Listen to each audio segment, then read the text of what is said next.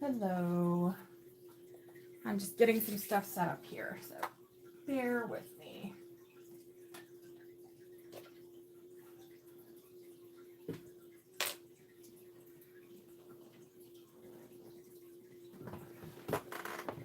Oh, okay.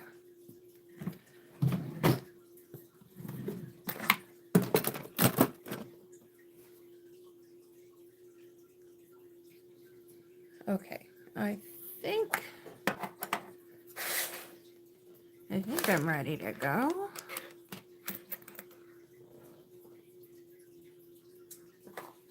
One second.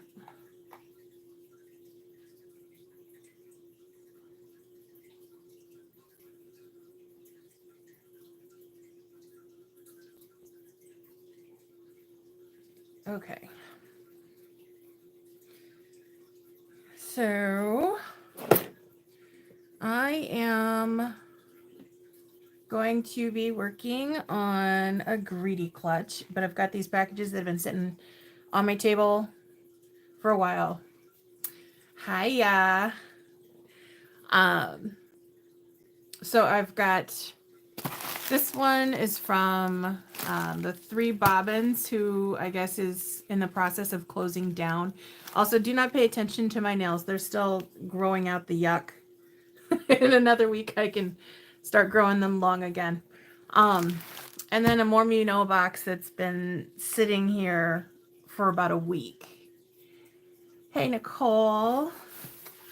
So I'm going to get these opened up first, and then I'll get to sewing.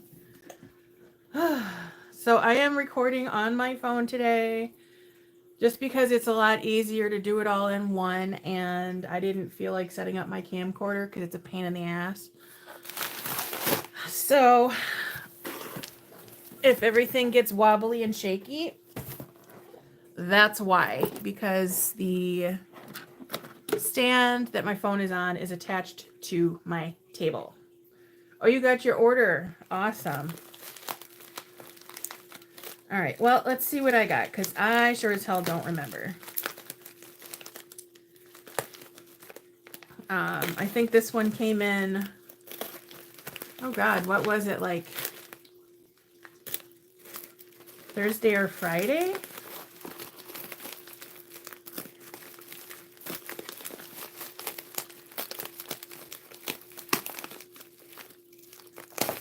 And some of the stuff that I've seen, I do wish that I had known about the company before they decided to close down, but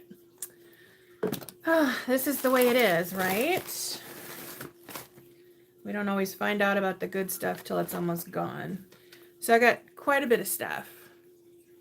I'm not gonna show my personal stuff, but got a nice little chunk of stuff here. So let's see here. I guess I'll just start grabbing stuff. All right, So, where are those? Okay.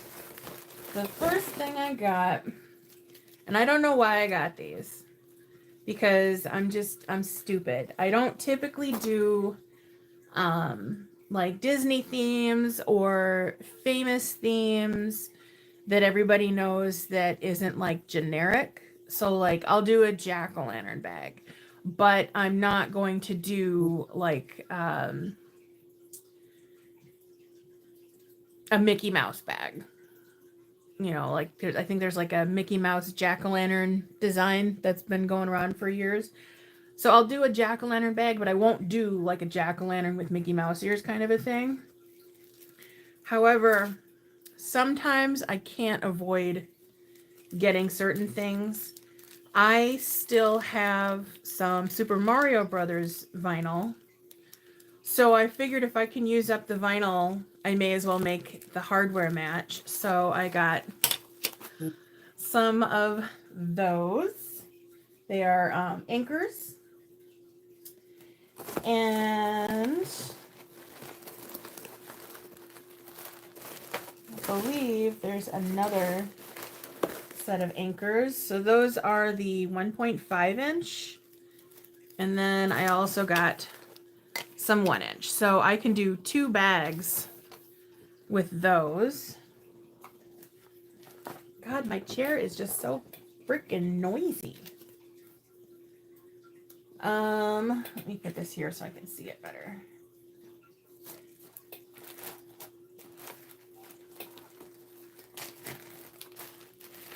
And then these, how many did I get? 5?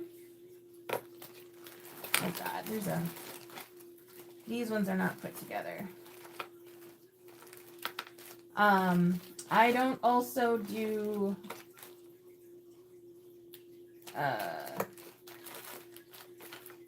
like I love Lord of the Rings and I don't typically do Lord of the Rings anything.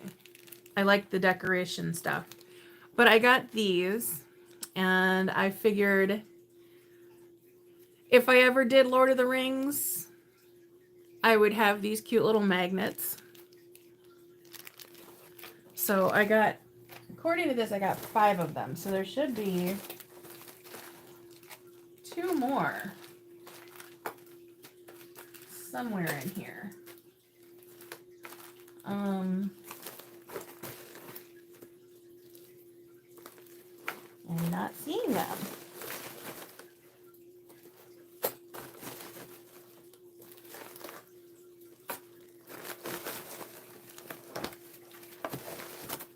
So then I have to contact them about that one.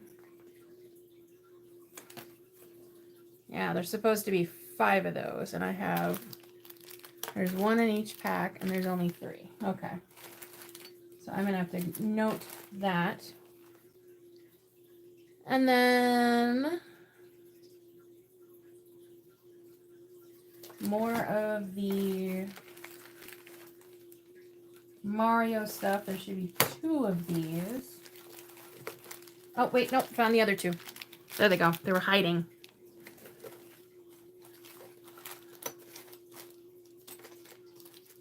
This is just a big old mess. Okay, 2 of the Firepower flowers. I think those are really cute. And the rest of these, I think, these are freaking cool as hell. I don't know what the hell I'm going to do with them. No, I'm kidding. I'll probably end up making a nets or something. Because every time I do a witchy bag, it's a net. Or I could just do something else. I could do a spirit bag. That'd be cool. So I've got 6 of these planchettes.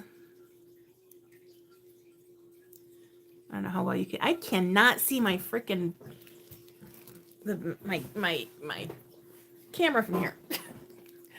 So those are really cute. So I got those in gunmetal. And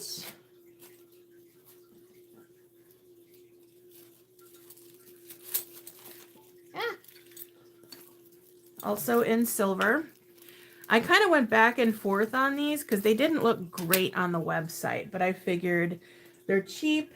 The shop's closing down. If I want them, I need to get them now. And I'm glad that I did get them because they're actually pretty decent. And then, well, they might have been sold out when you actually got on the site. There's these ones, which are skull-shaped. So I got those in gunmetal and silver. I got 6 of each of those. When I buy stuff like that, I tend to buy them by 6 for if I do a bag that has 4 handles and separate crossbody connectors. So even if I ended up using it up for like 3 crossbodies or 1 crossbody and 1 double-handled bag, I've got enough to do anywhere from 1 to 3 bags.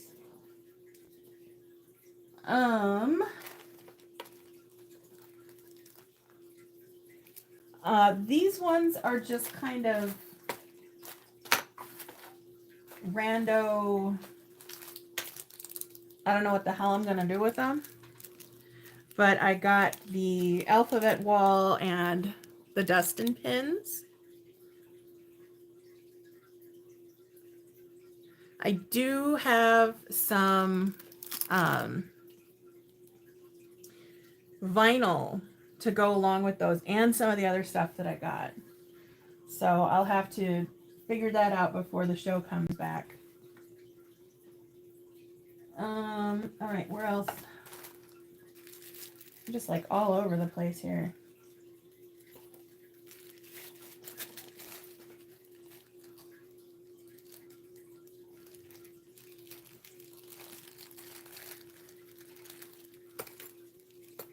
So then I got 3 of these.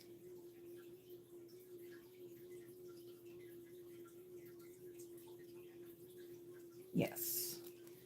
So these are, I guess it's supposed to be Slender Man. I don't really know a lot about Slender Man and the whole story behind it, so I've never seen him with tentacles, so I don't know if there's something to that or not. I just thought they were cute, so I got them. And then I got 2 of each of these. They are silver and antique bronze alien zipper pulls. How freaking cool are those? My husband is going to lose his shit when he sees those.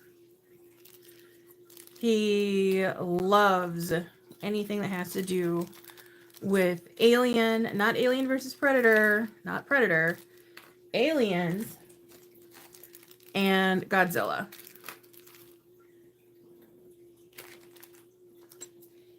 And then these ones are some of the ones I was most excited about. Oh, wow. I might have to check back and see if anything else got added. There's a lot of these bags. I got 1, 2, 3, 4, 5, 6, 7, 8, 9, 10, 11, 12, 13, 14, 15 black and white striped sliders. So these are the thin ones, which I usually hate using, but because they're black and white, have you met me? Yeah, I ended up buying, I think, all of them. I couldn't get any more in the cart. Or maybe it was the other ones that they ran out of. He is a big nerd. He's a big, huge nerd. But those will have to be used with webbing, as will these. There should be 12 of these. 1, 2, 3, 4, 5, 6, 7, 8, 9, 10, 11, 12. If you know me, you know that one of my favorite movies is Trick or Treat, and Sam is one of my favorite characters. So anytime I have an excuse to buy something that's got Sam or his lollipop on it, I get it. So that again will have to be used with webbing, which is totally fine. I also have some Samhain vinyl, some Sam vinyl. And then these ones I found 6. So to go with more of the Stranger Things, got some Eddie pulls. And I do have some Eddie vinyl, so that's going to go perfect.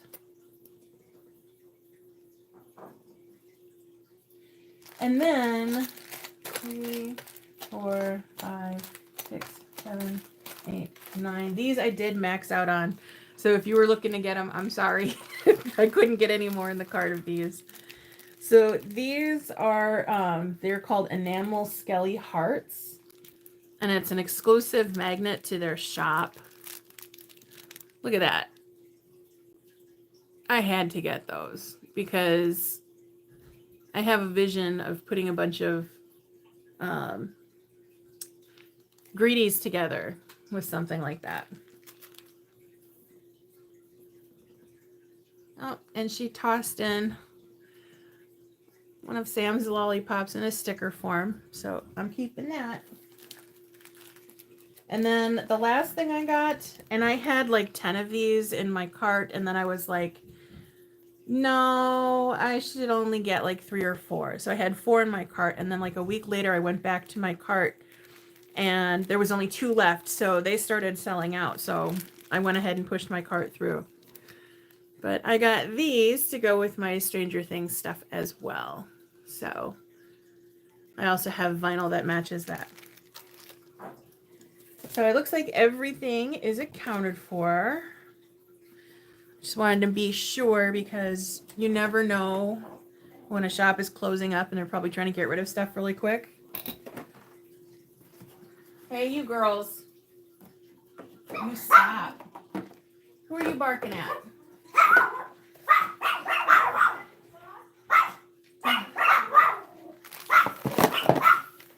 Hey, no barking.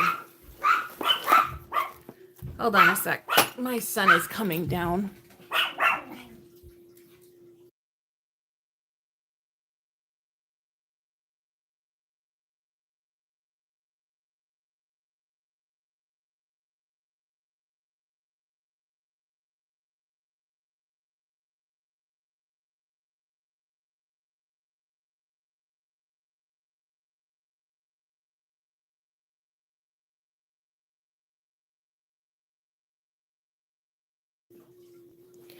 Okay, I'm back. What do you mean you really should watch the show? Are you telling me you haven't seen any of it? Because if you haven't seen any, then I guess we can't be friends anymore.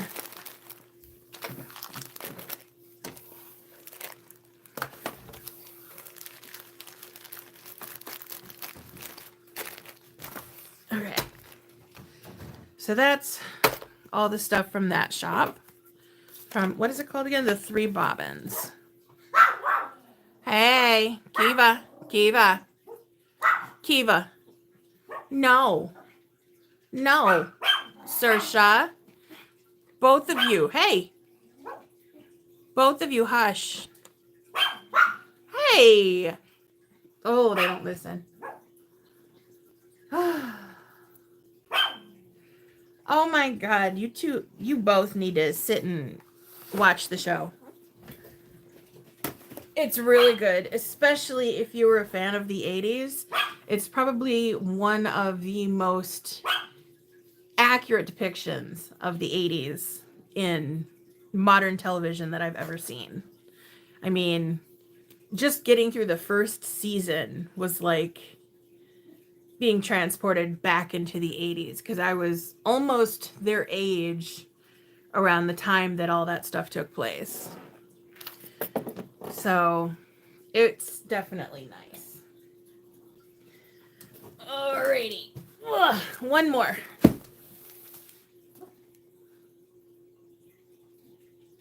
What do you mean you don't know what Stranger Things is? How can you not? It's one of the biggest things in pop culture nowadays.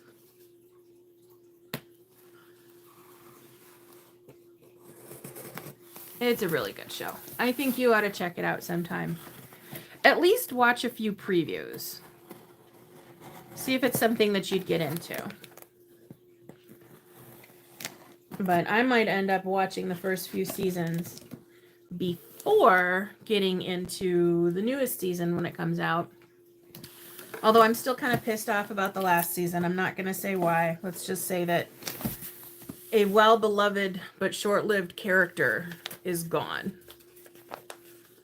Well, in my mind, if I was writing fan fiction, the story would be very different because there was a lot of stuff that didn't happen for it to become a permanent loss. Okay, what is this? Oh, that's my route protection. Okay, so I got some good stuff in here. I purchased this back when Lauren was running that retirement sale. So some of the stuff might not be there anymore.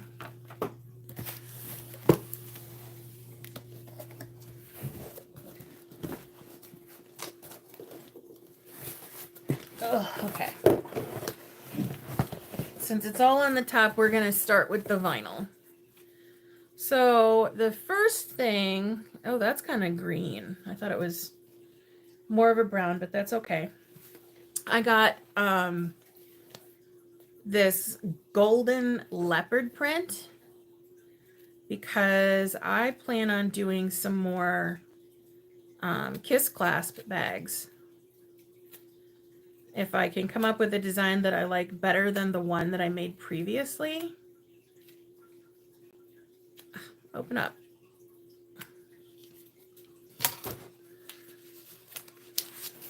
Okay. So there we go. It's a smooth vinyl. I don't think that I've ever purchased a vinyl from Lauren that felt like this before. And on camera, it's not picking up the green tones. It's more of an olive color, and it looks brown on my screen. But I thought that was really pretty.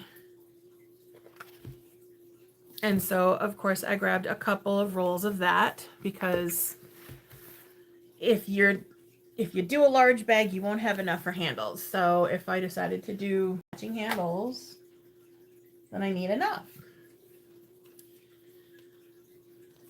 And then, which one is this? This is the Spotlight Gold Ace Glitter. And I got 2 of those because they were also a part of this sale. I can't remember if the leopard was in the sale or not. I don't normally like gold, but I figured I'd get some just because I didn't have any. And sometimes people like having things made out of gold. So I got 2 of those.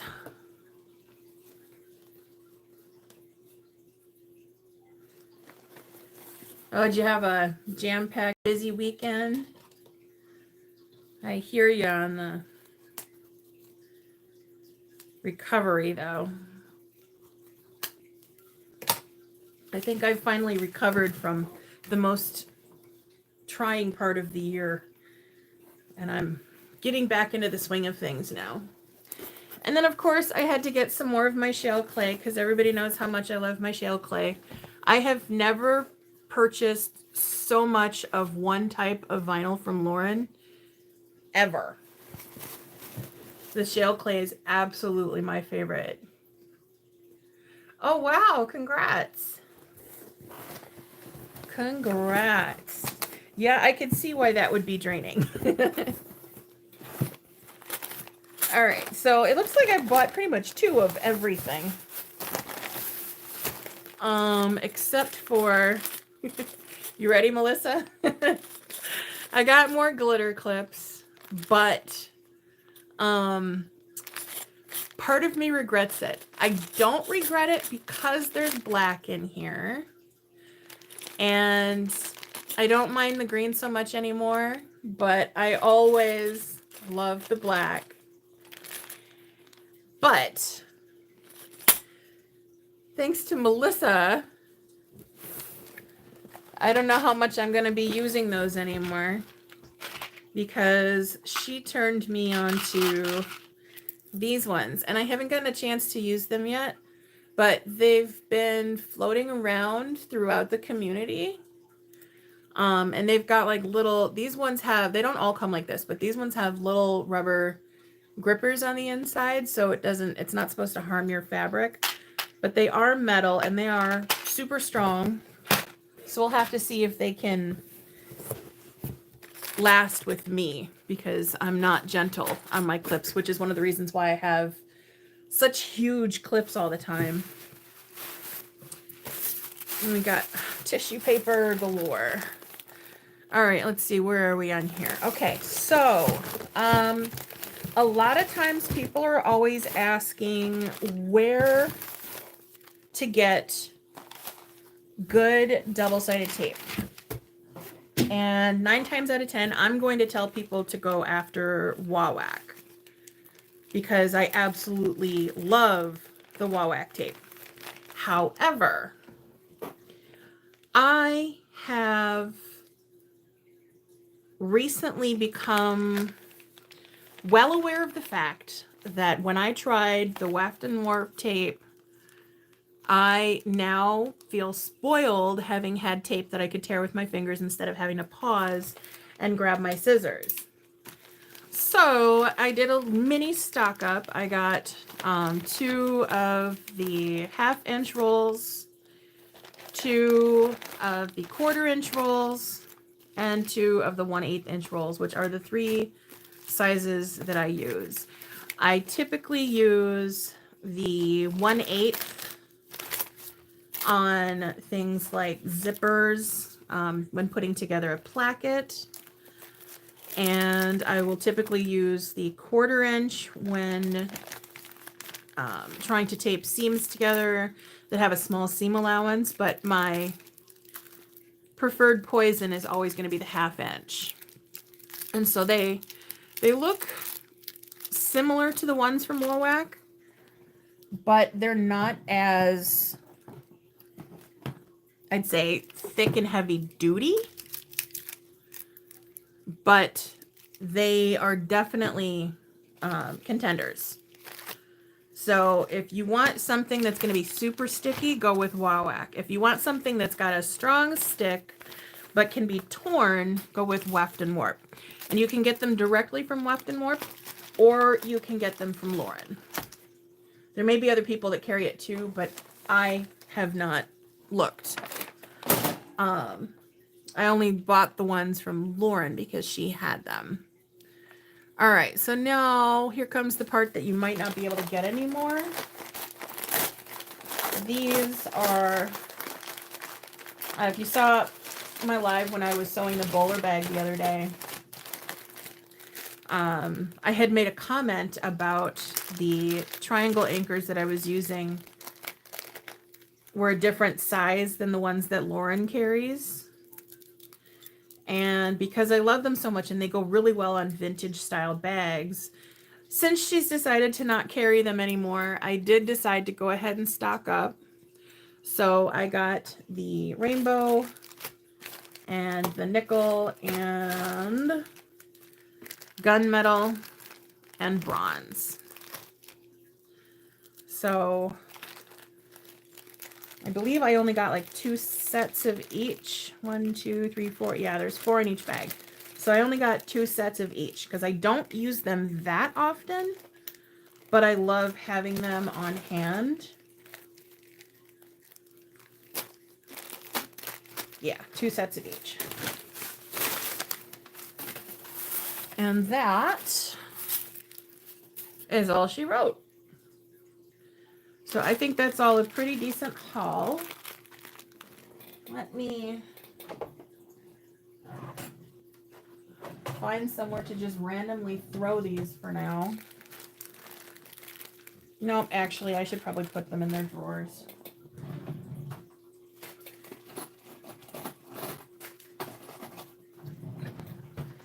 One of these days, I'm going to have to do a sewing room tour.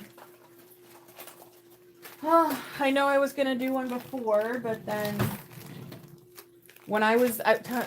one of the things that really pisses me off is that when I had the flood issue, I was actually in the process of cleaning the basement so that I could do that tour. And why is there a random sandwich bag sitting on my... What the hell? I think my son's been getting into my stuff again. So I was in the process of cleaning so that I could do my room tour. And I kid you not, I literally left the house to take my son to an appointment. And on my way home, my daughter calls me freaking out, telling me that there was a leak in the kitchen and the floor was all wet and the hardwood was bowing up and coming up off the floor. And I was like, okay, the kitchen is directly above my cutting table. Did you check the basement? And she's like, no. And she freaked out and she ran downstairs and she's like, it leaked all over the pool table. The only positive thing to come out of that situation was the fact that I had been down there cleaning with the intention of doing my video. So 90% of the stuff that I had sitting on my cutting table had already been removed. So it was just like I had, like here, if you see, I have like bins like this. Like I keep all of my hardware in bins like these in drawers. Now I bought a new stand so I could spread it out, but I had some of these bins full of hardware that still needed to be sorted, sitting smack dab in the center of the pool table. And that is exactly where the leak happened. So I probably had about 12 bins, probably easily about $500 worth of hardware. And I had moved it off of the table before we left for the appointment. So I'm very happy that I did that. However, even though I can spread out up here a lot more, I do not like being in this room. And I really want to go back to the basement. And if we can sort out all of the leak issues, rip up the carpet, replace the floors, and get rid of that stupid pool table, because my new cutting table is a lot smaller than the pool table. If we can do all of that, I will gladly move back down to the basement where it's much quieter and I was able to film in peace. And it's just been a whirlwind.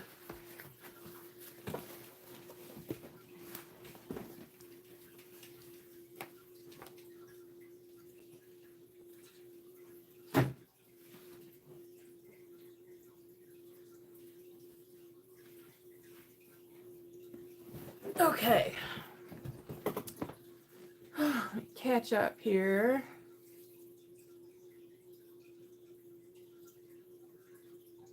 Ooh, a mountaintop wedding? Oh my God. I'm hoping that you guys had perfect weather for that, because that would be gorgeous as hell. Melissa, you did do it. You always do it. You need to stay out of my DMs. You're a bad influence. Yeah, the metal clips are the ones that I got. I think they're the same set that Melissa got. Or you got some of the other colors too, didn't you? They come in both gunmetal and matte black. But I bought 2 sets, and because my OCD has certain little things that have to be a certain way, I put all of the black in one and all of the gunmetal in the other. And I might leave one of them by my sewing machine and one of them on my cutting table, or else I might put it on my cylinder arm. Why is my vet?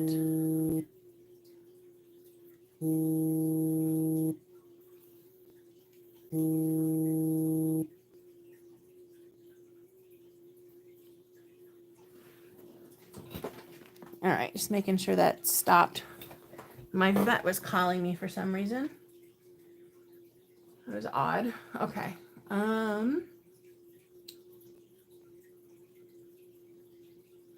Yeah, the glitter ones, the plastic ones in general, like Lauren didn't see a difference between the standard quilting clips that everybody was initially using and the glitter ones.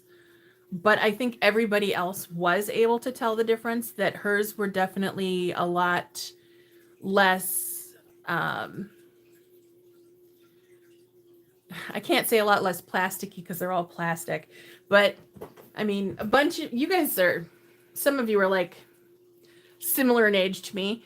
Do you remember back in the 80s when little girls wanted those fake press-on nails? You could go to like the dollar store and you get those little nail caps. So it's like the tip of a finger and a fake nail. And they would put those on each of their fingers and walk around with their fake nails versus like Lee press-on nails. I think it was like that kind of quality. You've got your finger cap quality, which is the regular quilting clips, and then you've got your press-on quality, which is Lauren's. So they were essentially the same thing, but one of them was very obviously much less decent quality. And so I would break the cheaper ones constantly and consistently. And when I switched to Lauren's, I noticed that they felt thicker and they seemed a lot more durable, and they definitely did last a lot longer than the cheaper ones did. But I think with the metal ones, because I did end up moving over to these are my favorites. I've got two separate sets because the black ones are not as strong as the silver ones. So those are my go-tos, and we'll see if those tiny little metal clips can take the place of the plastic ones eventually.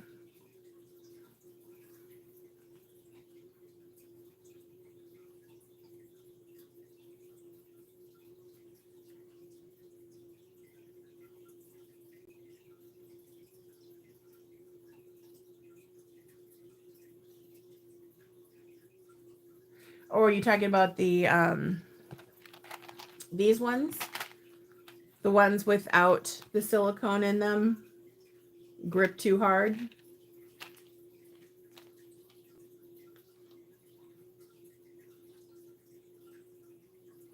Three Bobbins sent her stuff in a sandwich. Did she? I'll have to go back and watch because I don't remember opening this sandwich bag. Wow, okay. Well, then that's the puzzle solved, I guess. Hi, Molly. Yeah, the glitter ones do last a lot longer. So, as a matter of fact, you know what? Since I'm going to be... We're going to switch... Oh, this is going to be interesting because these are full metal. And these are plastic. With my magnetized bowl, I hope they don't grip too hard. Okay, so... I'm going to switch these over now so I can try them.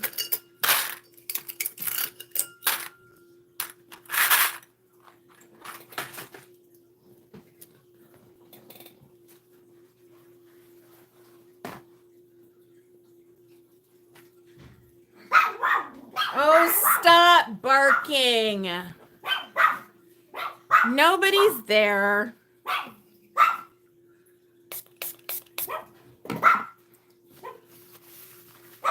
Oh, shush. Shut your butt. All right, let's see how all these go.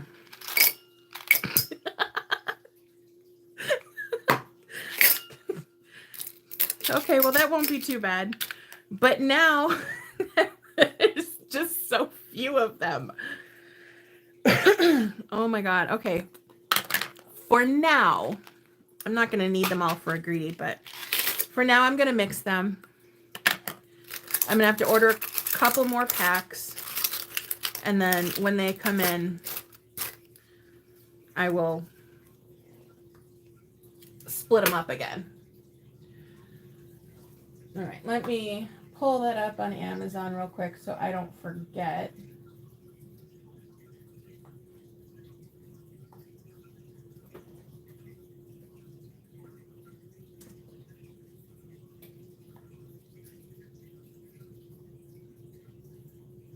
Okay, so they're calling them mini alligator clips. And those were 40 packs for $10. From the same listing, they also have copper and bronze, gold and silver, and rose gold and silver. So I'm going to add 2 of those to my cart.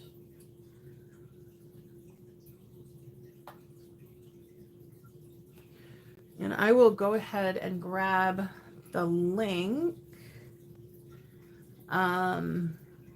Nicole, you guys have a different Amazon site, right? So you might not be able to access this one.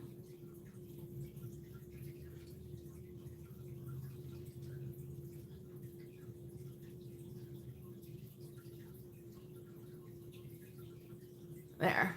So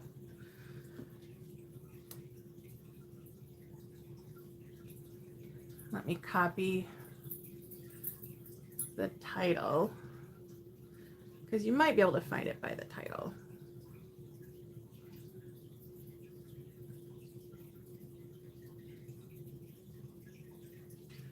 And these are listed as being sold by a company called Morn Light, M-O-R-N Light, L-I-G-H-T.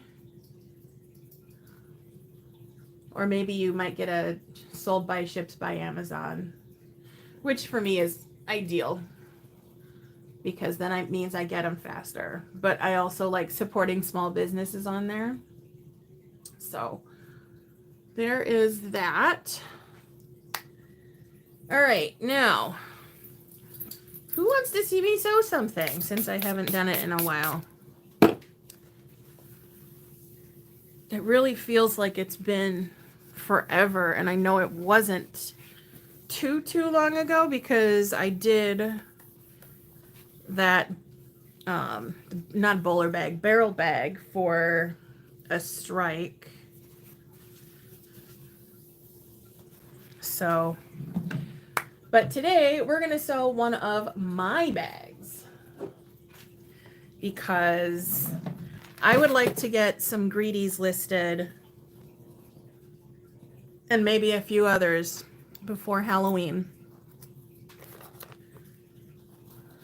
So, and it looks like I'm going to be using that, oh, what is it called? The renewed canvas that Lauren has, because I accidentally cut it instead of WPC. One sec here.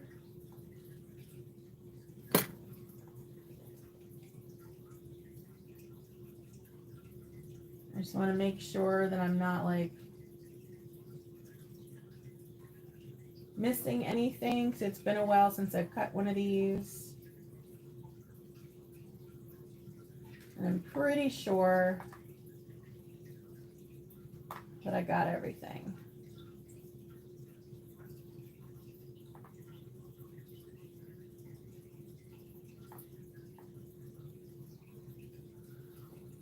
All right.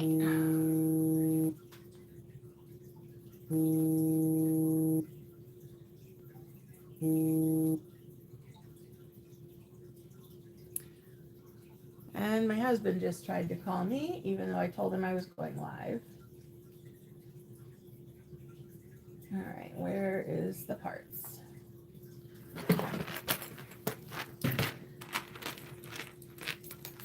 so I got my magnets, got my bag tag. I've got a second tag that I'm actually going to use. Got my chain. Rivets are in the rivet box. Got my hook for my key fob. I don't need strap end caps for this. And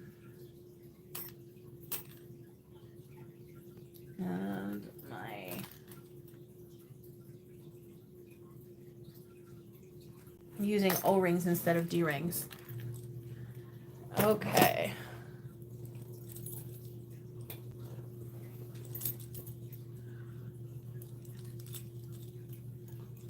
Hello, Linda. So I'm about to use, I've been hoarding these for probably about 2 years now, and it's about time I get these freaking used because they're cute, and I bought them for the Greedy Clutch. So I bought these chunky chains. They came with, it was either silver or gold hardware, and I swapped it out for matte black because I'm going to be doing matte black on here.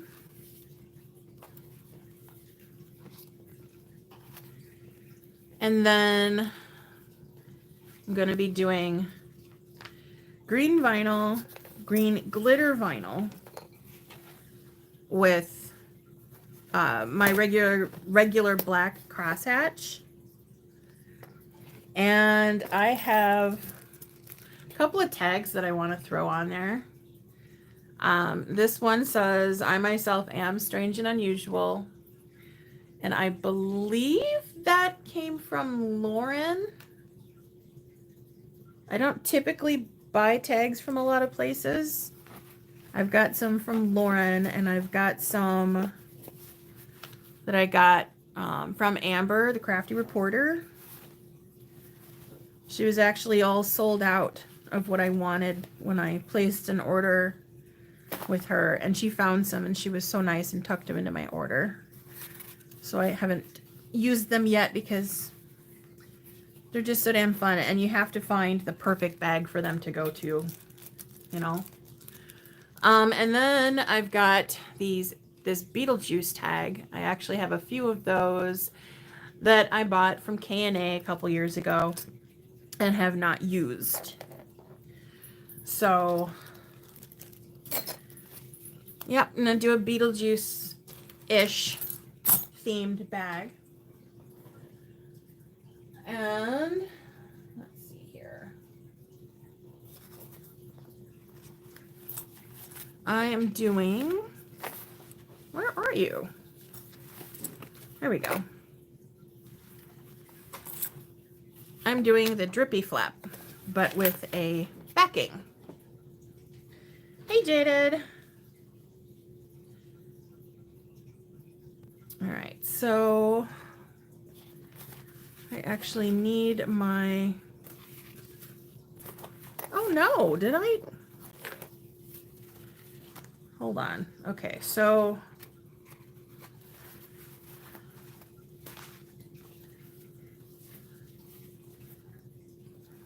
I totally forgot to cut out the lining for the flap. Of course I did. So let me go grab that really quick. Talk amongst yourselves.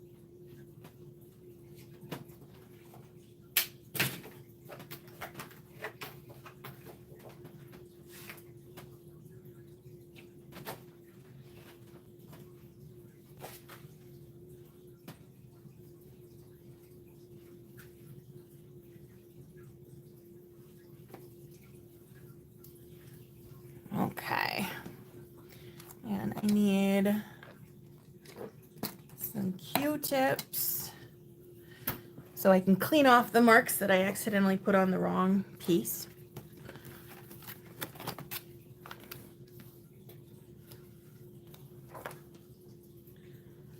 All right. I had actually started prepping this bag a few nights ago, but we ended up getting, we've had a lot of really bad storms come sweeping across southern Minnesota lately. And even though it said it was supposed to be, you know, like these huge, powerful, possibly tornadic storms, they ended up passing us by completely. Like, not the whole state, just my town. Who are you growling at? You better shut your butt. I can't even tell which is the wrong side.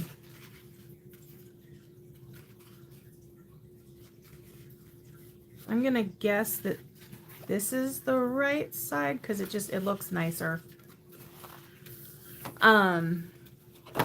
But yeah, we lucked out and did not have the storms hit us. And I spent the whole time sitting at my computer watching the Weather Channel and watching, I can't remember that guy's name. He's the one that's got the little storm bot thingy. I don't remember. Somebody mentioned him at some point. And so I was watching his channel like a hawk when the storms were going by. And because the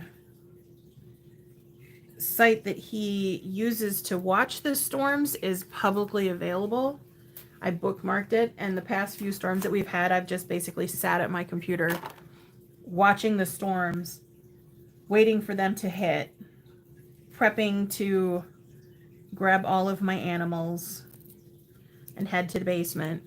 And I got to tell you, this family in this house are screwed if there is an emergency. They move so slow. Like that first night that I was watching him and learning about how they're like tracking the storms and everything, we had our tornado sirens going off. And I'm sitting here telling everybody to get the animals, get the kennels, get everything ready. We all start moving to the basement, and they are all moving like a tortoise moves faster. I'm like, damn, if we lose this house, I guess I'll be single and childless, because they did not want to move their butts.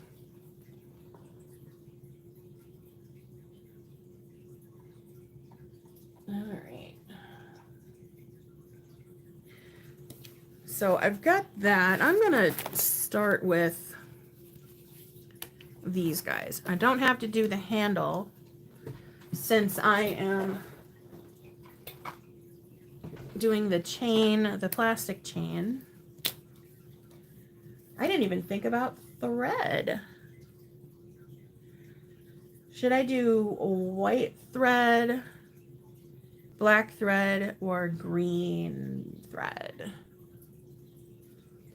Huh. No, they do not have any sense of urgency. They were just slowly taking their time. Of course, if they were going from a vehicle through a rainstorm into a building, they'd be running like their butts were on fire. But the threat of being swept up in a giant funnel does nothing for them. I'm just gonna go with black. Screw it. It'll be contrasting enough.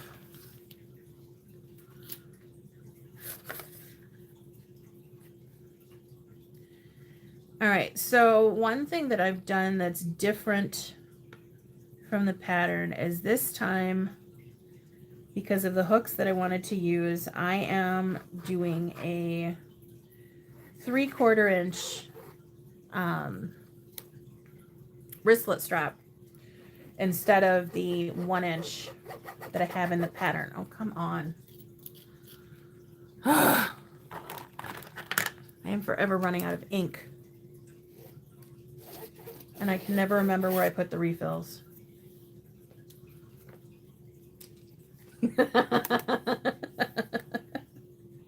Bye. I'm taking my butt to the basement. See ya.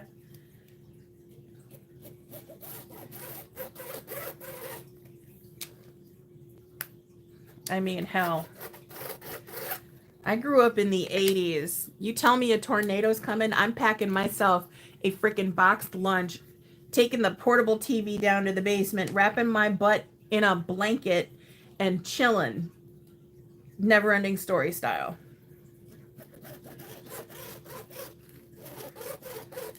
Once you get everything into the basement, do whatever you want to do. But until then, move your butt.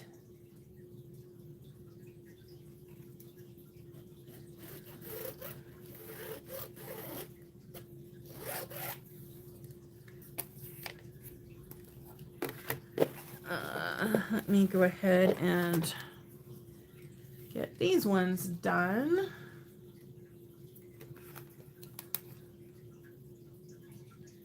This is the first time I've done 3/4 inch everything on any bag. I usually favor 1 inch hardware, 1 inch straps, all that.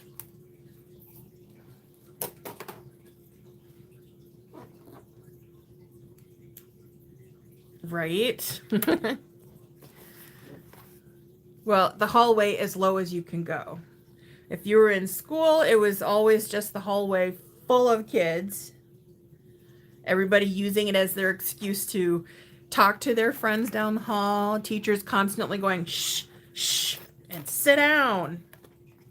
Didn't stop them, though.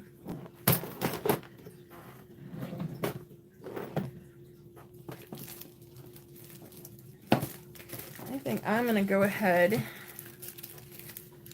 and bust out one of the Weft and Warp.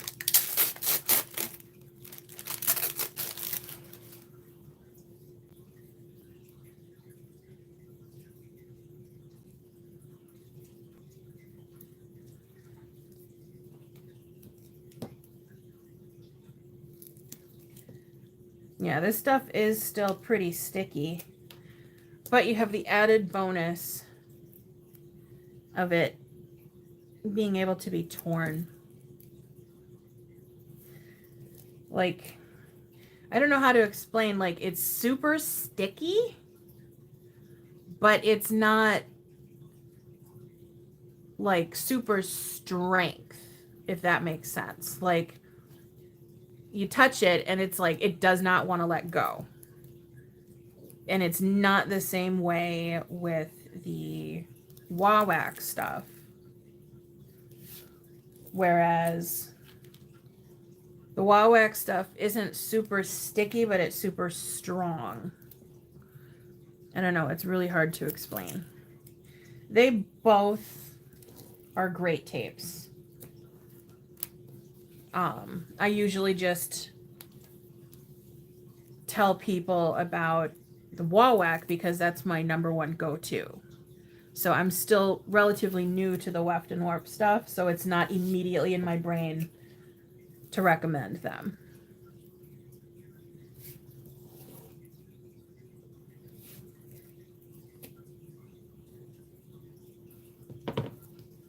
Yeah, right? You gotta make sure everybody's still there. I miss the 80s. I would love to go back just for a little bit. Like, one of the things that I miss the most, roller rinks.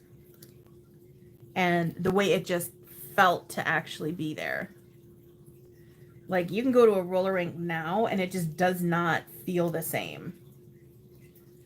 Even though it's literally still people skating around in a circle to a DJ. Well, actually, I don't think they use DJs anymore. They probably use just Bluetooth speakers or something, but I don't know. There was just something about the way they were in the 80s that was just so much more fun.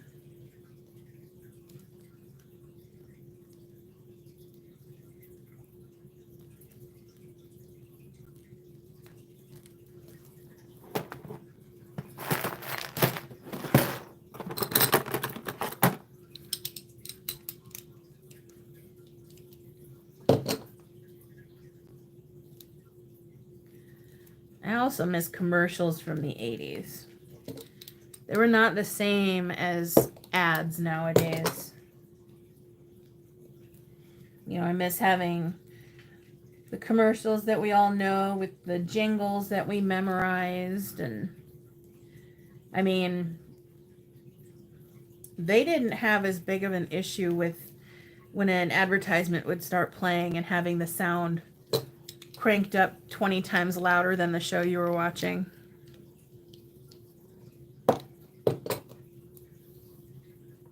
Oh my God, I miss Garbage Pail Kids.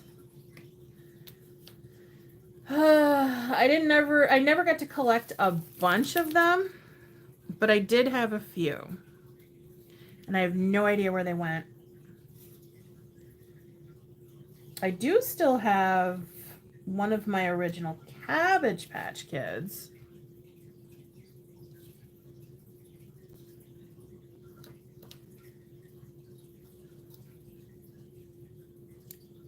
But I used to love looking at Garbage Pail Kids.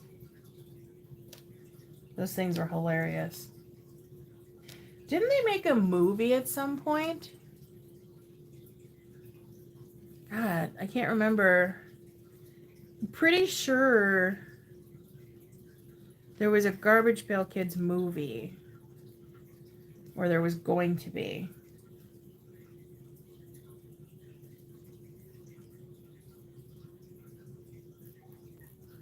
Right? I've actually watched a lot of those YouTube compilations because it's so nostalgic. Even though, you know, they were crappy quality, very poorly made compared to today's standards.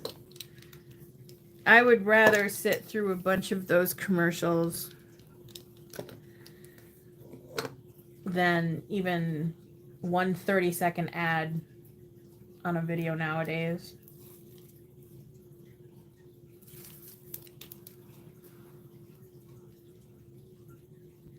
I had Popples. Oh my God, my favorite one was this green one. And it was stolen by a former friend, along with almost everything else that I owned. That was fun. I made the mistake of moving in with somebody who then kicked me out and got rid of all my stuff before I could get over there and get it. Like, literally a matter of like 2 or 3 days. But we're not going to chat about that because there's other stuff that's worth talking about over that. I just hope that she has nothing but bad luck for the rest of her life. And from what I've seen, she already has.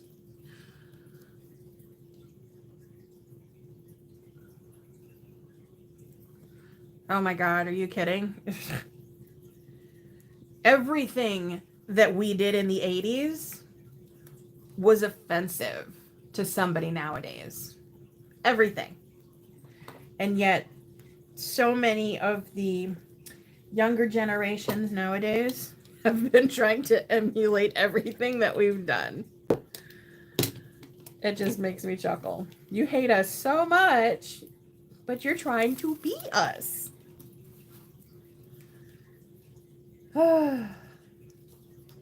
Really pisses me off when they call 90s stuff vintage.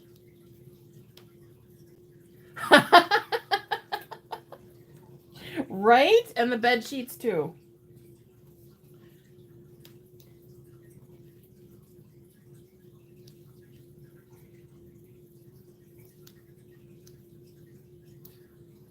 Yeah, I had some old family pictures. I had my Pogs collection in there.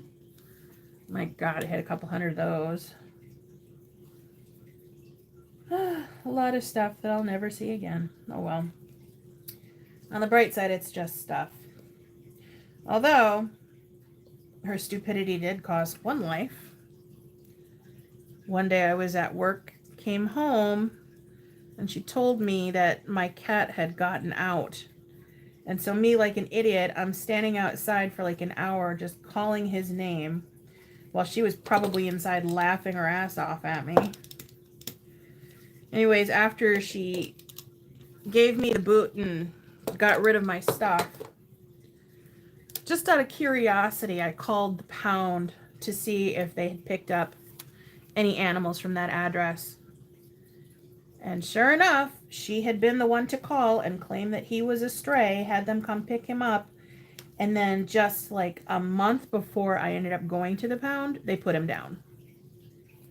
So, and as if that's not bad enough, she's the one that gave him to me. Her cats had kittens and she gave him to me. And then ended his life. She's the kind of person that you want to walk over Legos. Like, she does not deserve to share air with other people.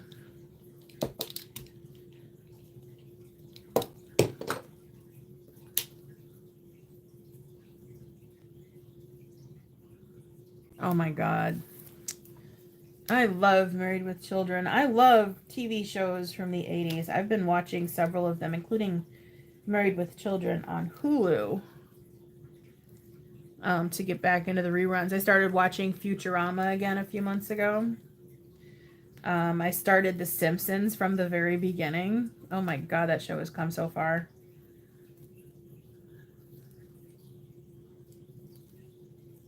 I was kind of hoping for a redo of, or a resuscitation. I'm not going to call anything a reboot. I'll tell you that right now. The fact that people call it a reboot really pisses me off. You reboot a computer. You do not reboot a television show. You remake a television show. Stop renaming everything. Anyways, what the hell was I even saying? I was hoping for a remake of Elf.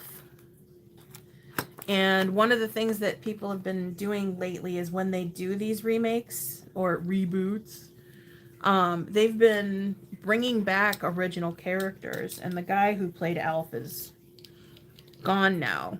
I believe he passed a year ago. And I think the guy who played the father was also gone several years ago. So that's not depressing at all. All of the childhood characters are going.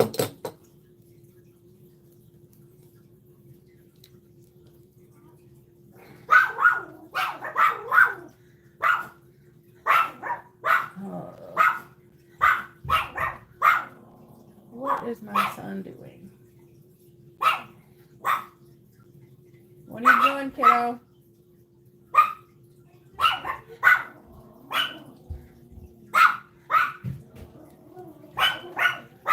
What? I am on live right now, and you're setting off the dogs, and they're barking like crazy. Don't go over there. Because if you walk right by there, my camera is actually at an angle where they're going to see your underwear. Go back upstairs. Your dad should probably be here soon. Because he did try to call me, but I didn't answer. Let me see. Stay there.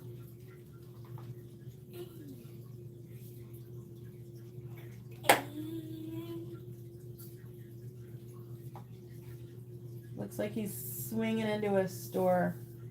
Target and Rogers? I don't know. But, all right, go on upstairs. Love you. Love you. He'll be by soon.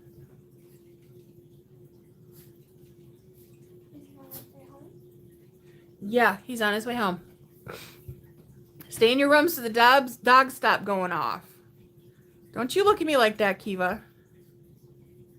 Don't you look at me like that. No, you can't get any closer, dum-dum.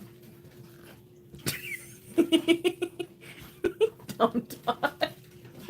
She's like, I'm just going to climb through the railing. Yeah, I don't think so. It doesn't work that way. All right, now, okay, so I got to set these aside. This whole video is just going to be me flattening out straps. I need to get them put together.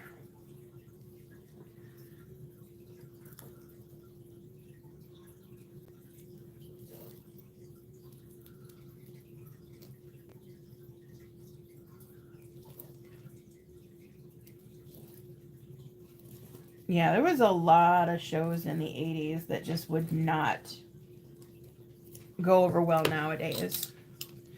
And I just have to laugh because it's like in the 70s and 80s, a lot of the stuff that we watched was, you know, we were into a lot of the stuff that would make light of certain situations, but it wasn't out of making fun. You know, it was trying to find a lighthearted way of showing that this is stuff that's actually happening in the world, but we don't have to sit around and be depressed about it. We can crack a joke and still be okay. And nowadays, it's like if somebody stubs their toe and you laugh, cancel culture is going to come after you. It's ridiculous. I mean, insult comedy used to be huge. And now if you try and, like, oh my God, Richard Pryor would have been canceled.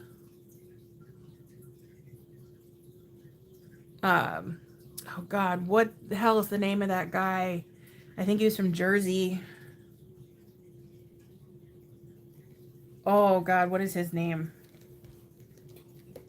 I was going to say Van Damme. It's not Van Damme.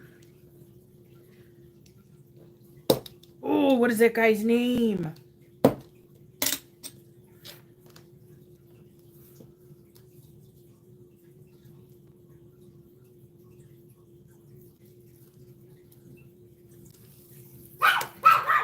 Yeah, exactly. You want to? Hey, hey, hey, hey, hey, girls.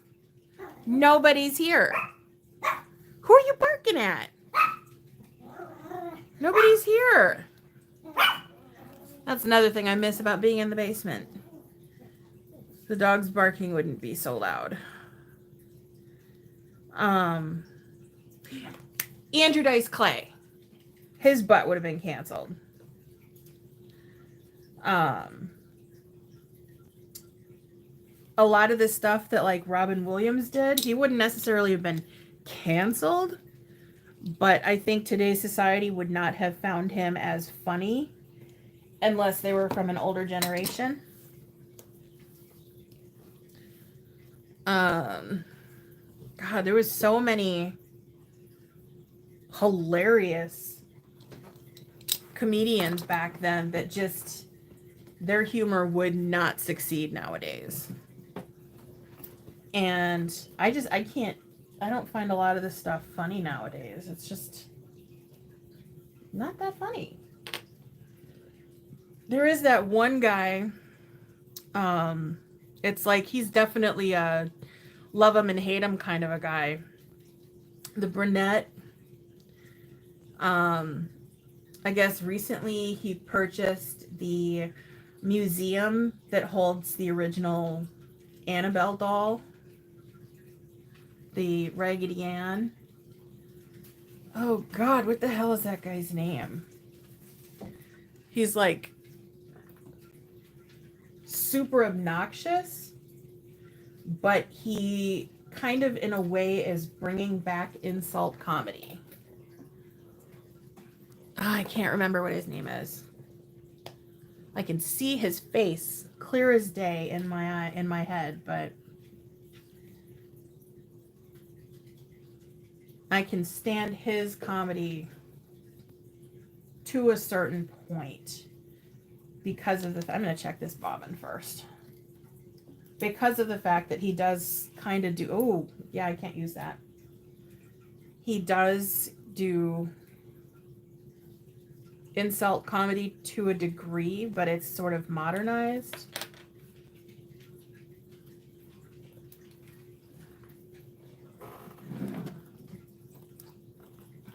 Hey, I've only got 2 full bobbins left. So I'm going to have to do a couple of those.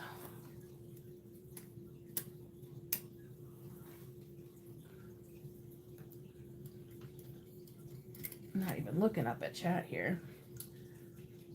Yeah, there's no way that Alf would have survived long in modern television unless it was being held up by the generation that was around when they first aired.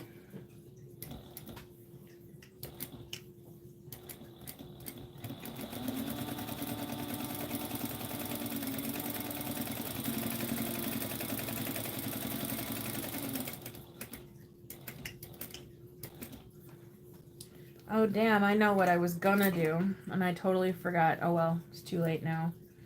I have this text 135 that I wanted to use on this. And it's sitting on my cylinder arm, and I completely forgot about it.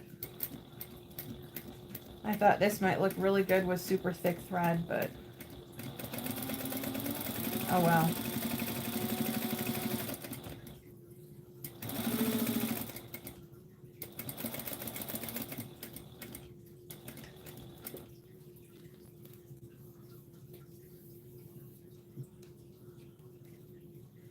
Yeah, I gotta agree with you on that one. I mostly read books nowadays. Read, I use that term loosely. I listen to audiobooks. I do have a what is it called? Not Google, Amazon Kindle account that I need to start delving into more often. But because most of the time I'm moving around trying to get stuff done, it's just easier to do an audiobook. Plus, I think sometimes the narrators are fun.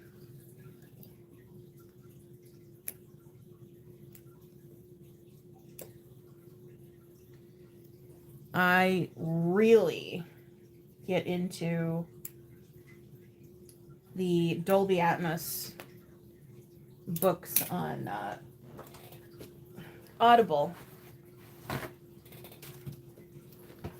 because it's like a movie. And even their dramatized adaptation books are all really good.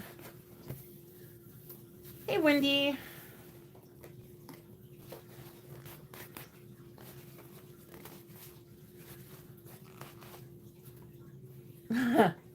I unfortunately can't listen to my audiobooks when I'm out in traffic because how do I explain the words being spoken in an adult novel to a 10-year-old? Oh my God, yes. It's like being in a really high-end movie theater when you've got the headphones on. Oh God, the sounds of people walking and like the background sounds like in a diner and hearing things clanking around. And oh my God, I love Dolby. I really do. I love it so much. Hey, nobody's talking to you. Nobody's talking to you. Would you girls like to go outside? Will that give me a reprieve for a couple of minutes? You want to go outside? Yeah, I see you head tilting over there. All right, let me go let these dogs out real quick. Oh my goodness.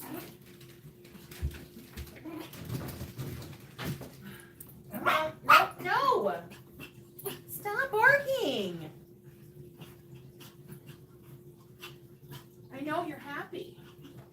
You're happy. We're all happy. Goodbye. No barking. Kiva, no barking. Oh my God. Tell them no barking, and it's the first thing they do. And I don't see my foam. Ugh. I am just like on top of it all, huh? All right, I'm just gonna grab a piece.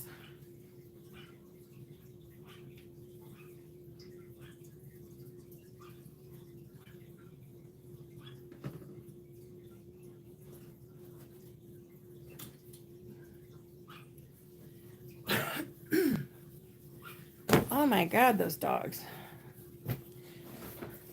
I'm not even gonna bother cutting the foam. I'm just gonna stick it all on here.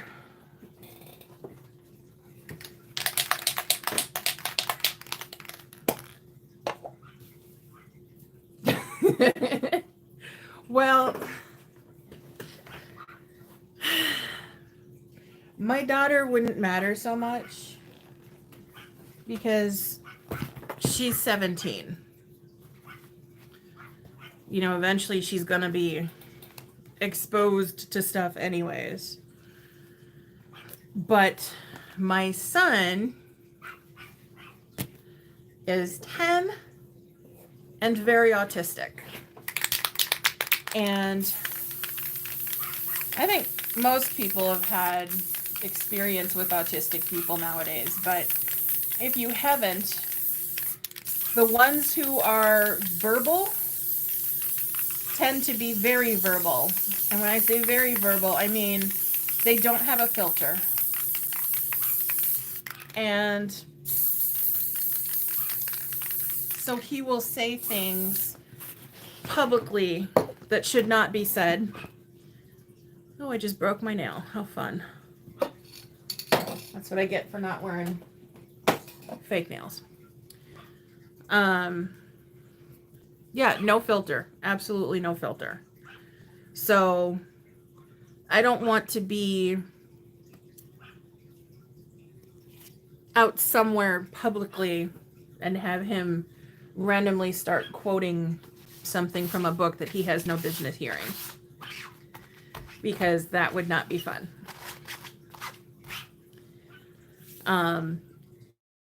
His favorite things to do is he's got these Minecraft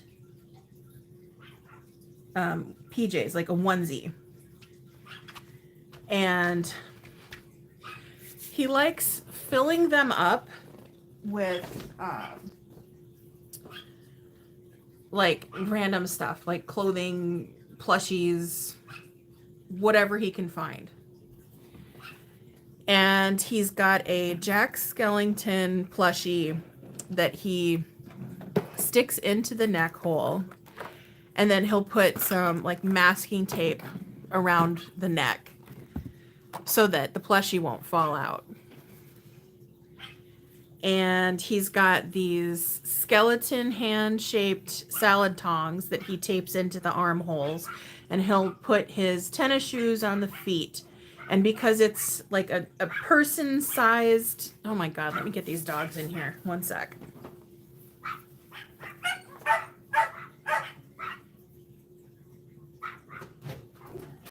Really?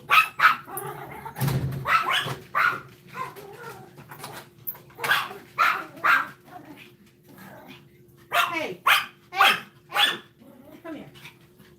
Come here. Oh, you are such a little troublemaker. Anyways, since it's like person sized, he goes around calling it his real dad. So try explaining to someone who's practically a stranger while his dad is sitting right there who his real dad is. It's not fun. Anyways, I was going to show y'all. This is Saoirse. She's got a little brown schnoz, whereas Kiva's is black and usually dry. Oh, I said Kiva's name, so now she's over here. Come here, Kiva. You want to say hi to people too? This is Kiva. She's a little excited because her sister's barking about something. I think my husband may have just come home. Ugh. Go on. What? I got sticky hand. No, Raven, I'm not picking you up. What? What? All right, come here. All right, this is gonna... Come here. Come here. Come here, Raven. Come here. Knock it off, you two. This is gonna be interesting. Let's see if I can do this. Ugh. Okay. This is Raven.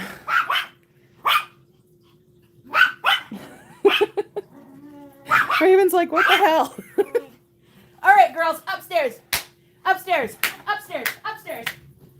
Everybody in the kitchen.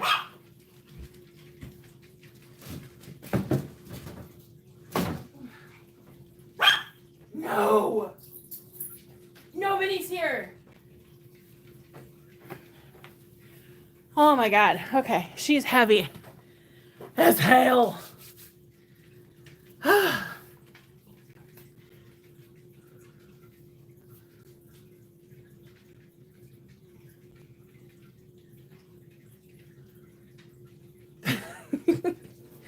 Yeah, when I take Kiva outside, she'll bolt clear across the driveway. Oh, I'm out of breath now from trying to wrangle them, especially picking up Raven.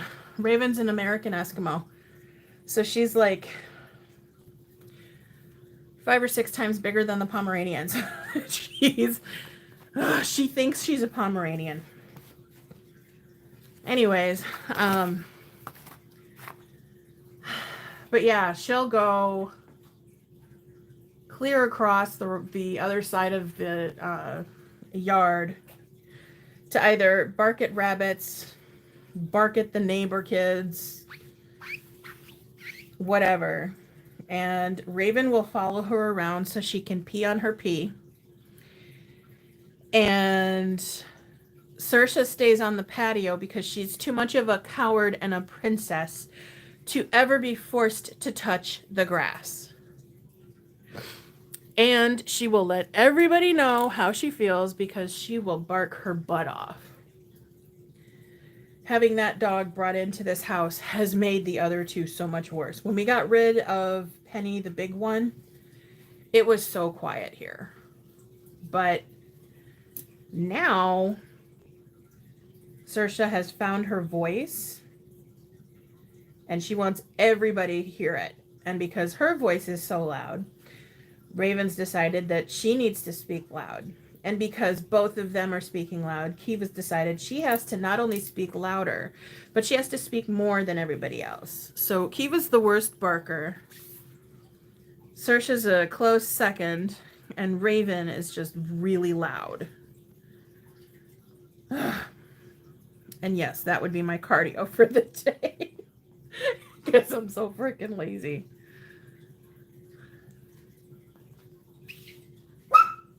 No, we're not doing that. You know what? I'm going to pull up the map and I'm going to show you that you're dumb. Because you're hearing crap. Let me see here. Oh. He moved. Where is he? He is almost here. He'll be here in like 5 minutes. Oh, okay. Yeah, he is creative. I don't have a problem with him being creative. But when you've got a neurodivergent person dealing with another neurodivergent person. One of them happens to be an introvert who enjoys the quiet and functions best when nothing is going on around them, versus one who is constant chaos. It's not pretty. So I can only tolerate so much. I love the kid, but he drives me insane. The only time that I can really deal with it is when it's just the two of us. Because then he feeds off of my energy, and when my energy is laid back and quiet and calm, he's exactly the same way. And then it's all about cuddling with mommy or being silly, or sometimes he'll just want to go off and do his own thing, which I'm totally fine with.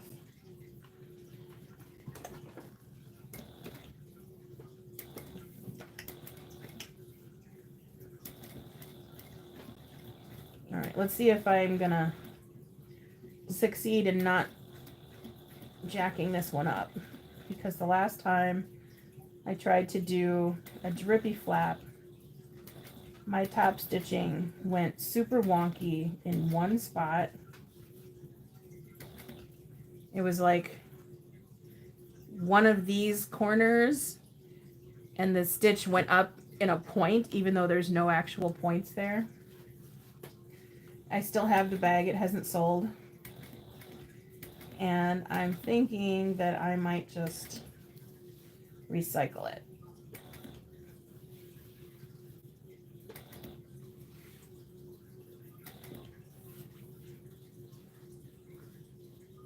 And this one can kind of replace it.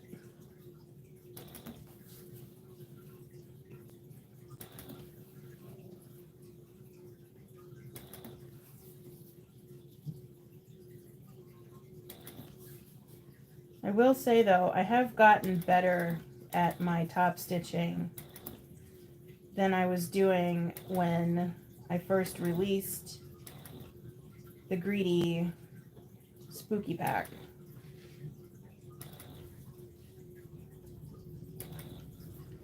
I'm definitely a lot more patient with it.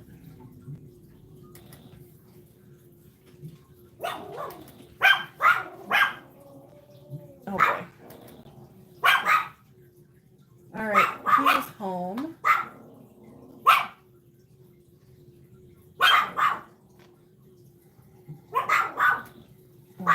Once Raven starts barking, I'm going to mute my mic and go ask my husband to take the dogs elsewhere. Okay, I'll be back.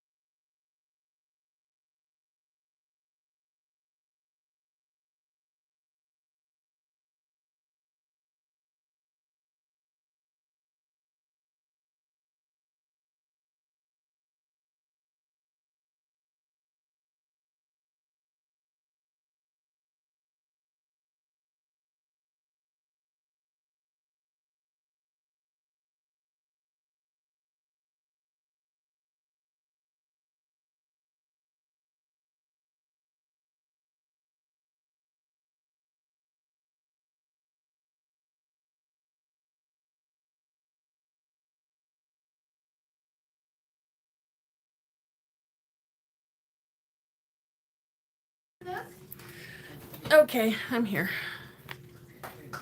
And they're all being loud still, but Oh, jeez. I'm sorry. Well, it's handy that I found the mute button then, isn't it?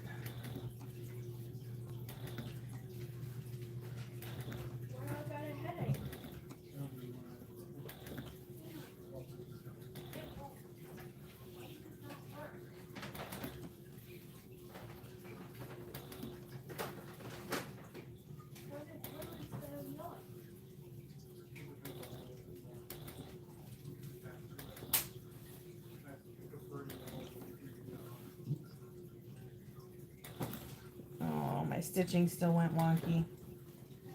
Probably because I can't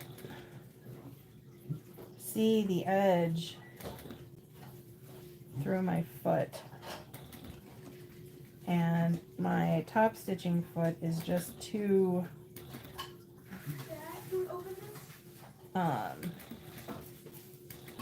thick to be able to go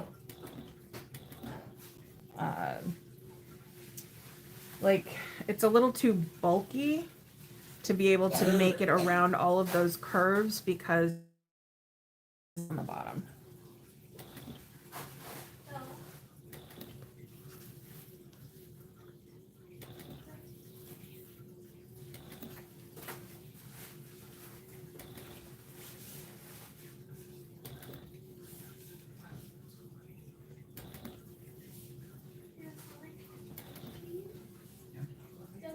I might actually be able to trim that little piece off where it went wonky.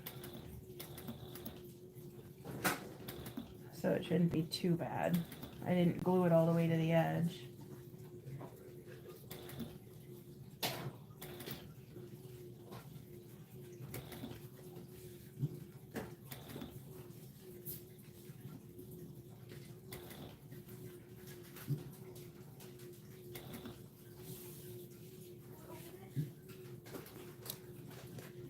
Oh, that's too damn close. Damn it.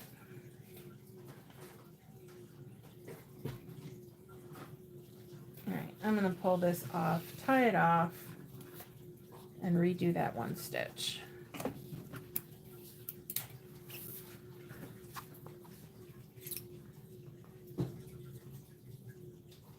What sucks though is that this is upholstery vinyl, so I don't think it's going to heal as easily as other kinds of vinyl will. I don't actually sew this stuff very often, but I ended up pulling it out the other night,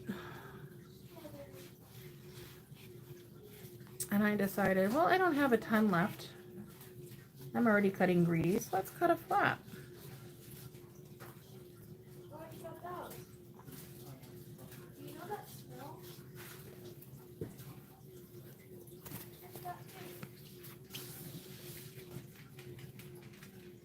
Oh, I should have gone back an extra. Let me see if I can undo this.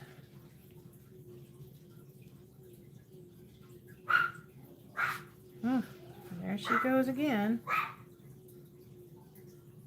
Kiva has to announce to the world that somebody has moved half an inch away from their previous position. Oh no, Saoirse, did you get left inside?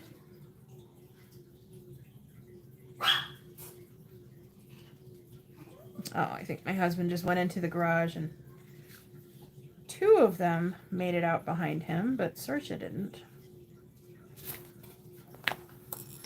Whoops.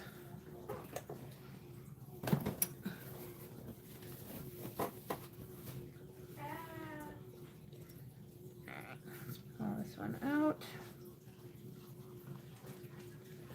This time I'm not going to tie it off until I'm done. Although I shouldn't have to do this again.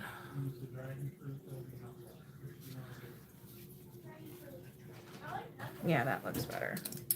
Okay, I'm going to go ahead and tie it off.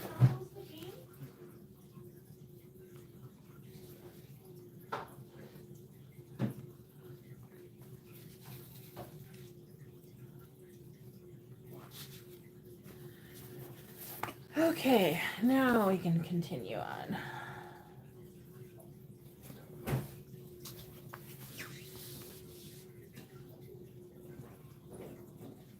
I do wish there was a bit of a higher clearance on this foot. It'd be a lot easier to see.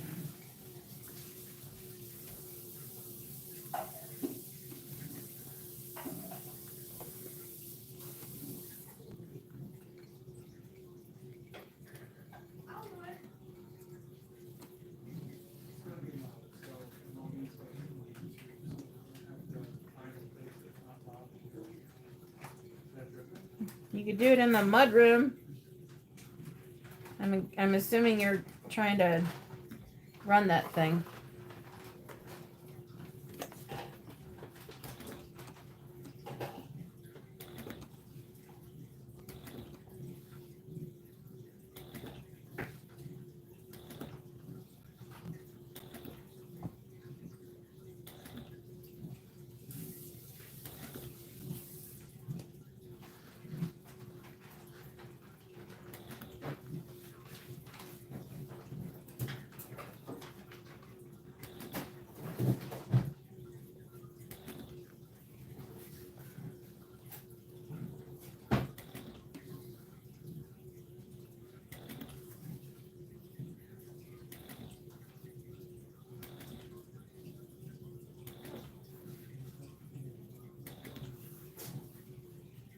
Oh, damn.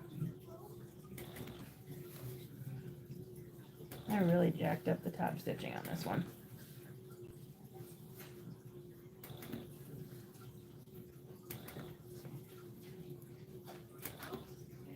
You know what? I wonder if a right-sided zipper foot would help at all.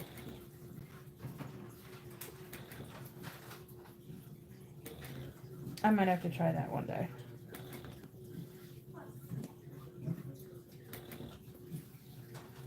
Because then I won't have anything on the right hand side and I'll be able to see better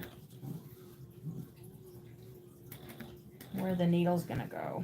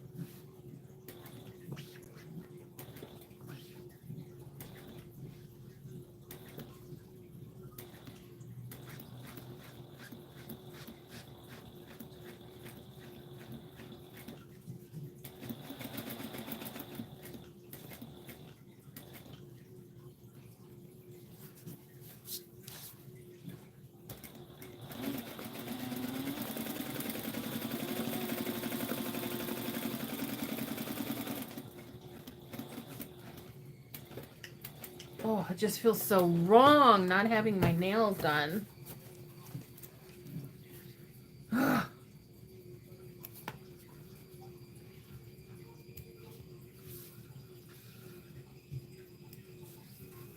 One more week of this, and then I can feel normal again. I switched them out because I have a spring release. And it's so much faster now than having to take the screwdriver. Melissa, I'll send you the link for that later because I think you need one. All right, so that's not so horrible. I'm not going to rip anything else out. definitely a huge improvement on the other one. Let me show you that one.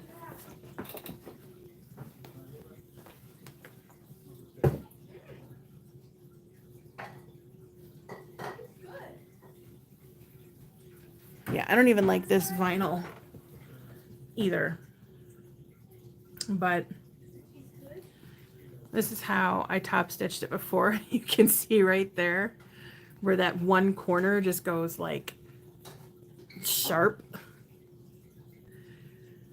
And you can see like there's glue sticking out a little bit. It's just not as consistent. And I'm not great at top stitching, but I think this one looks a lot better. And especially when you compare this glitter to that matte vinyl, I don't like the matte vinyl at all.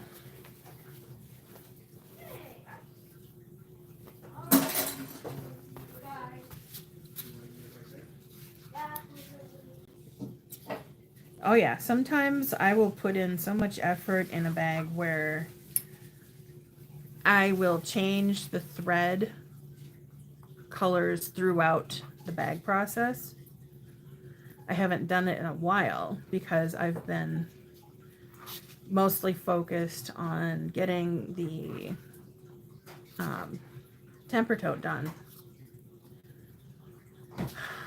And now that that is done, I'm glad it's done because that one that was probably the longest it's ever taken to get a pattern completed.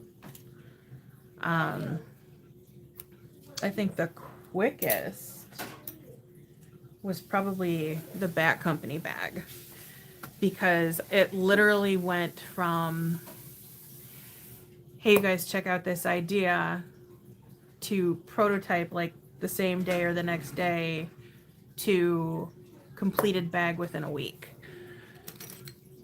That one I got really excited about, and I had it done really fast.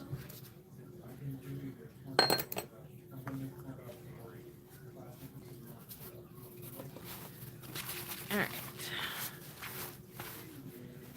So now let me just clean off.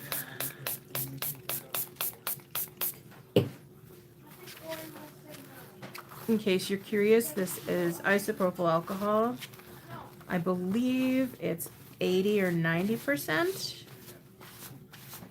And I use it to clean a lot of my vinyl when I'm getting oil or silver ink pen off of the vinyl. However, if you decide to use isopropyl alcohol or rubbing alcohol on your vinyl, do a spot test first, because some of the ink on some of the vinyl that we typically use, the ink is really bad quality and it will come off. So always do a spot test. So since I'm getting ready to stitch this in, I'm going to go ahead and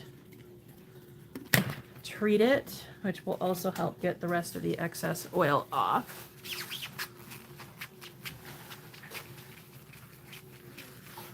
And if you were not present during my last live, you're probably wondering what the hell this is. Who's opening up back? Is that your dad? This is the 303 protectant. There are other protectants that you can get, but this is just the one that I grabbed. It's a UV protection coat that you would use on like car seats so that your vehicle leather or vinyl will last longer because it's always exposed to the sun. And nowadays I put it on all of my vinyl bags. Yet again, you want to make sure that you do a spot check, because if you don't do a spot check, it could just wipe the paint right off of the vinyl. Also, I believe in that live, somebody mentioned, Melissa, was that you that found the matte version? This one will leave it glossy. So this one is going to be shiny, which is perfect for the glitter vinyl, but the crosshatch vinyl is matte, so it is going to leave a shine on there. I just have to remember to do it on all of my vinyl. So I'm going to set this aside so that it can dry. So I'm not going to put the backing on just yet. I'm going to jump into the body of the bag.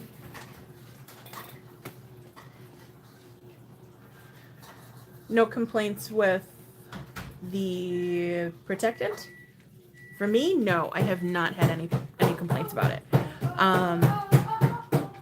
Client bags that I've sent out protected, they've never said anything. And I haven't had any problems working with it. I actually really like it. It's odor free, so you're not putting some kind of a weird fragrance on the bags or on yourself. So, and it's not messy. There's not like an overly excessive amount in the container. So you don't have to worry about that. If you don't want to use the pre-moistened cloths, this is what started it all. I have this Otto Armor Leather and Vinyl Enhancer. And this is actually one that came with my previous vehicle. I turned it in earlier this year because I drive a CRV, and those are in high demand always. So they wanted it back early. We went in for an oil change and left with a new car. But what they'll do is if you have the protectant plan put on, they'll take your vehicle, send it off to have all of the seats treated, and then when they return the vehicle to you, they'll actually give you the protectant so that you can treat it yourself over the years. And I never ended up using it. It got lost in the garage. And I was looking for something one day, and I found it, and I thought, I wonder if this will work on bags. And so I tried it, and I loved it. Now the liquid one, it does have an odor, but to me at least, it's pleasant, but that doesn't guarantee that a customer or a client is gonna enjoy the smell. So I prefer to use the 303 because it is unscented. Now give me 1 second, and I'm gonna grab a nail file because that broken nail is bugging me.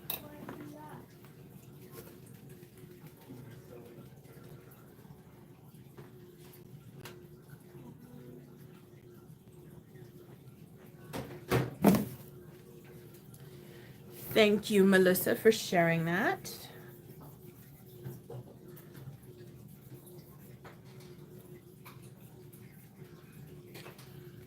Okay. Hey, kiddo, can you use headphones, please? I don't want any of that sound getting picked up by the camera.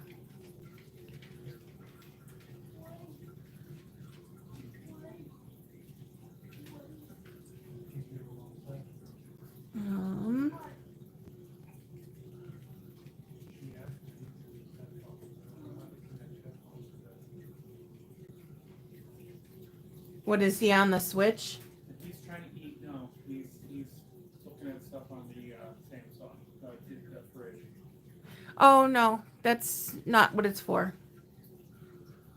And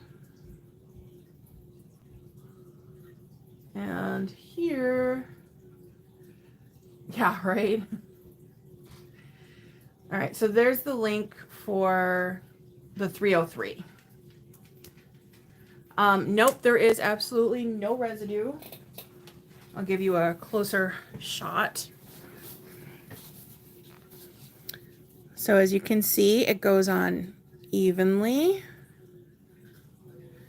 You don't get white streaks. There's no residue. It's just soft to the touch. It just feels like glossy. So it doesn't mess up the vinyl at all. And you can absolutely use it on leather as well. I have not tested it on cork. So that I don't know.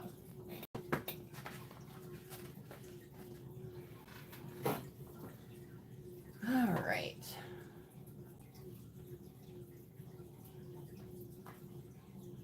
So since I've already got my handles, you know what, let me go ahead and do, oh, this needs to be trimmed.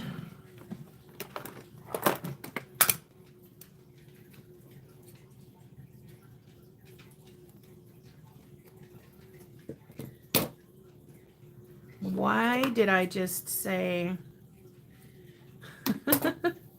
oh my God, I am so observant. I don't need the handle.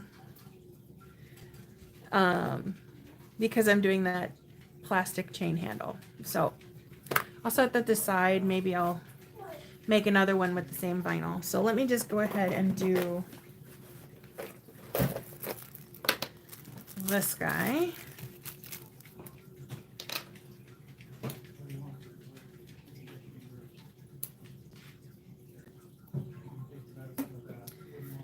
Yeah, I don't know if I have the 303 on my website in my tools of the trade page or not.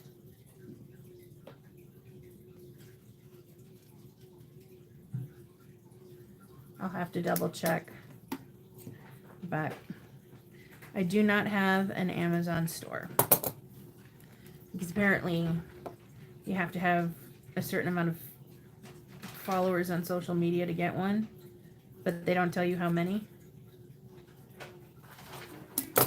I'm pretty sure if I combined all of my social media into one account, I'd have enough. But, oh well. Alright, so I need, where are my...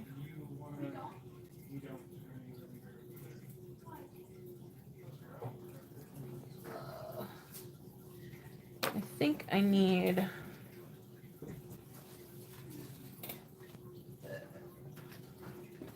I'm going to try my large rivets. I need some 12 millimeter posts. You know what? I might end up having to use a 14. Yeah, I'm going to need a 14. I have 12 in every other color, but I do not have any 12 in matte black.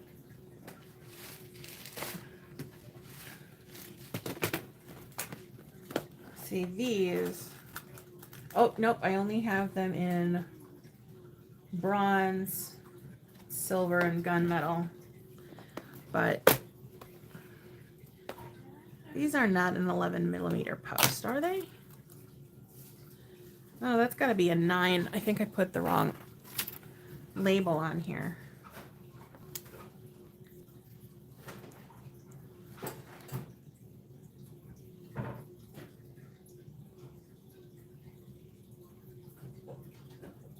Oh, those are 10. Well, these ones... Oh, these aren't even 12s. These are 30. Oh, no, I'm measuring it wrong. So these are 12.3. I don't know exactly how you're supposed to measure these things, but when I bought them, it said it was a 12 millimeter post. These ones, everything but the rainbow and the rose gold came from Springfield Leather. So their website says that it's an 11 millimeter post, I'm assuming. But they list them as large. I found that 12 millimeters are the sweet spot, especially if you make a temper coat. And then these ones are also from Springfield Leather. They call them extra long, and they are a 14 millimeter post according to their site. So I did manage to find rainbow on Amazon.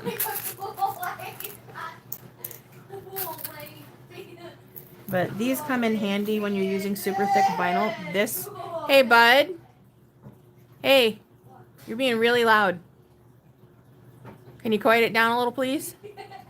Oh God. He's in a giggly mood. He's gonna be loud. Hi, Tracy. All right, so this is an upholstery vinyl, and And it's, if you think about like boat seats, or if you go to an older diner that has glitter vinyl seats, this is the stuff you're sitting on. Okay, this stuff is built for durability when it comes to sitting on things, or you're stacking things on the seat, whatever. They're built to be destroyed. And these are not ideal for bags when you want to use standard hardware. So I don't have any 12s, so I'm going to have to use the 14s. The 14s are extra long, and they are going to be too long once they're squished, which means I just have to squish them slowly. But I will show you how long they are compared to the vinyl. So you see they stick up too much. A 12 would be perfect for this. But that's okay. I do need to place an order, and since the tariff thing has supposedly been paused until, was it October or November, I should be able to get in an order with AliExpress before it goes back up, or before it goes up. Alright, so I use the same measurements for all of my straps and handles, which is 5/8, 1 1/4, 2 3/4, and 3 3/8.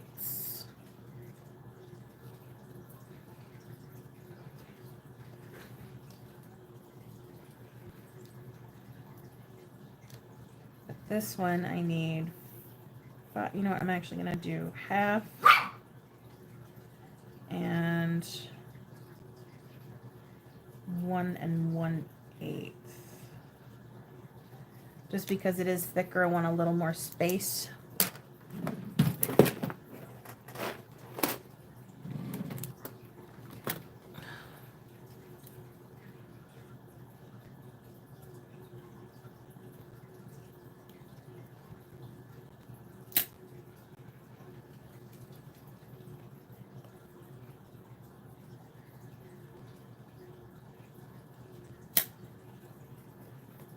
Yeah, ask Melissa. She's the one that told me about it, because she knew that I was planning on ordering from AliExpress, because she just did an order on there.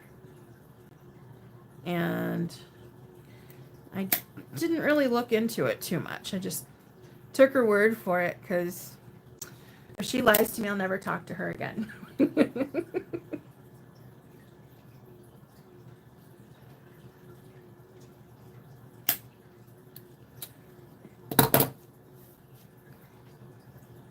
So, as long as you keep it under $800.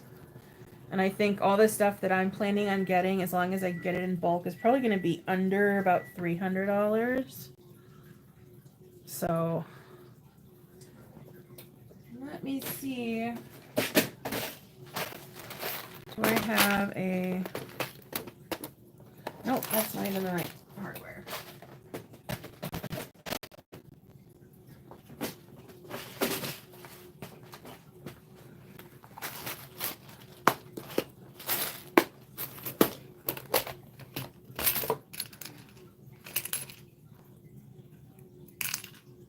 Oh, that's too small. Dang it. Bet you I need one of these. Yeah, shoot. Let me see if I have any...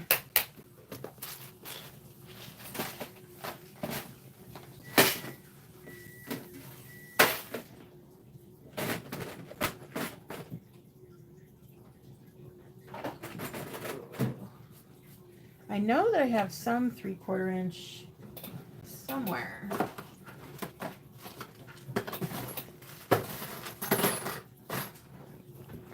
I sat here and organized all of my basic hardware except for the matte black.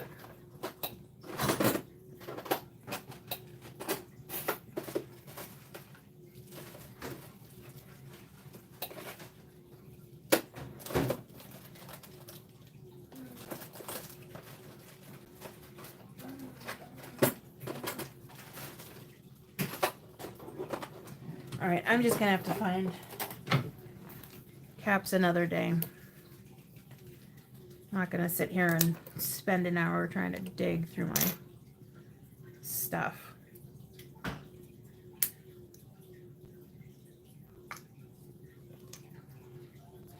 But yeah, that's where I order a lot of my stuff in bulk. Like, let me show you one of the prettiest things ever.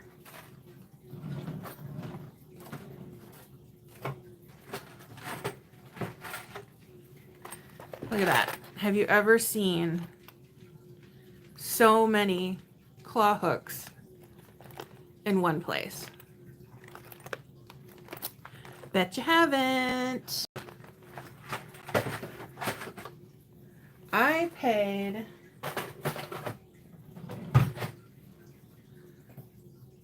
$20, like $23 for a pack of 100 in silver, gunmetal. I don't know if I ordered gold. Bronze.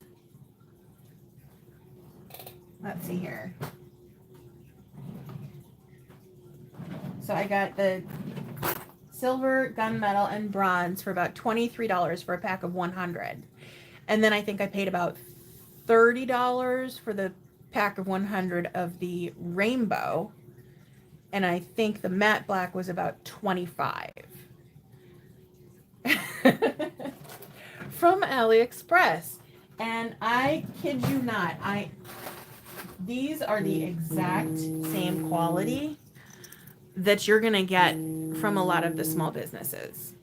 And I don't want to like take away from the sales of these small businesses, but in the long run, if I'm gonna pay $10 for a pack of 4 claws or $20 for a pack of 100, I'm gonna go for the 100 because I'm not just a pattern designer, I'm also a bag maker, and I have to have funds available to buy the supplies that I need for the bags that I sell. So in some scenarios, you know, if you're just a hobbyist, I say, you know, buy a pack of 4 or 6 from a small business because you're not going to go through them that much. But for someone like me, I'm testing my new patterns, which means I have to make the bag several times. And then I'm also making bags for clients. And I need to have all hardware finishes on hand because my clients, some want gold, some want rainbow, some want matte black, some just want silver. And I can't afford to just drop a $30 order for something that I can buy in bulk. So it makes sense to me. But if I know that people are looking for something quickly, I'm going to recommend a small business. Even if you'd rather buy in bulk, the small business is going to get it shipped to you a lot faster. So if it's like, I have a custom that's due and I need to have this hardware by the weekend, where can I order from? I'm going to tell you to go to a small business. If you say, I'm looking to buy in bulk, but I don't need it right away, then I will recommend AliExpress. And I'm going to trim this down because it's just too bulky because of how thick the vinyl is. I absolutely wholeheartedly support small businesses. But at the same time, I also have my own small business. And one of the things that I can't afford to do is sink myself into a financial hole just to support somebody else. So when it comes to the basic stuff, I'll get it at AliExpress. If I want something specialty, like if I want a ghost hugging a cat on a zipper pull, I'm ordering from AFA. You're not going to find that specialty stuff on AliExpress. Unless it's from one of those shady shops who will resell custom designs, which is messed up.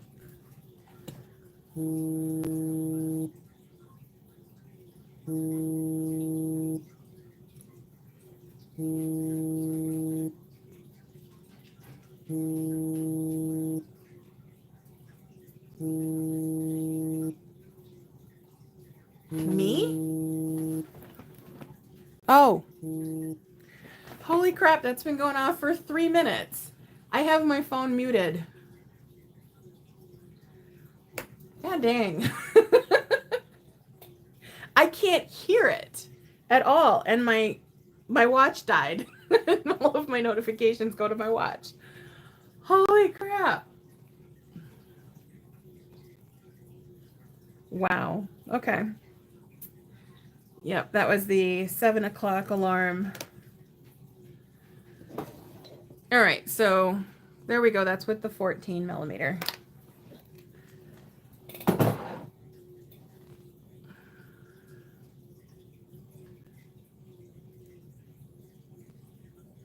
That alarm was actually a reminder to give my son his meds. But my husband already did it, so. Oh, I love these with the two-tone.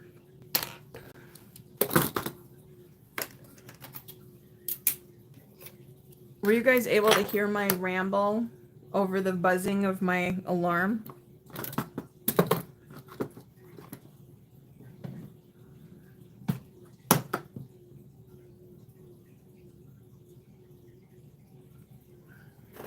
What did I just draw? That doesn't matter. Okay. Yep, and there goes my Amazon speaker telling me that it's time to give my son his meds too. I'm also going to hydrate because thank you for that reminder.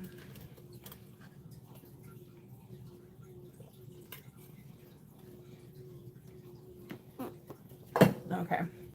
Yeah, if I'm not watching chat and I'm not slowly stitching around a corner, I fall into a ramble. Feel free to tell me to shut up. All right, so I'm going to do something a little bit different this time. And that is, I'm not adding the card slots.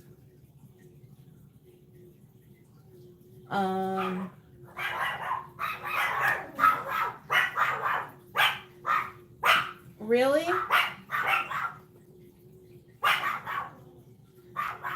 Really?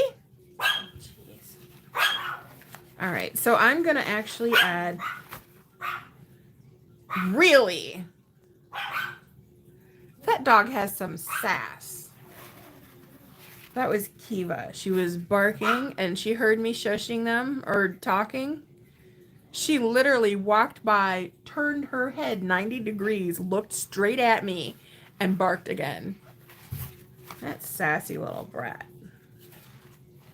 And I think I wrote my numbers on the wrong side, so I get to clean that. Yay.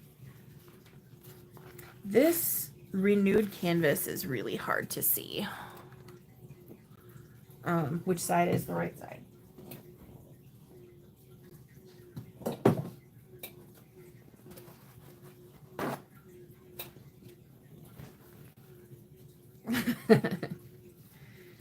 Yeah, yeah, I always advocate for small businesses. I kinda sorta strike for AFA, and I strike for JNR and JJ's.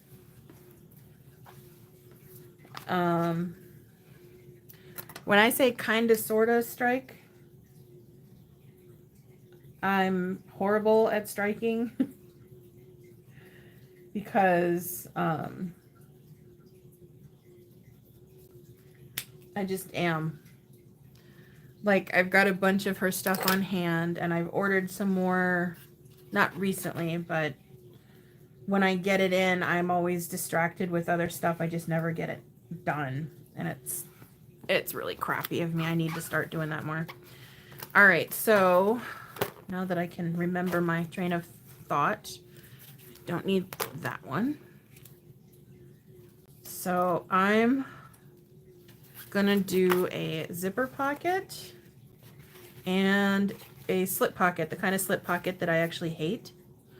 The one where you stitch it together, right sides together, and then you turn it out and stitch it down. I'm doing that to save time, and I say that knowing full well that I've been rambling this entire time, because you know I'm all about saving time. Probably put it right about there, I think. Yeah.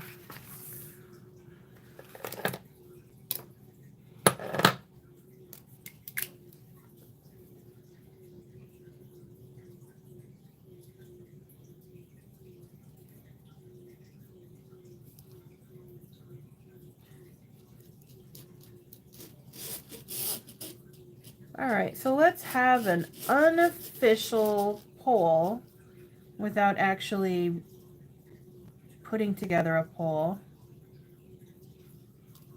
If you could have a brand new pattern, what style bag would you want it to be?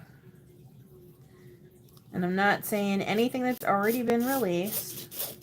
This is just purely out of coincidence or curiosity. It has nothing to do with the fact that I have folders of other sketches done and don't know what to release next. It's just, you know, purely coincidence that I'm asking. Just out of being random. What kind of bag would you want to see a release for?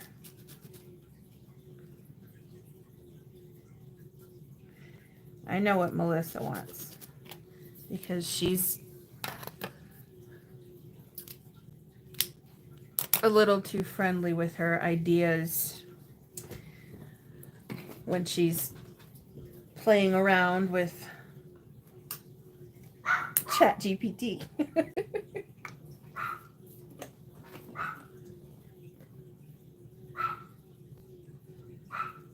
Stop with that one.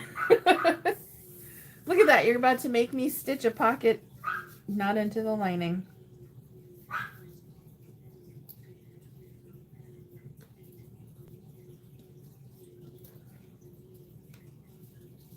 Oh, hey, I can use those clips now, huh? Anything but a tote.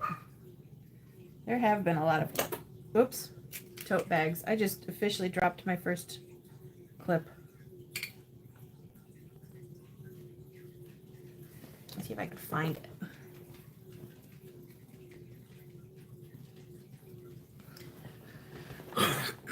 Oh, that would have been rolled right over by my chair.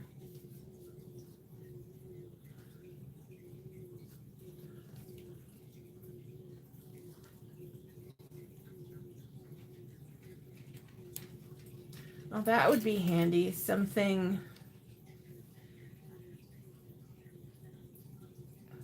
that can convert to a backpack, but imagine if it actually had a place for you to like hang your cane on it if you had to.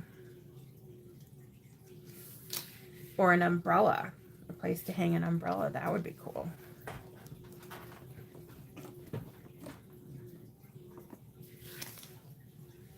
A bat, no.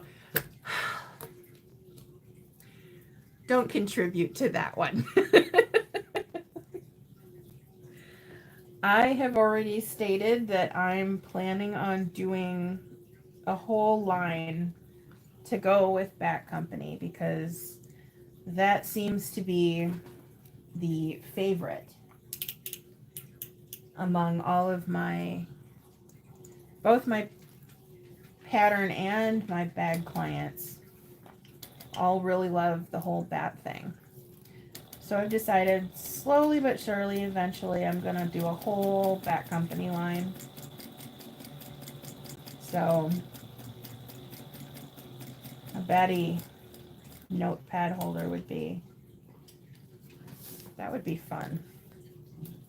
I don't know how to do it though,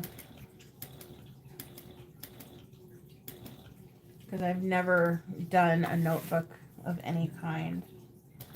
I think I may have purchased the, what is it, the Moon, not the Moonwake, that's a bag, right? The Moon, something or other.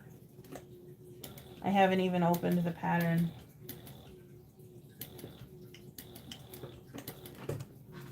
Moon Dance, yes, that one. I own it. I've never looked at it. I think I own it. Do I own it? Let me look. Because now that's going to be on my mind.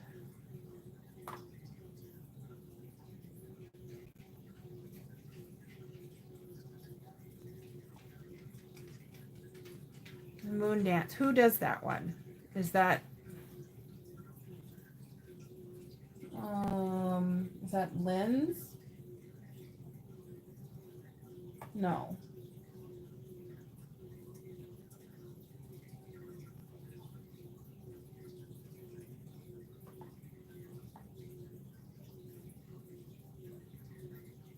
All right. Sincerely, Jen.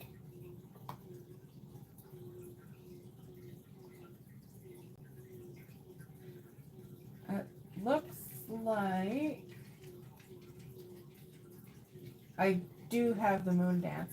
Oh, and I have the Mr. Heckles. I still haven't tried that one. I also have the Vestibule Wallet. Haven't tried that. I have a few of hers. The Zip It Janice, the one with the baby diaper bag, the one with the diaper bag. Is that the one with the baby diaper bag? Something called a Consuela clutch. I can't even remember what that one is.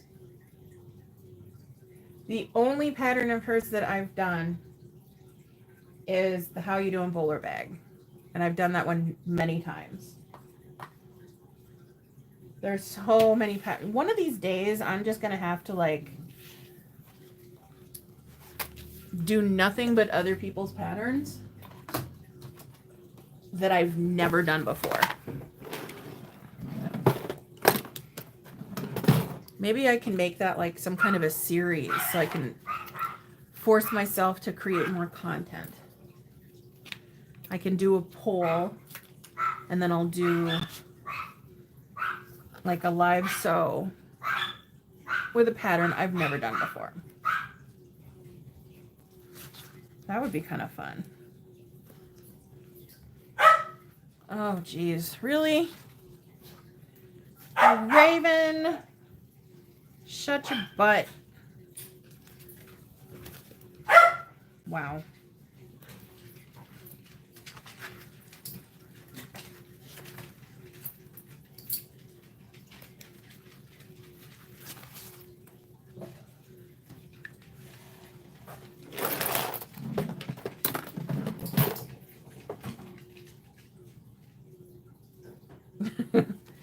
Nine? Well, that means you're 9 more ahead of me. Yeah, but Jaded, how many patterns do you have that you've actually sewn? Because I'm sure you'll discover quite a few that you haven't. As they say, collecting patterns is a completely different hobby.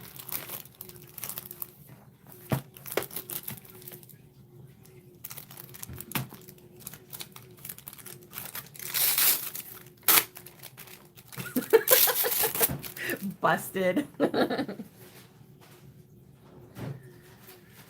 Yeah, I've got patterns among patterns that I didn't even realize that I had. Like, I didn't know for sure if I had the moon dance, and I do. Along with several others that I don't even remember purchasing. Oh, I fully intend to make every single pattern that I purchase. But then I just don't for whatever reason. Sometimes it's because, you know, I get a custom order in and I only do my pattern designs for custom orders. Anything on my website that was designed by another pattern maker is just general sales. But then the other thing that distracts me from sewing the patterns that I buy is that I will design something new and then I will have all of my attention sucked into that. So I won't get around to it.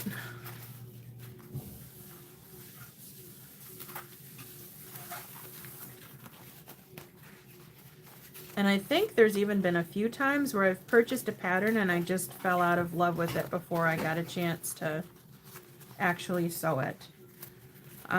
There are a handful of patterns that I've got where I've gotten as far as cutting them out, and then when I go to sew them, the instructions are just so beyond horrible. And there's like no videos anywhere. So I'll just like give up and leave it in an unfinished bin somewhere. So the other day I actually went through all of my bins, and anything that had been sitting for over a year got split up. So any hardware that was pulled got put back. Any fabric that was not cut got put back. Any fabric that was cut got put into a scrap bin.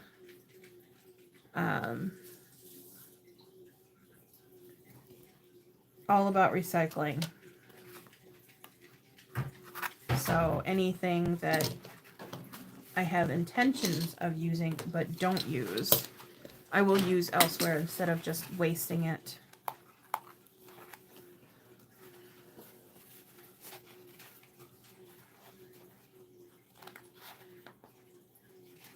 Like the, oh, what was it called? The Elvira, the coffin bag. I really wanted to make that one, and I usually try to make a bag the first time the way that the instructions are. I'll only tweak it if, like, say, I don't like the way that a zipper pocket gets installed or a slip pocket, and I might switch it out for something else. But other than that, I try to do exactly what the instructions say, and I could not understand it to save my life. I mean, I could have very easily just figured it out, since I think I have a pretty good handle on how most bags come together, especially with something with such a basic shape. But instead, I chose to give up and just recycle everything back into my supplies. Because I managed to get through some of the instructions. I think I got as far as like the beginning of the gusset, but there was something that wasn't very clear, so I didn't understand it, and instead of pestering somebody else who'd made it, I just chose to let it go. I've been asked many times to design a coffin bag, and I've contemplated it. I don't know if I will or not. Probably less likely to do it because of the fact that the Elvira bag does exist, and I think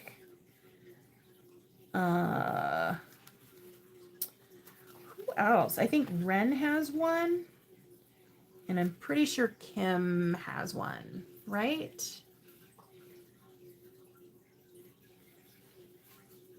So I think I even told Kim at one point that I wouldn't want to step on anybody's toes and design something that is so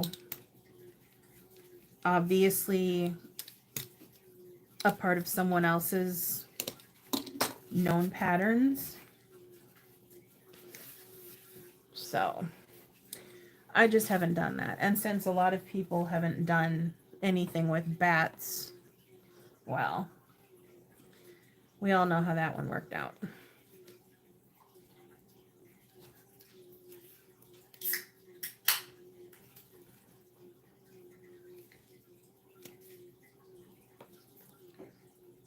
I mean, there's quite a few people who have like a little batty flap, but I think adding a bat flap to the coffin wallet is not the same as a bat bag. So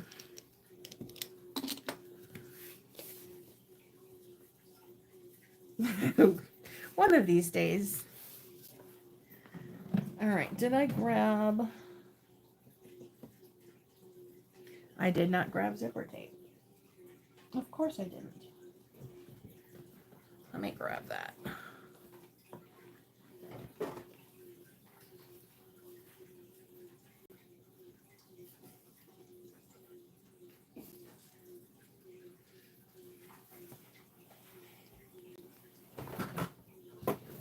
All right, and I did not grab a zipper pull either.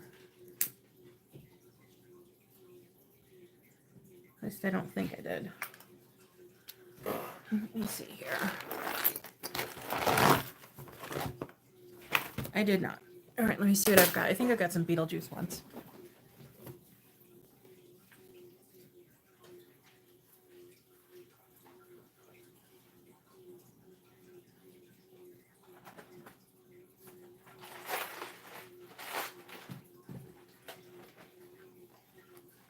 What did you make?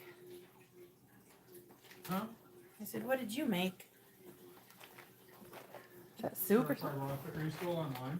Yeah. Stir fried broth and tuna. Oh. Making my lunch at work. All right, so let's see here. I have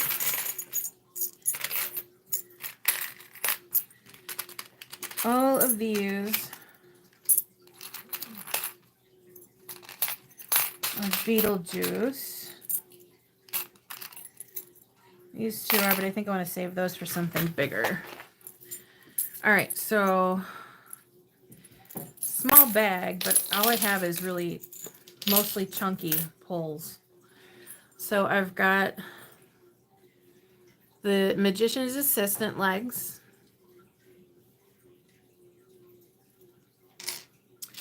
I've got this one that says it's showtime.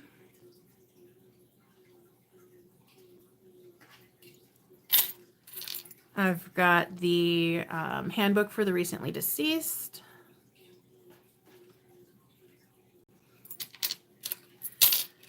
I've got a tombstone that says never trust the living.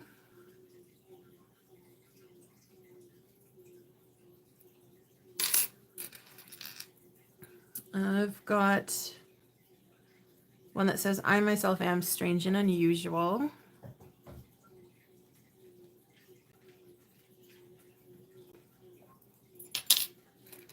I've got this one that says never trust the living, and I believe that is the border from the Beetlejuice logo. And then I've got the giant beetle. And this one came from K&A. This one came from a place that I no longer shop at, and all of the rest of these came from AFA. Which one should I use?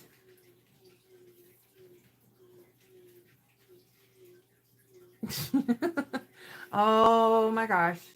When the Narcissist update comes up, I think everybody's gonna love Melissa's bag. She like totally blew me away. And she did something on it that I've never done before. But I'm not gonna say more than that, other than that bag is sweet. And she has claimed it as her own.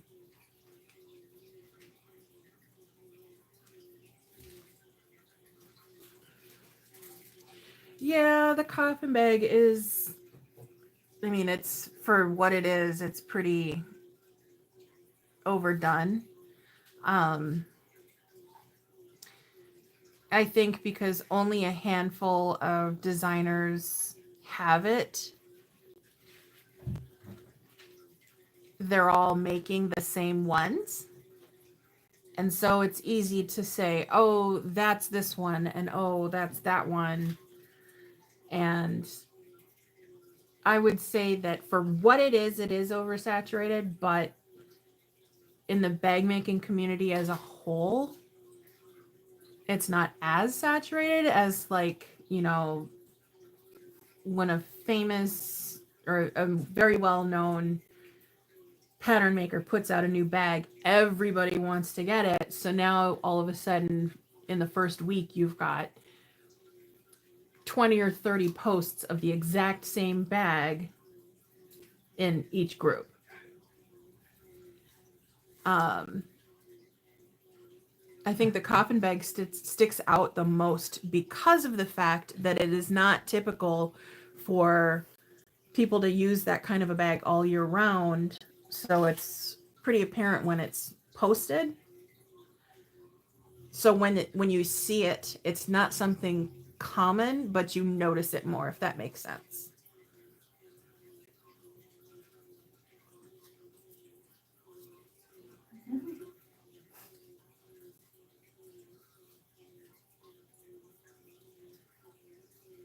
Okay, I actually have something kind of sort of like that in the works, but it's not a bag, and that's all I'm gonna say.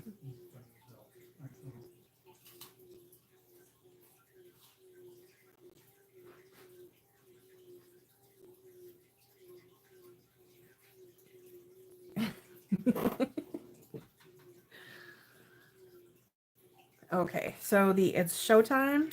I can do that. I love the way this one feels. Although it does have a weird sharp point on there. I could probably cut that off.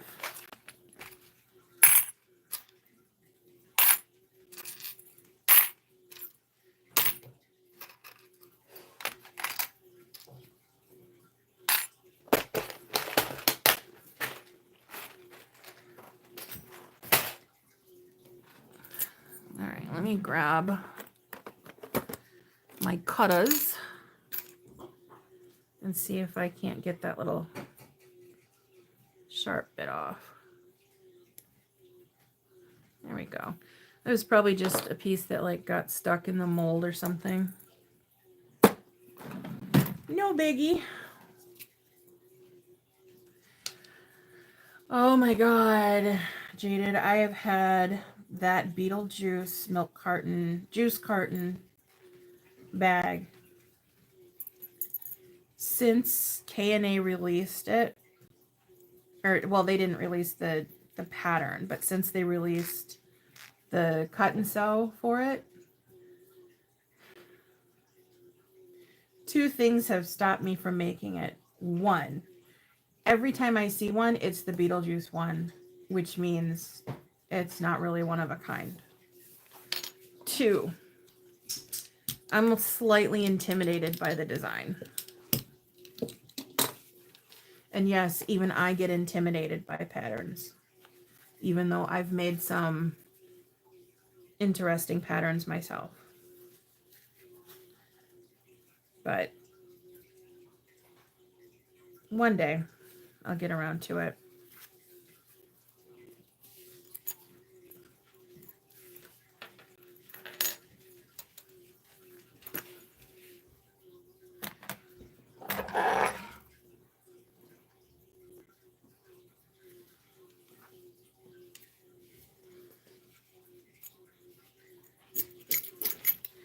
Slow down.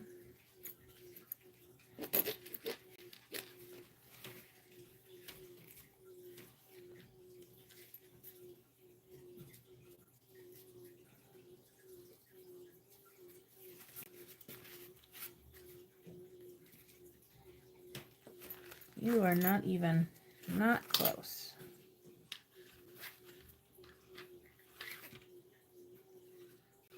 Let me do it this way first, because this is just not.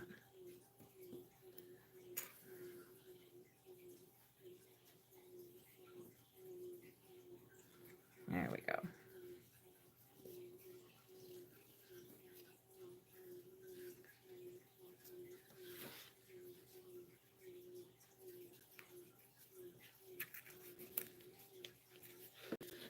Speaking of Myth Leather Co., since I've got their handy dandy zipper jig right here.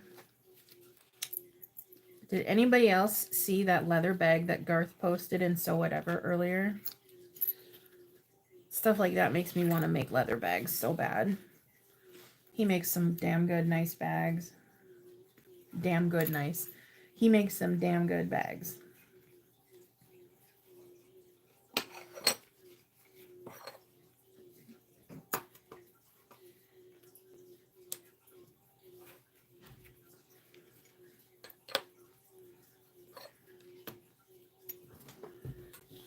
All right.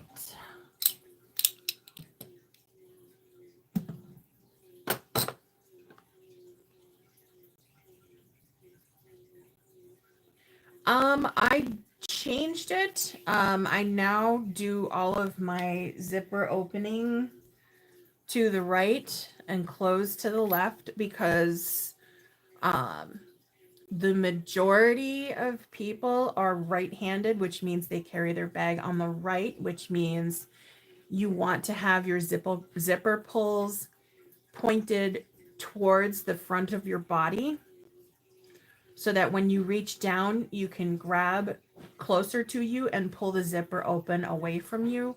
It's also a security feature. If you're right-handed, somebody behind you can't reach forward and grab the zipper and push it away from them towards you and access the zipper pockets easier. So I've got on my custom request forms, are you a lefty or a righty? So that I know if they're a righty, you want the zipper pull to close to the right. Well, I mean, you could also flip it around inside of the bag and it would still be backwards. Basically, the back of the bag will hit your hip. So if you're a righty, you want all of your zipper pulls to point towards the front of your body. If you're a lefty, they'd be flipped around. If that make, I really suck at explaining these things. So if you're making a bag for a left-handed person, all of the zippers would point towards, like if you're looking at the front of the bag, all of your zippers would close to the left.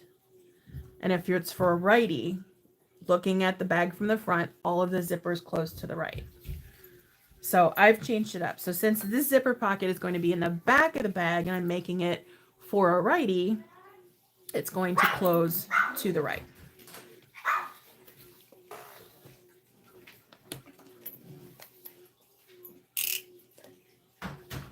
But I, like most people, learned by always having it close to the left. But one day, my brain was just like, this doesn't make sense. Because I was carrying a bag that I made and was not a fan of essentially my zipper being backwards. And I'm doing the top stitching way too big. Did a 5mm instead of a 4.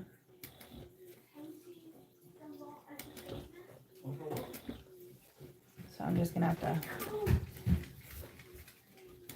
adjust.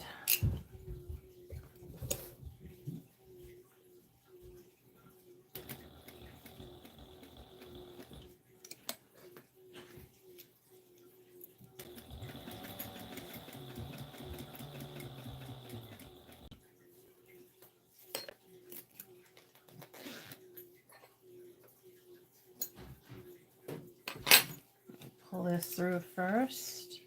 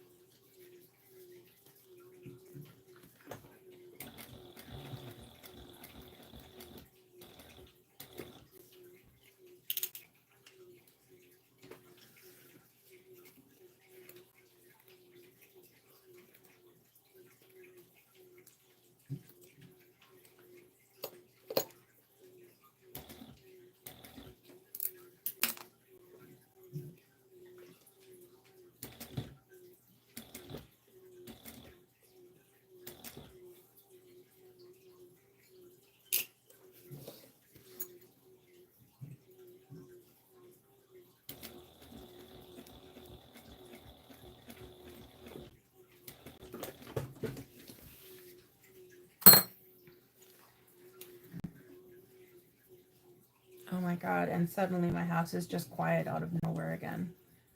I don't know what the hell to do. I'm so focused on drowning out all of the sounds. Now the sounds are gone and I'm just like, what the hell happened?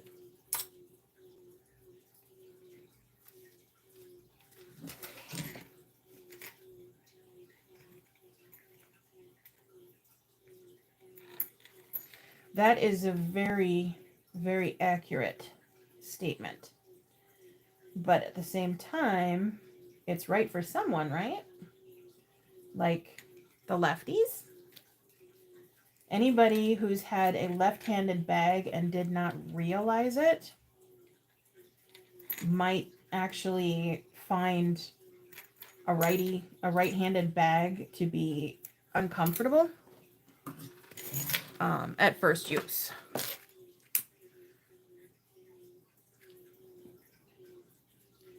But it's all up to personal preference too. So I just kind of had the epiphany one day and have made a conscious effort to change it up so that every single time, God, I keep reaching over here expecting all of my plastic clips. This is so weird. Every single time I sew in a zipper pocket, I have to think ahead and decide, is this going to be in the front of the bag or the back of the bag? And if it's going to be in the front of the bag, I need to remember to close it to the left. And if it's going to be in the back, I need to close it to the right. And I think I messed it up once or twice. But other than that, ever since then, I've successfully been able to change to the correct positioning.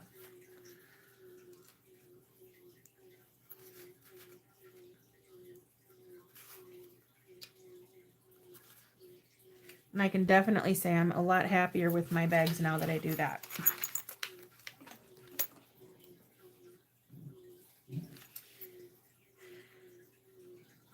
You know what? I just thought of something. Because in the pattern, I have the closing of the bag in the bottom because there's card slots, no zipper pockets. But since I'm putting a zipper pocket, I can open the bottom of the zipper so that I can actually hide the closure stitches. Yay. That makes me very happy.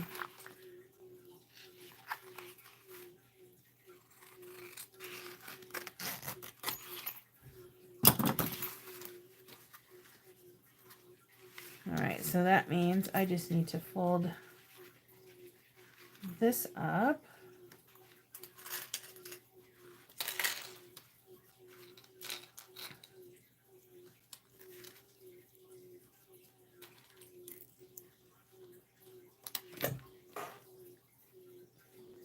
Yeah, these things are a lot easier to drop. That is for sure. It's going to take some getting used to.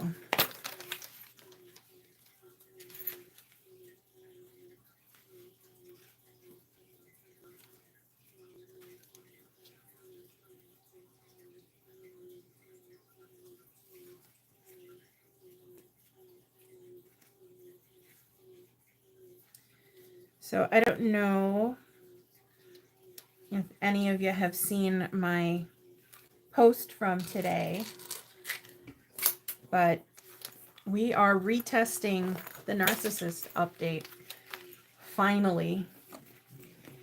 And that means that it's going to be released. Because there are some people that are not able to get started till this week,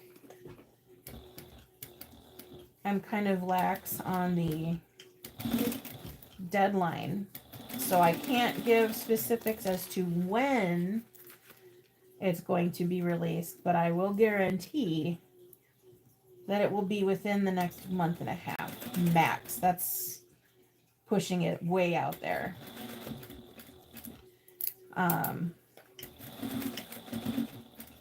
Some of the people who are testing are people who have been sowing the Narcissist for years. Like literally since it was released. So they are practically able to put one together with their eyes closed. They just have to kind of get used to the new construction. Although one of them I know is not going to, she doesn't want to do the new construction, which is totally fine because I personally prefer the original hybrid method. But a lot of people have had issues with the hybrid. So the new pattern follows a drop-in method. But I'm going to keep the link to the hybrid version in the instructions so that anybody with the pattern can still access it. But the video itself will be going private, as will the new video. They'll only be accessible through the instructions.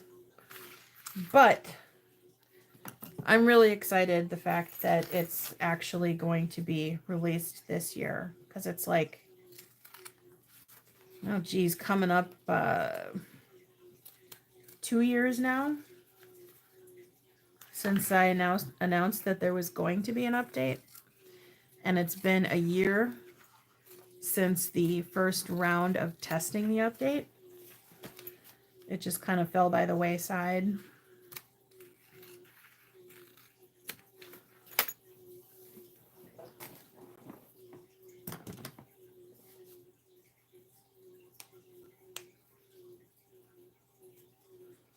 Let me catch up here now that I've got the pocket put in.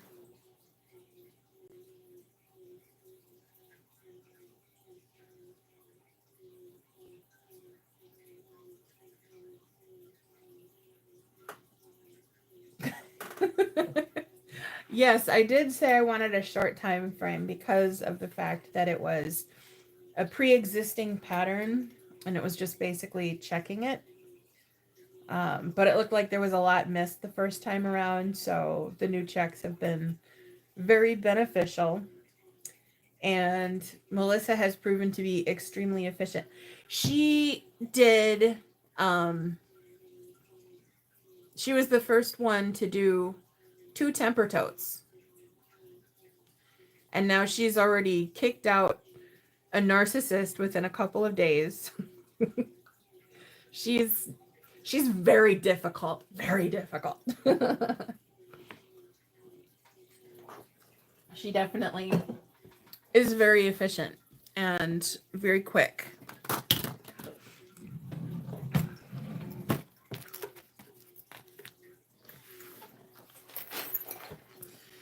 All right, now I'm going to do the other pocket. All right, here we go. Doing something I do not love. But I'm going to show you guys a little bit of a tip that helps when doing stuff like this to make it look a little bit better.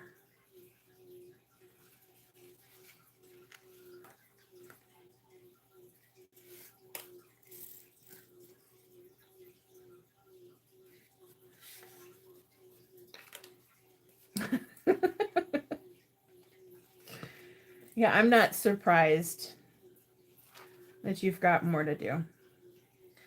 What she needs to do is get off her butt and open up a shop, because otherwise I'm going to start hearing it in a few months, all the complaints about not having anywhere to store more bags because she's got so many of them.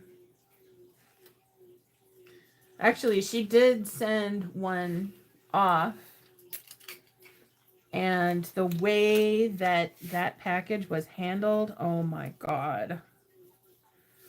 Did she say anything about the bag looking bad at all from the shipment?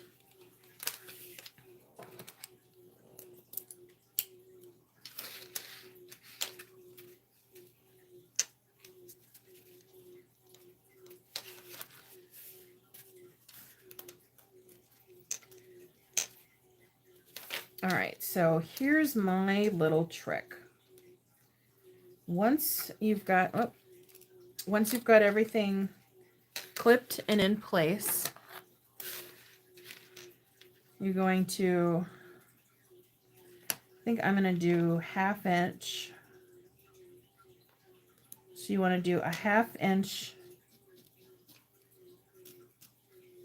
corner on the ends that are not folded.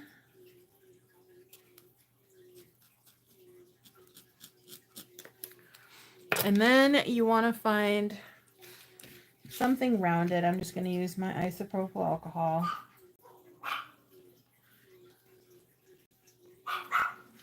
And you're going to match it up to where the two edges meet where you drew the lines.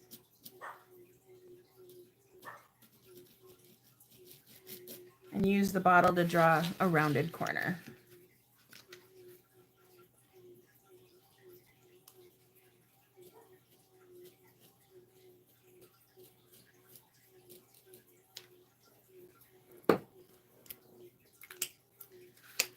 So it should look something like that.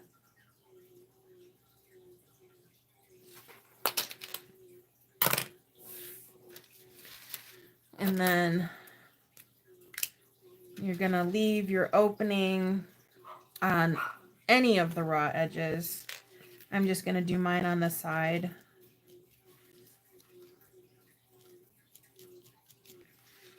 Doesn't have to be specifically anywhere.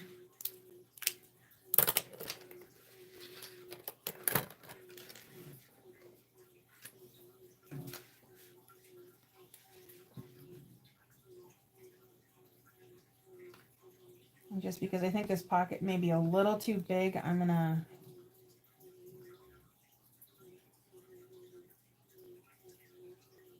let's see here.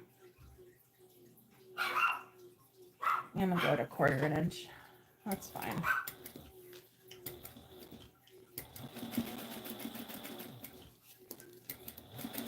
And if I don't like the look of this, then I'll just, whoops, I just totally sewed right over where I was gonna leave it open. I am so observant. Okay. All right, and then once you get to that box, you're just gonna kind of follow the curve that you sewed. I'm using the line, the curved line that I, oh my gosh, you girls need to hush. The curved line is a guide for where I'm assuming the edge basically, and it's going underneath my foot. So I'm not stitching on the line, but I'm using it as sort of a top stitch guide kind of a thing.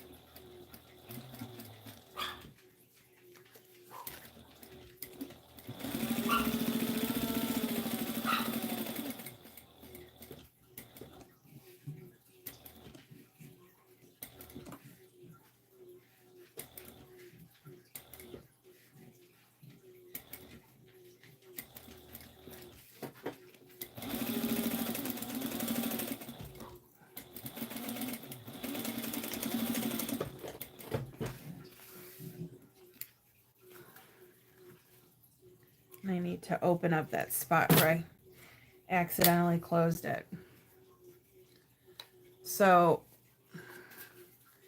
I probably should have drawn it a little bit bigger, but as you can hopefully see here, I'll pull it down a little bit. I basically followed, hey, really? Let me try that again. I followed the curve with my foot, not with my needle. I did mess up by doing 1/4 of an inch on the long edge, but it's still the same principle. What you could do is if you draw where your seam allowance is ahead of time and then use that as the edge to draw your guide, then you could have a little bit of a bigger curve, but I'm fine with this. It's not a perfected technique. It's just something that I started doing a couple of bags ago because I was getting frustrated with this type of pocket, but I've been trying to force myself to do them more often because it's a lot less time consuming than my zipper pocket slip pocket trick, which I'm still surprised to this day that more people don't know about. The only people I've ever seen use that technique have purchased my narcissist pattern, where it's basically a zipper pocket without the zipper. I thought it would have been more common, but I guess not. But I love doing it that way, but I'm trying to try other techniques so I'm not boxing myself into a corner where I only do things a certain way. And I think it's helping to make me a bit of a stronger sewist. All right, so now I'm just gonna grab my scissors and I'm going to go around the stitched curve. May as well trim this off too.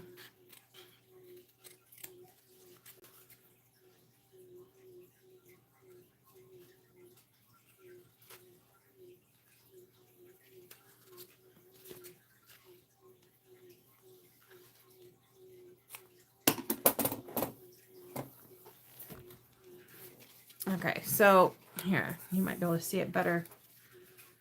So now you see I've got 2 curved corners on the raw edges.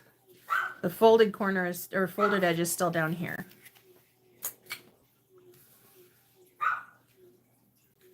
So now I'm going to turn it out.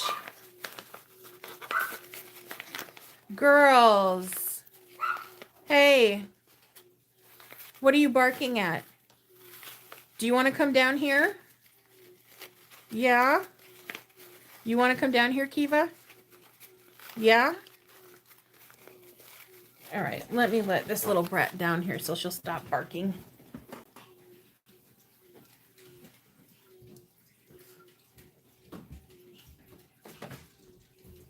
There. Over there doing your little happy dance. Psycho Tornado, come here. Say hello again. Say I'm a pain in the butt because I'm obnoxious and I keep barking every time a fly farts in Mexico. All right, go lay down.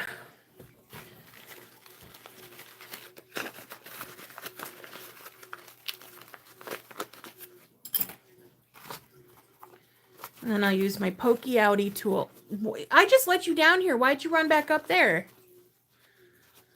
You were such a little butthead.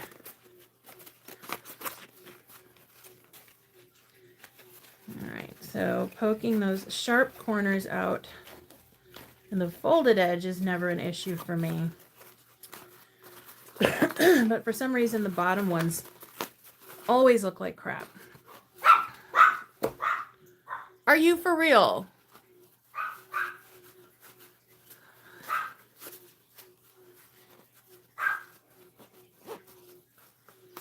So this just gives it a slight curve that looks more intentional than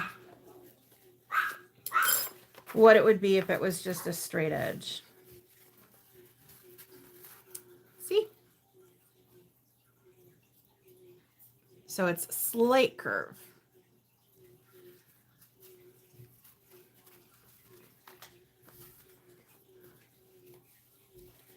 And then I'm just gonna, she is cute, which is why she gets away with it. More so with my husband. He's a big softie when it comes to the Pomeranians. It's like, what does he call them? When Saoirse poops in the house, he calls them Saoirse kisses. And I'm the one that yells at the dogs for pooping in the house. And he's giving their poops nicknames.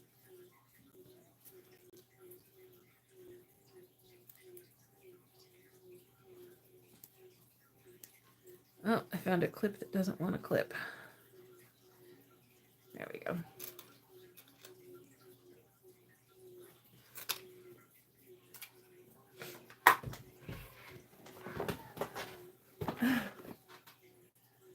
Sounds like Saoirse's up there getting into trouble too. I can hear her up there because right now my husband's in the living room and he's playing with at least two of the dogs, Saoirse and Raven. Raven's trying to climb on his lap, and Saoirse does not like it when somebody other than her gets attention, so she gets all growly. And I have a camera in the living room because my son likes to trash that room, so I can keep an eye on him when I'm in my sewing room. And right now, I can see Saoirse's on the table, and she's not supposed to be.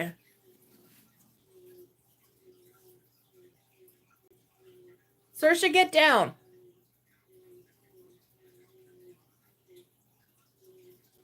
And my husband can't even hear me because he's got his earbuds in.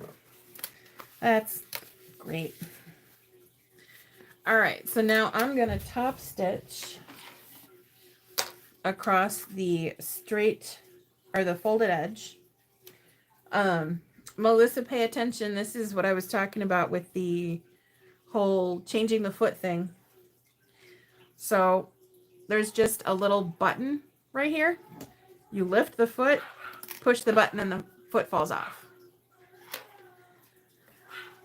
Keeping the foot up, push the button, stick the foot on, and then let go.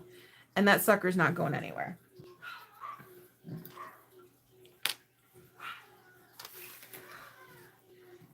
Oh my God, Saoirse is absolutely losing her mind up there because Raven wants attention.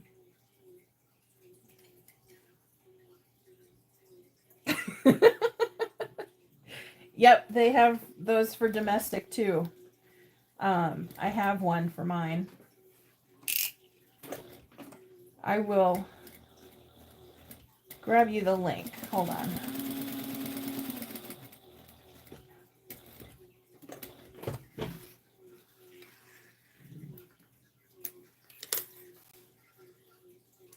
Me too. I actually, the first time I had one, I got it for my domestics. And when I jumped into the industrial game, they were not readily available at the time from what I could see. I think I was more upset with the fact that I could not use a walking foot on this machine. And I had to double check with Steve from Sewing Gold. I was like, so I have this walking foot for my domestics. And are you sure I can't use it on my industrial? He's like, I would not recommend it. So one day I will have a 1541. One day. But for now, I'm okay with just having the 1341 now that I have it working. But I definitely still need a 1541. Every machine works differently for different things. So it would be beneficial to be able to have a complete flatbed walking foot machine.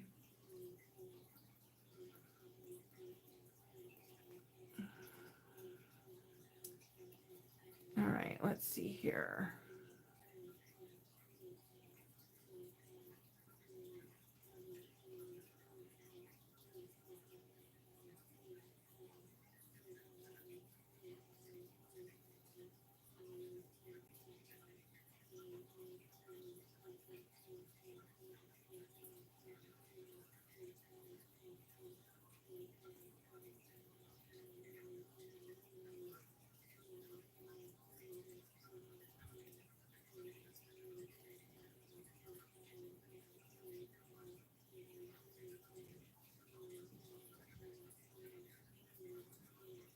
All right, I believe they're called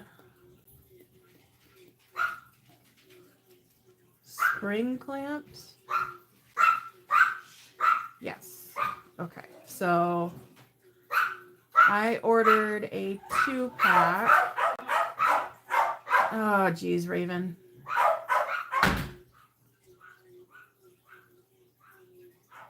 Here we go. So I ordered a 2-pack just in case one of them was messed up. Luckily, they both work. So there is the link for that.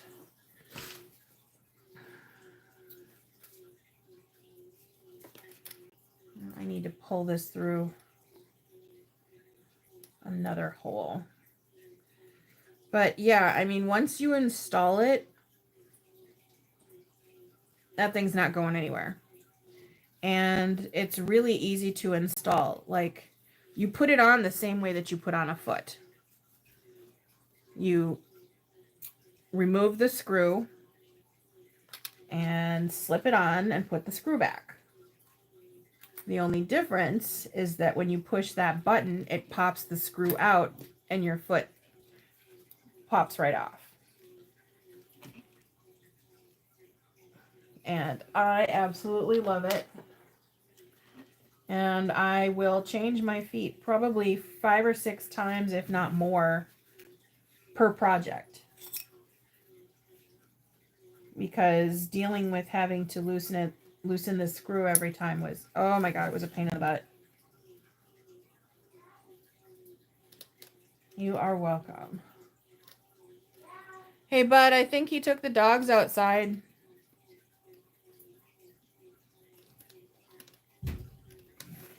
But as many times as our dogs go outside every day, you'd think they'd be doing all their business out there. Nope. Oh, look, you just washed this rug. Don't mind if I do. Oh, hey, somebody left a gate open. Excuse me while I pop a squat.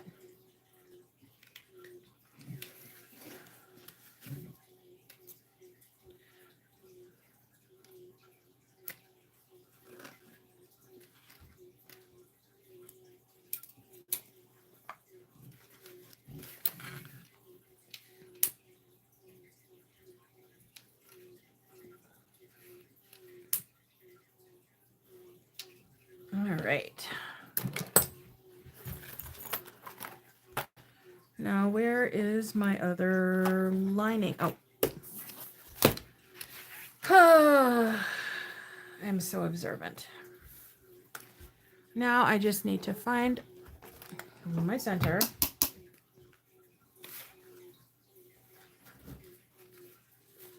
What are you doing, kiddo?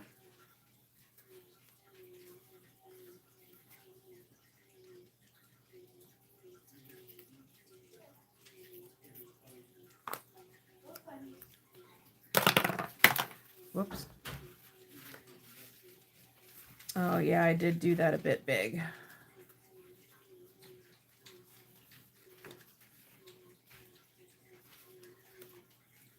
Oh, well, it's gonna fall into the bottom a little bit. I don't care.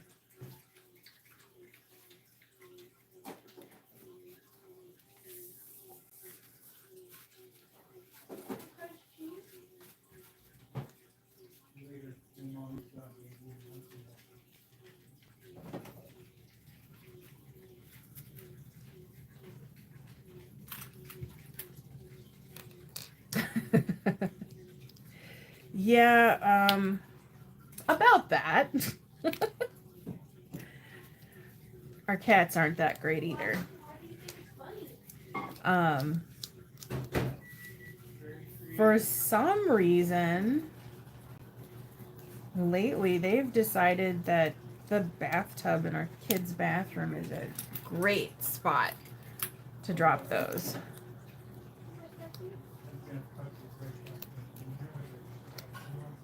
I think, though, it has a lot to do with the fact that since we got Saoirse, they don't feel as safe running around the house because Saoirse will chase them, which is hilarious because, okay, so we had a mixed breed named Penny, and she was 80 pounds, and she would chase the cats. Like, we got the cats back in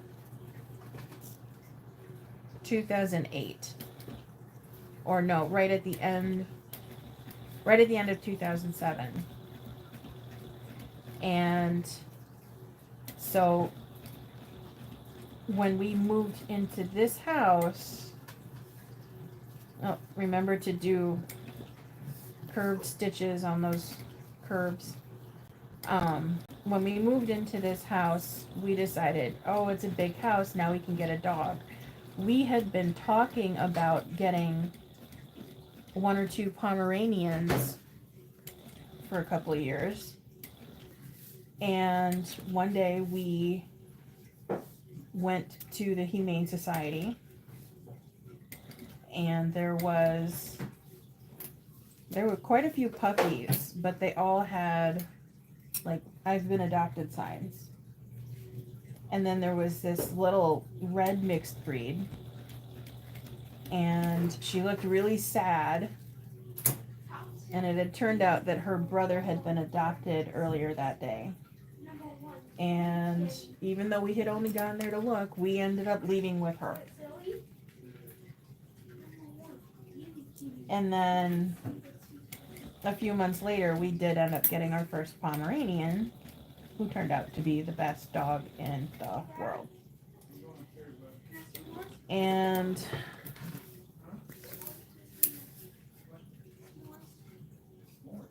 even though Penny was just a few months old when we got her, she literally grew up with the cats. But when she got to be probably about 40 or 50 pounds, she decided that she was going to be a teenager from hell. And she would nip at people, she would growl at people, she would be intimidating. She just flipped the switch and then all of a sudden decided she was going to start chasing the cats. Fast forward to December of last year, we rehomed her, and the cats absolutely loved it. They loved having free roam of the house. And then a few months later, we got Saoirse, who happens to be a litter mate to Kiva. We ended up buying them both from the same guy. And Saoirse apparently grew up outdoors on a farm. So the entire time Kiva was living here in the lap of luxury, her sister was left to the elements. And so when we got her, she had not... Really? No. She had not been around cats. And as soon as she started to get her bearings in the house, she realized, ooh, the cats run when I chase them. So she started chasing the cats, and they started hiding upstairs again. So it was unfortunate. Really? So now to protest Saoirse, the cats stay upstairs unless the dogs are in my room for the night. And when they're upstairs, if the litter box is a little too full, because Cullen's got some I don't know what going on all up inside him, but that cat can. Brand new litter box, not for long. But they started doing their business in the bathtub for some reason.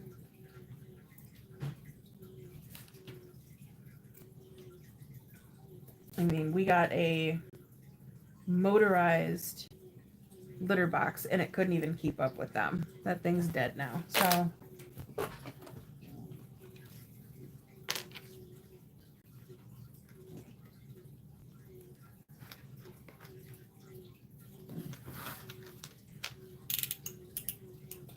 all right.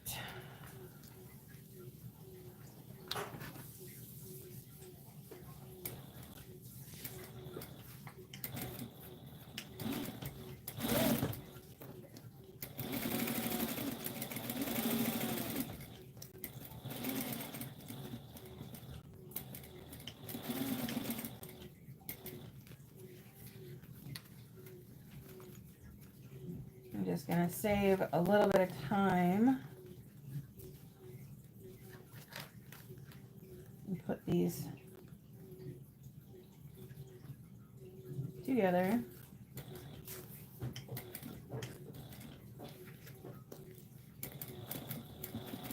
And I gotta remember, I don't have to leave the bottom open. Yay!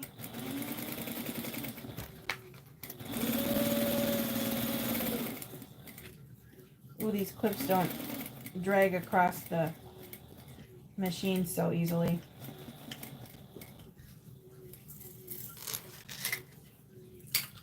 And they're so tiny.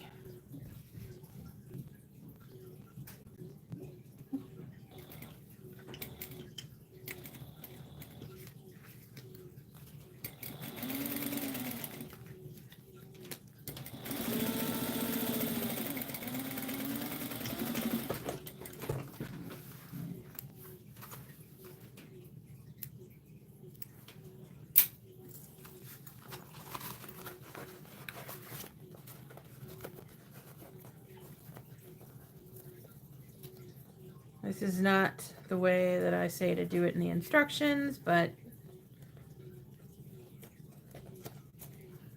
oh well. I don't really follow instructions.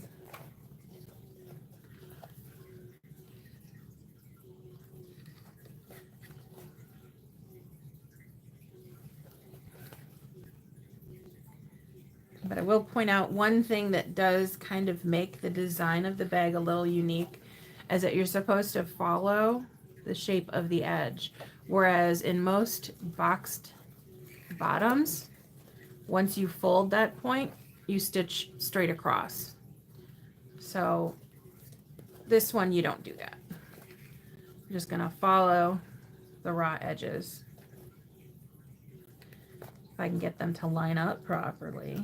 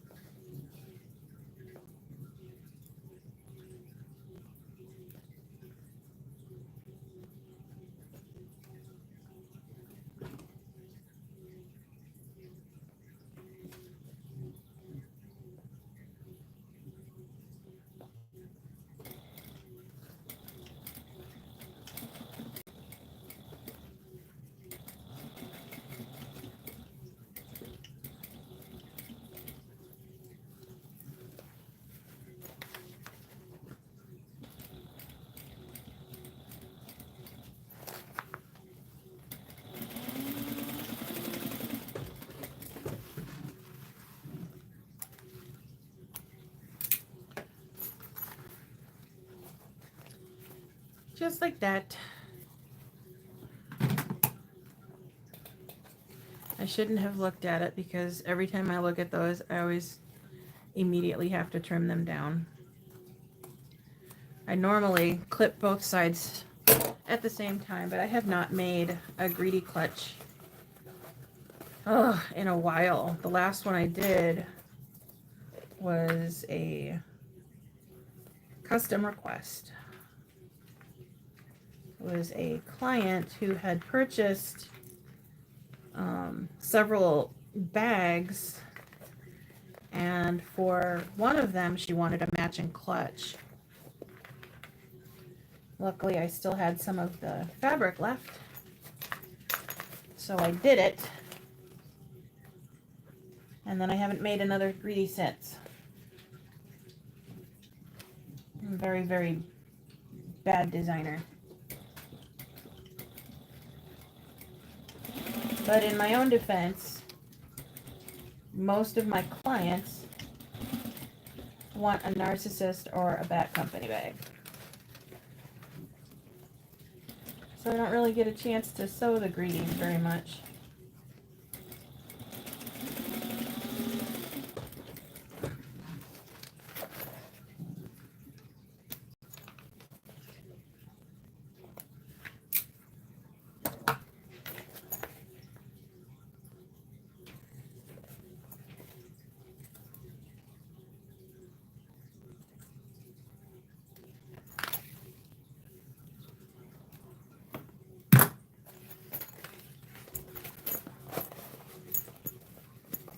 Wow, that's just so weird. I am not used to seeing a zipper pocket or a slip pocket inside of these things. I've never done that before. What is that kid doing up there? I keep hearing him stomping.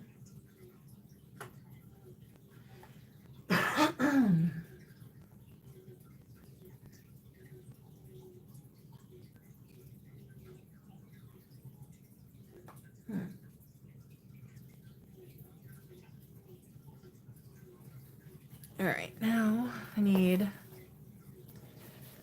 the exteriors.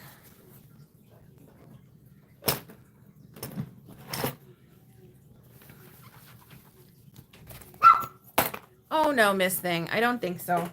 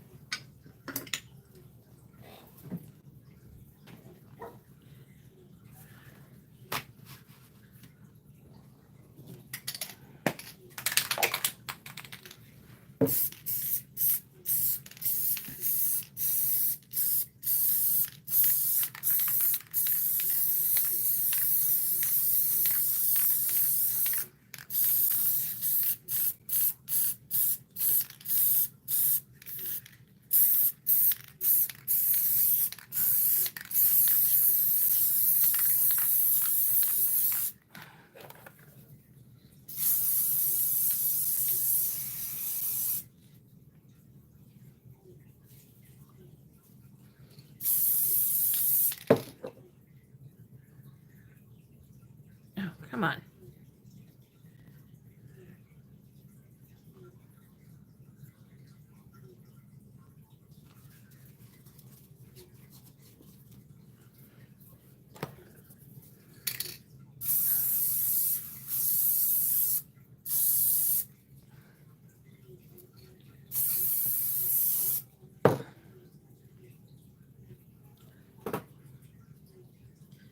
I don't know why I sprayed the entire back of the exterior pieces. I know I literally just said that I haven't sewed one of these in forever. So I may have forgotten the fact that the foam is smaller than the vinyl.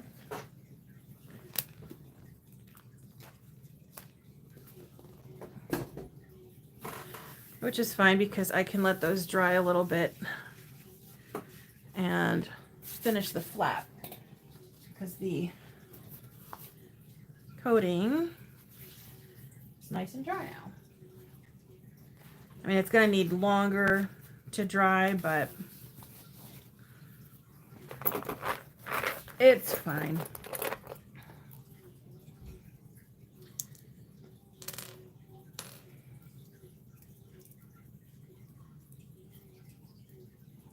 This is true.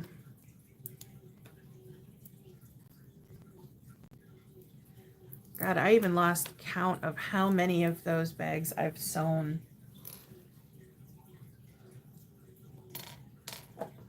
I should have known better. But I also bet you that if given the opportunity to rewrite it right now, I would probably do a lot of things differently.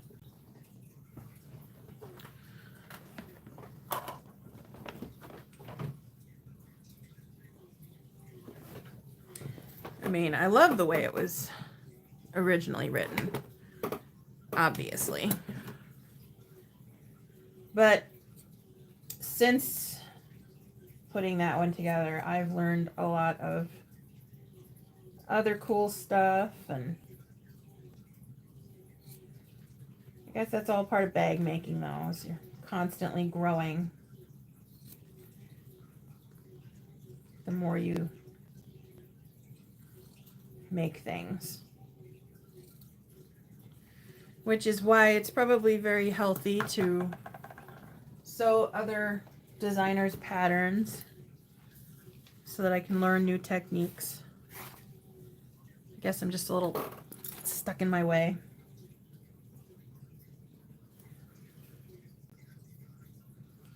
So I'm just going to attach these with a little bit of glue because I don't feel like turning on my press. I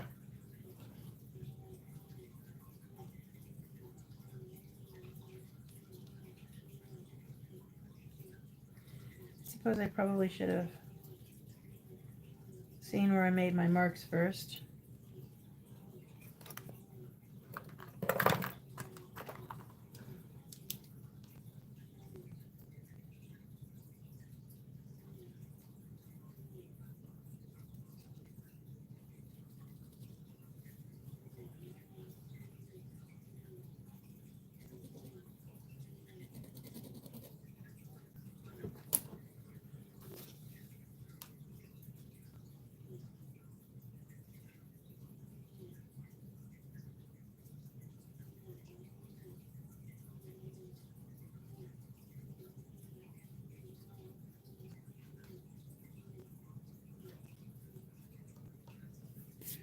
Close enough.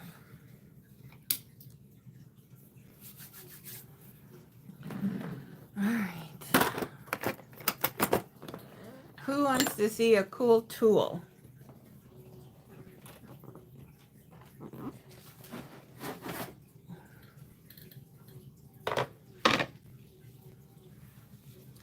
I think just to be cautious, I'm going to redraw my marks.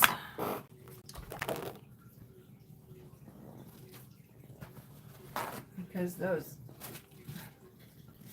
were pretty slippery.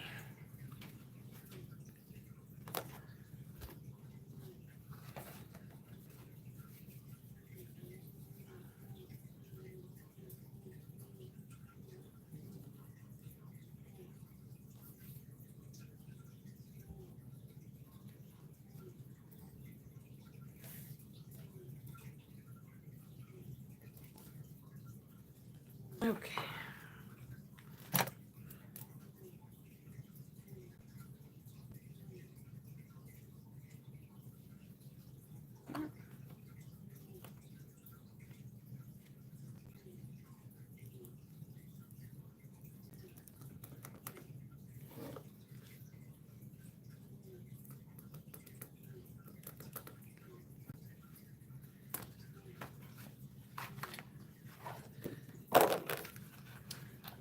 So the tool that I'm about to use is one that I got from AliExpress like, oh God, a year and a half ago.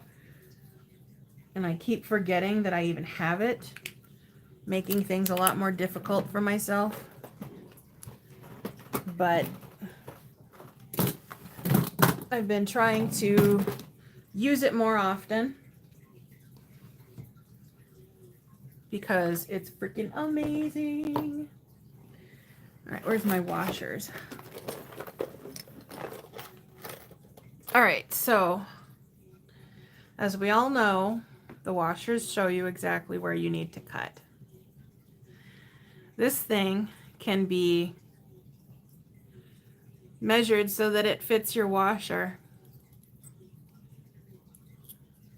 So literally all you have to do is line it up with your mark.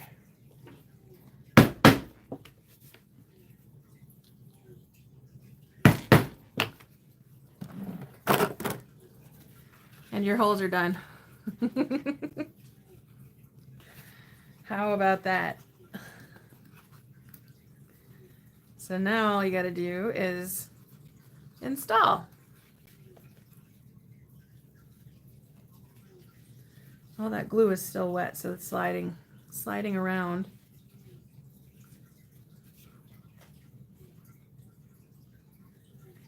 Don't slide off the hole. Where is the... There it is. Okay. I used way too much glue.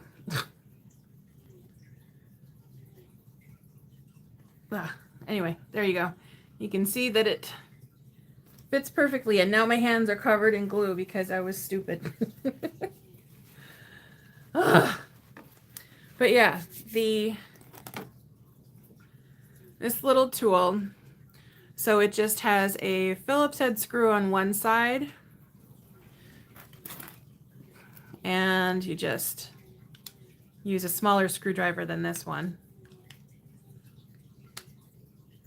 Hold on, let me find.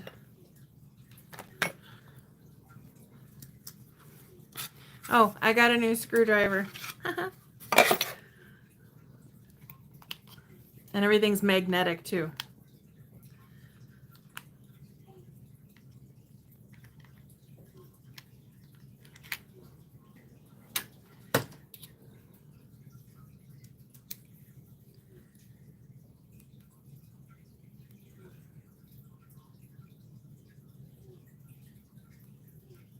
Turn on. Can't see the light. Well, whatever. So you just, oh, now you want to work.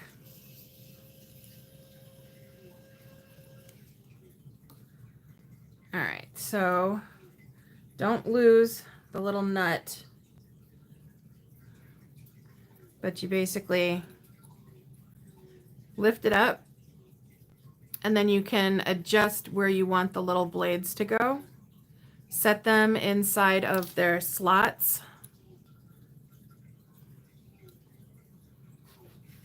And don't forget to lose a piece or two. So you just set them in their slots, and then you slide the pieces together. Make sure the blades fall flush.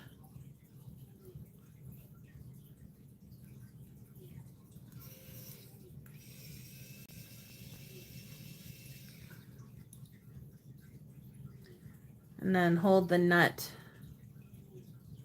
back in place when you screw it back together. And then it's locked in place. Whoops, that one went in crooked. And if you only use one size of whatever your pronged hardware is, then you never have to adjust it. Hello. Oops, I just knocked that one out.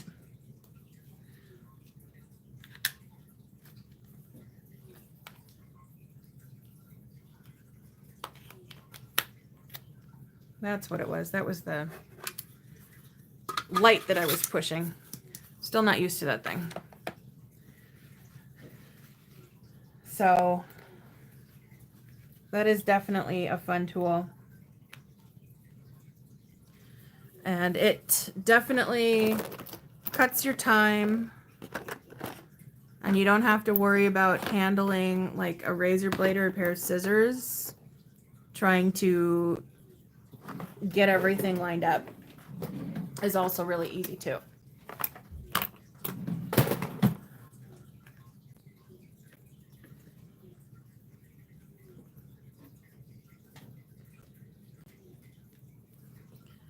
I got glue all over my pliers, which is not surprising because I got glue on everything.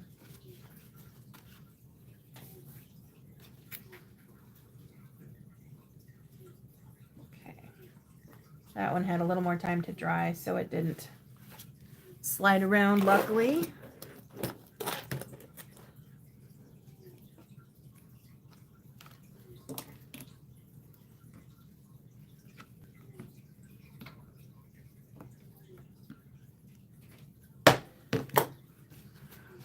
There we go. Also, if you're going to use something like that, which you might be able to find it on Amazon. Like I said, I got mine on AliExpress, so I don't know if they're on Amazon or not. I can check later. Get yourself a hard, nice, thick cutting board instead of just a standard cutting mat, because I already made the mistake of going through my cutting mat.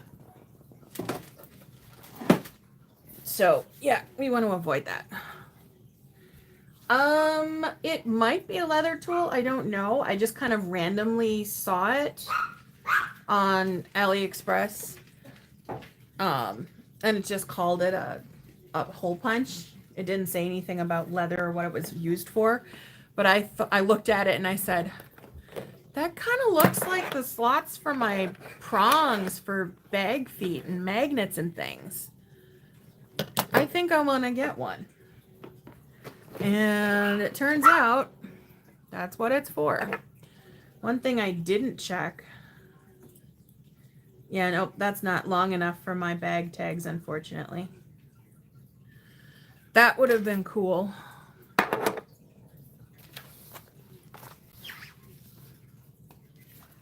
Oh, crap. Did I cut?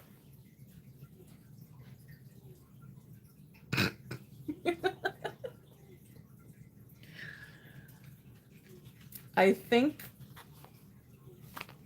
that I just cut my lining piece out of the foam pattern piece.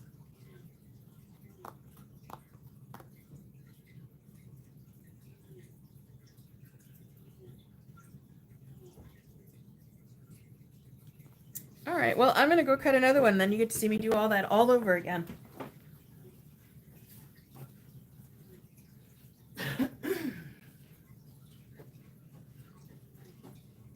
I sure as hell did.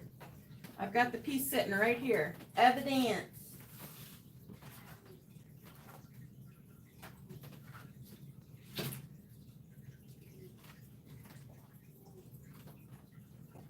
Now I need to see if I can find more of that canvas.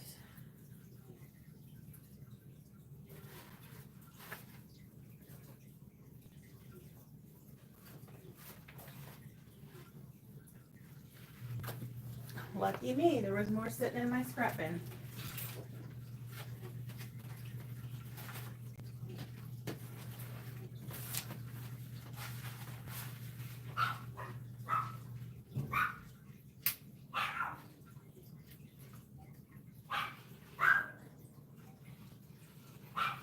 Girls.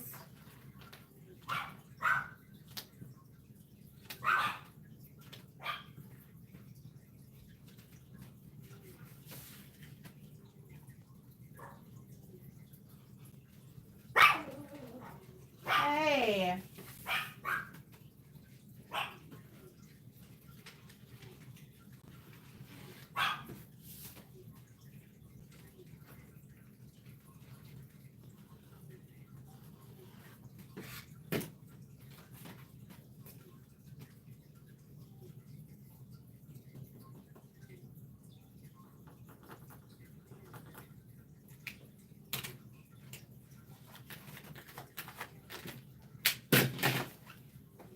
What is your problem, Kiva? Kiva? Kiva, Kiva?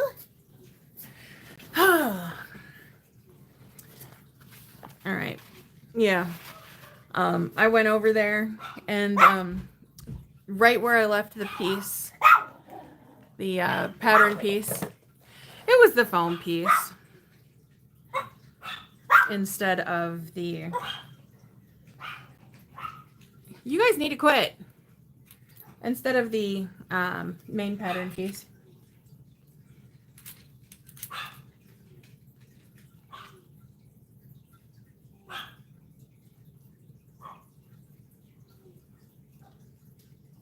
Welcome back, Nicole. Oh, it is on Amazon. Okay, good. What is a coping strip? Or is that coping strip? I'm not sure what that is. Yes, it only comes with the 2 prongs. Is there something that you would use it for that uses more than 2? And yes, the dogs are always super talkative. As I always say, they will bark when a fly farts in Mexico. All right, now I get to pull these apart. Because yay, I'm smart and observant, and I was totally paying attention. But this is what I do on my lives, right? I'm constantly making mistakes so that you guys don't have to. So that when you go to install your magnet, you can look at your pattern piece and say, did I cut the right one? I should probably double check. I wouldn't want to be like Nikki, because she went and cut a lining flap out of a foam piece and then showed off her tool while installing everything and ended up looking like an idiot, because that's what I do.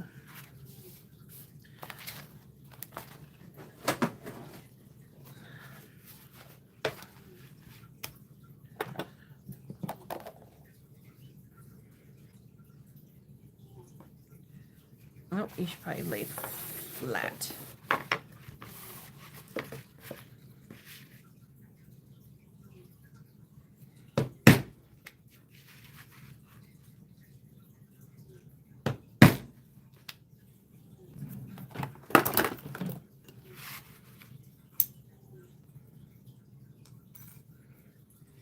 Oh, there's glue everywhere.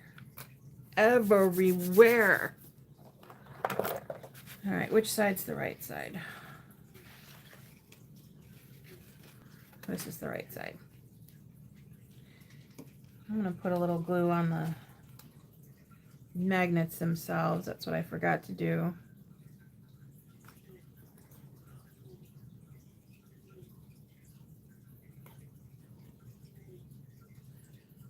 Oh, damn, it's already 8:41. How long have I been? Oh, no way. I've been live for 4 hours.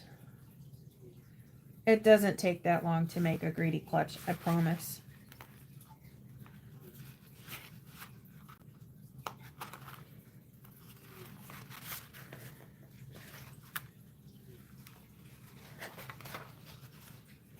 I just get distracted very easily. All right, we're going to recycle the stabilizer pieces because they already have glue on them and everything. Not going to recycle that though.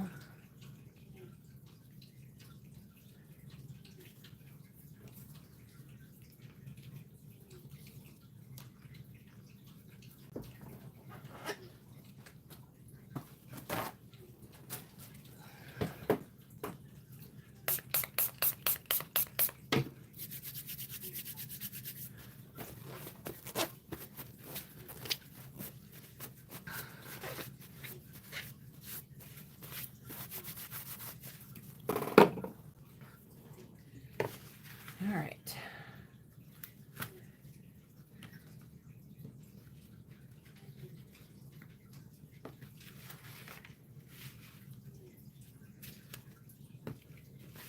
I need to find out what that magic glue is that leather workers use, because you see them putting glue on both sides of their fabric pieces that they're going to glue together, and they're just flat out touching where the glue is, and their fingers don't ever seem to get sticky.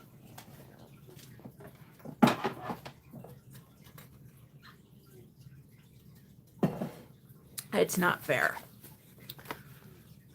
All right, so I did not do the corners on here. because lazy. But I think I am going to trim down the... Where the heck did I put my scissors? I'm going to trim down the foam. At least I can get some clips on here.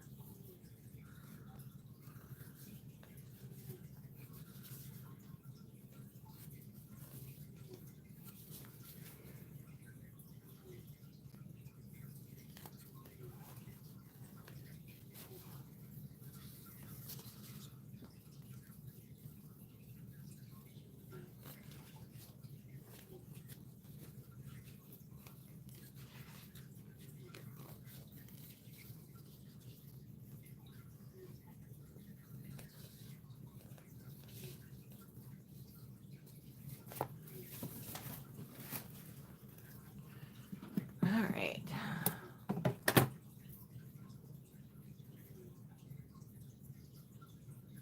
Add strips to make it bigger.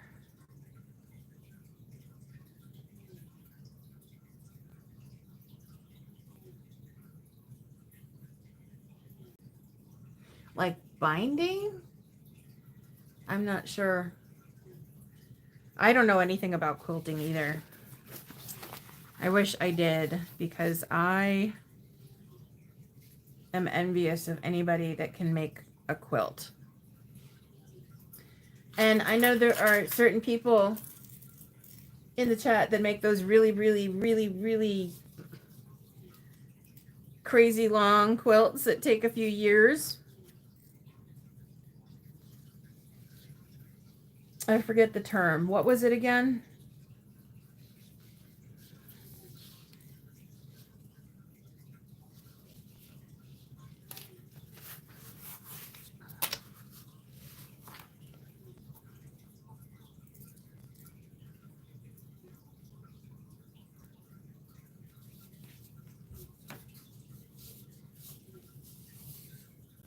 So that's not called binding. Leather glue, that's water baby. Was it the Hawaiian quilting? Is that what it's called? Because that's some cray stuff.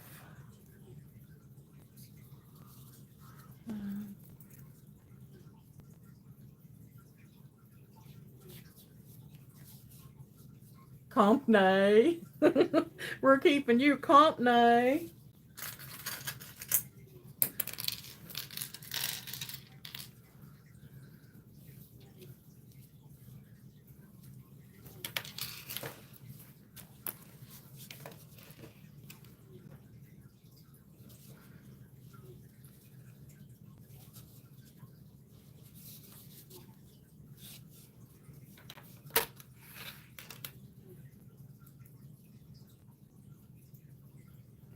Melissa, shut up.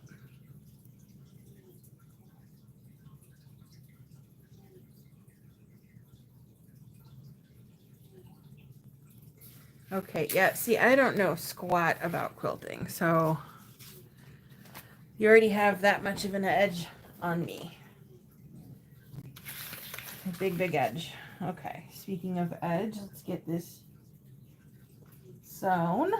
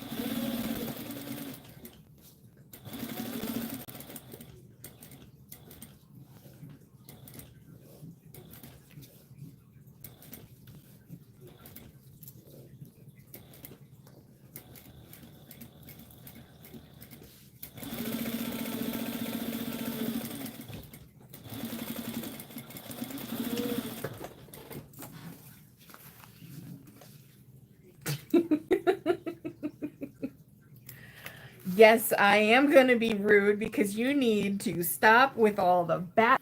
I'm never going to get anything else made ever. It's going to be nothing but bats. I'm already known as the Bat Lady.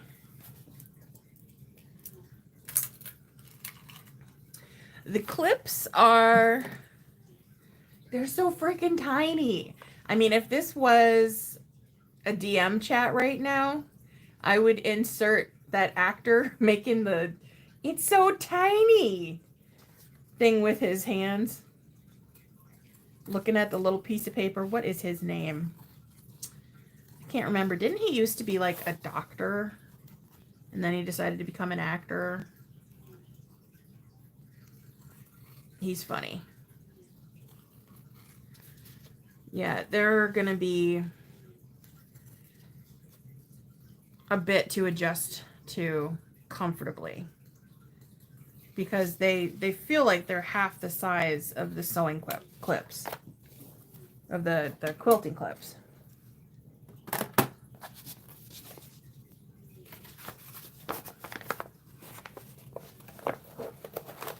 Yes, Ken Jeong, right? Zhang. You know exactly who I'm talking about because I use that on you all the time. It's so tiny.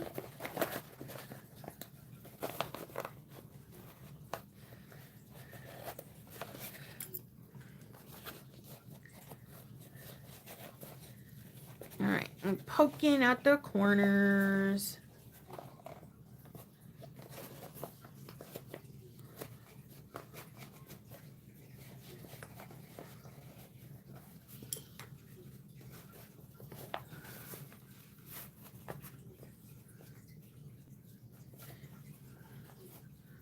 Now, let's see how well this works on folds.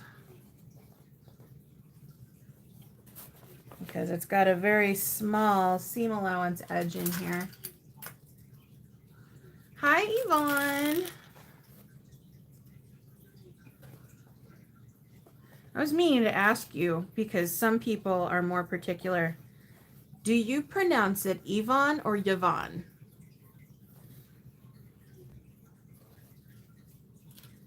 I've known people with both names before. I was thinking that when I saw you in chat the other day. I'm curious, is she an Yvonne or a Yvonne? One of them went by the name Vonnie. She hated being called Yvonne.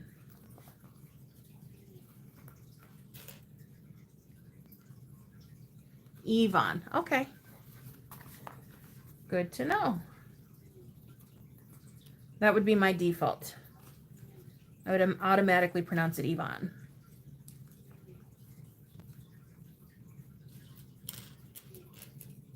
They hold your soul. Well, they seem to be doing so far so good. I mean, clipping these layers together with upholstery vinyl, I would have already gone through like 3 or 4 of the quilting clips by now.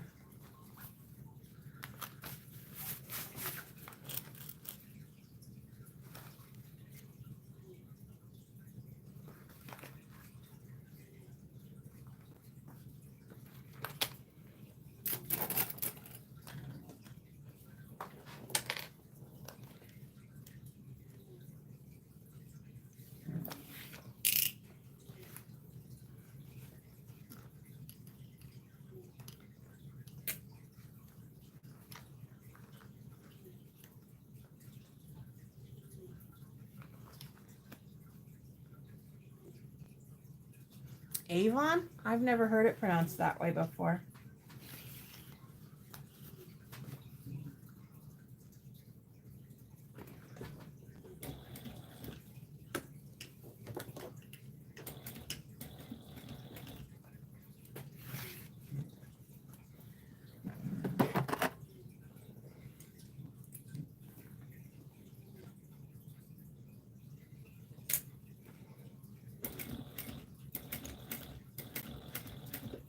Just so y'all can laugh at how my brain works. It's kind of funny. I grabbed my hump jumper so that I could start off with good stitches. which made me instantly think of the collapsing hump jumper that's being sold, which made me think of the bobbin holders that I just bought the other day. There was a pre-order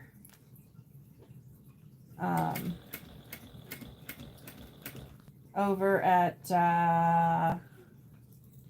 oh my god, you can tell it's getting late when I'm having a brain fart.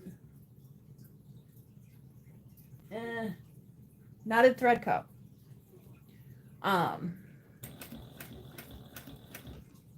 I ordered several of those bobbin holders.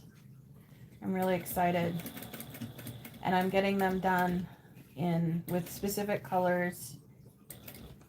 I ordered some that are black and some that are pink, and the pink ones are going to have black writing, and the black ones are going to have white writing. And I think I ordered like 7 or 8 of them. And then you might think, okay, but if you only have 2 machines, why do you need so many? Because I don't. I figure I'll put 2 on each of my machines. And then I'm thinking that I might do a giveaway with the rest, because I never did my, I was planning on doing something for when my group hit 1,000 followers, but now we're quite a bit past that, getting closer to 2,000 than the 1,000. So I figure maybe I will do a Halloween giveaway. And to be inclusive to my bag clients, I might give away a bag as well.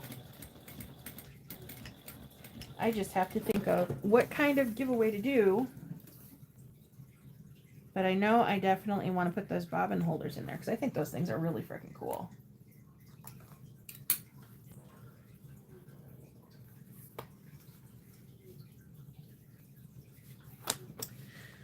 And there's the flap. I think that is definitely a massive improvement on the other one.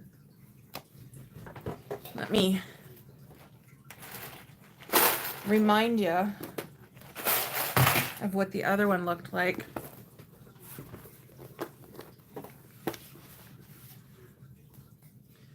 I definitely prefer the glitter.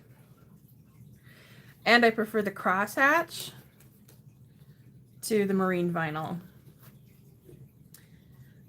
You know, I think I'd have to double check. Marine vinyl might have this in a beige, or if they don't have it in a beige, they might have it in a white. And you could leather paint it to like a beige or a tannish color. And then you could very easily do like a pink or a blue or something like that, and stitch little sprinkles on here. And then with like the beige vinyl down below, it would look like an ice cream cone. How cute would that be? Because that almost could be similar to like waffle cone texture. There's an idea for someone one day. Probably won't be me because I don't typically do stuff like that, but that's what it kind of looks like to me.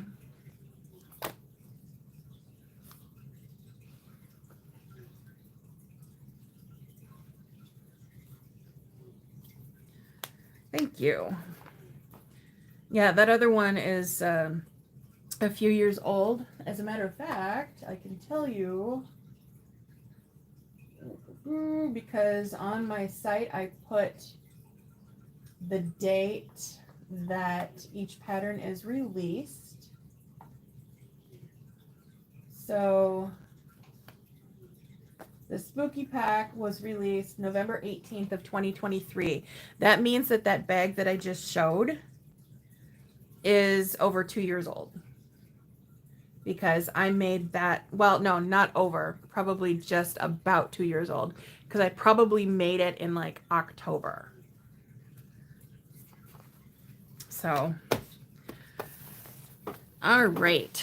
Now, I need to put, I'm going to put my label on the back.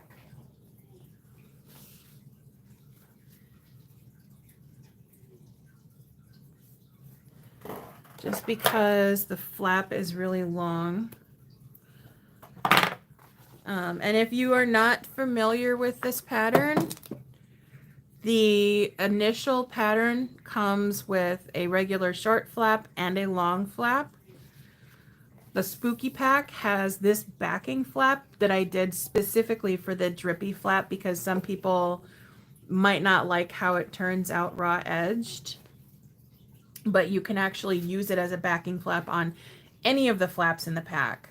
And this flap is a lot longer than the long flap in the original pattern.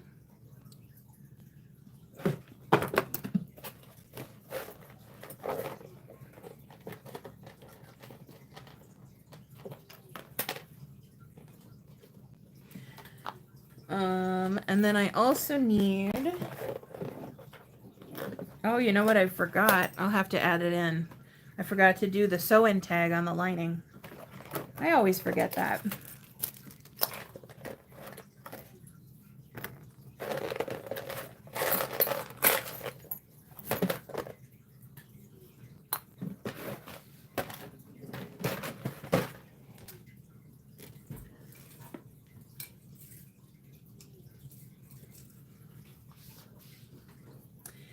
I've noticed that a lot of people like to use the Greedy at conventions and stuff. I think that's amazing.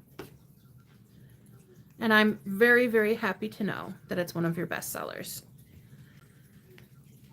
There is somebody who, what is her name?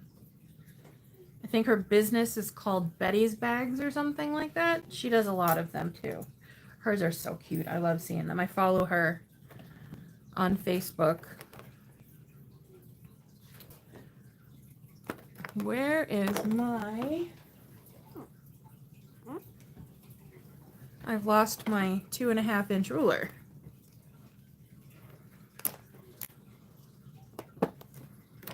No, where did you go?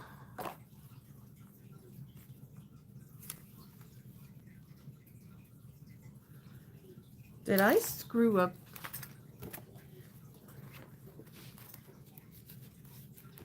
Oh no, did I?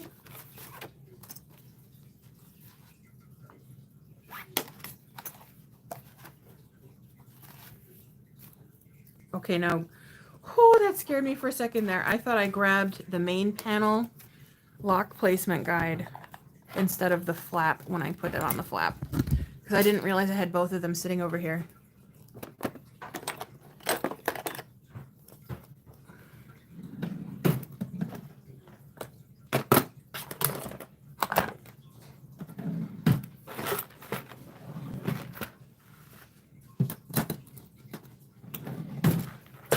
What the heck did I do with it?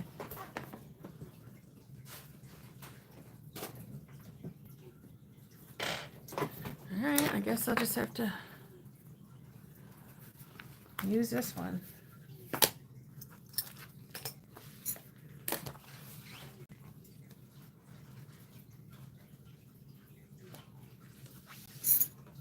And go up a little higher with this one.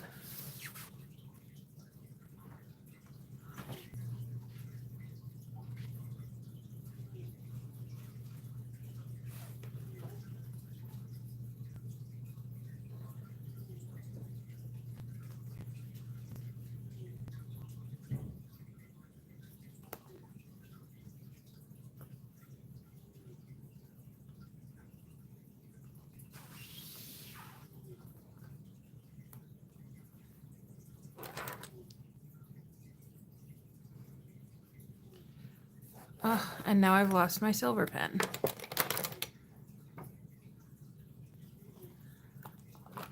This is just typical of a live for me, isn't it? All the mistakes, losing all the things. There it is.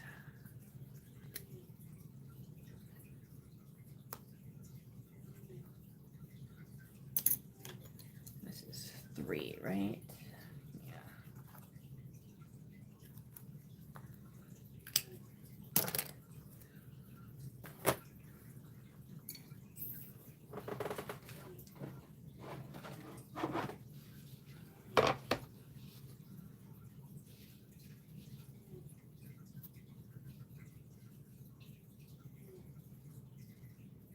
Oh my God.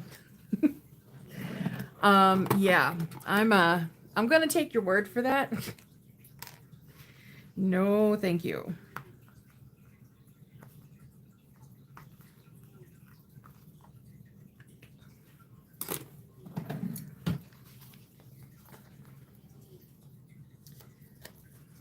Yeah, I couldn't imagine staying out late, partying with people nowadays.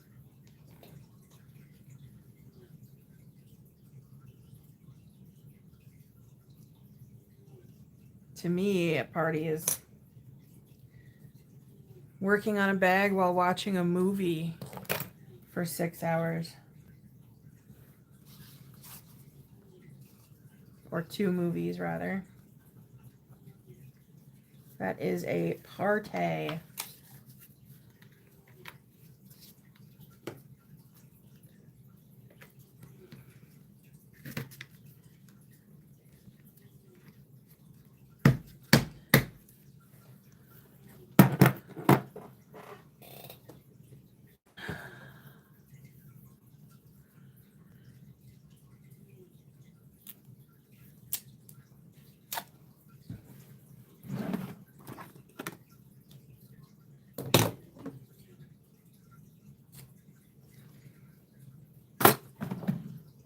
Nobody saw me use my fabric scissors for that because I don't know where I put my everything scissors. They're probably in the wrong drawer, as usual.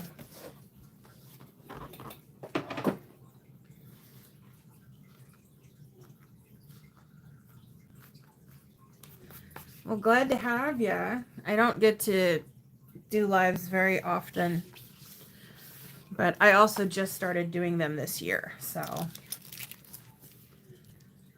I'm gonna have to open this up, or should I skip it? Let's see what it looks like here.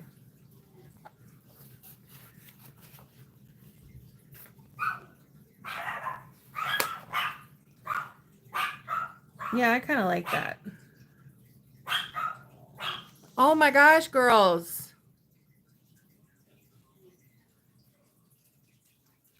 Yeah, I think I need to do that. I am not. Don't lie. I just have fun because this is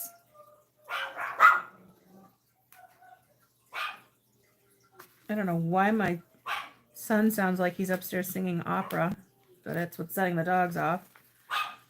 I am highly introverted and I don't talk to a lot of people.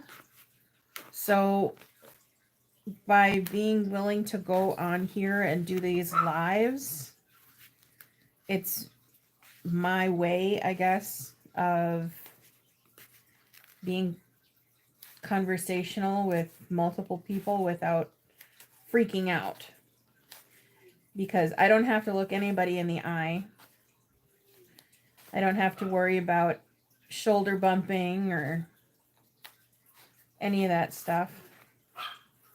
Although I do get tired of myself talking. Hearing myself talk.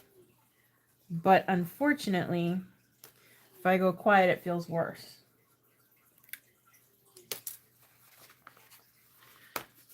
All right, let's find the center.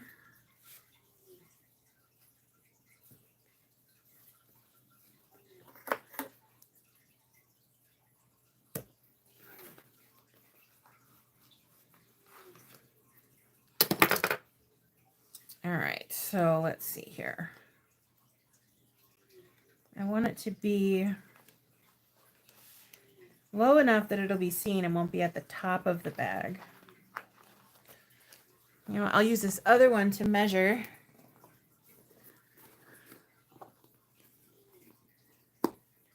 So I think right about there.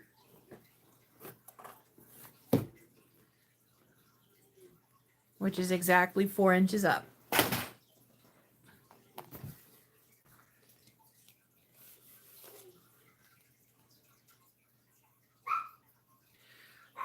Girls, let me use this one to line it up.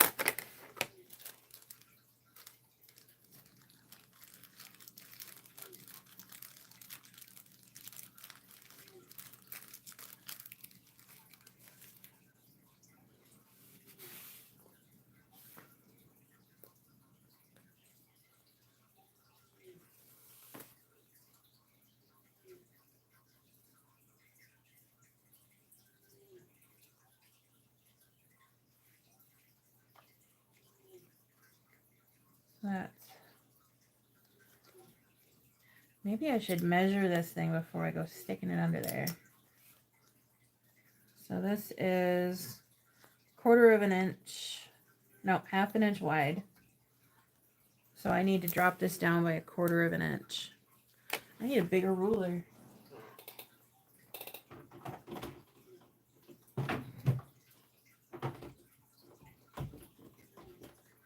Ugh, literally the only one I could reach. So that needs to go down about there.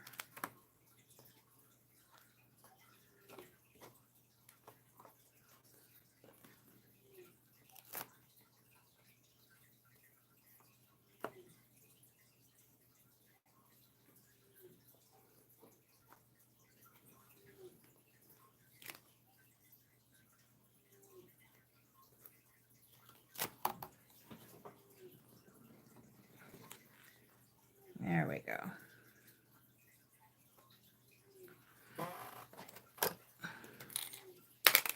Huh.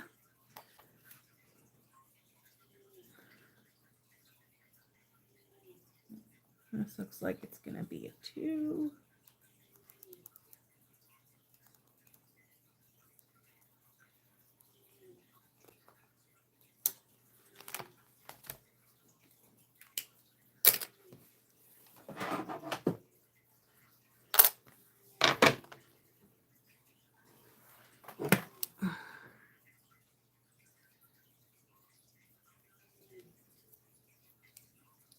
I think I've used these tags twice before, but it almost feels like I wasted them because I used them on Tuesday totes and I didn't really do a lot of extra stuff to the bags.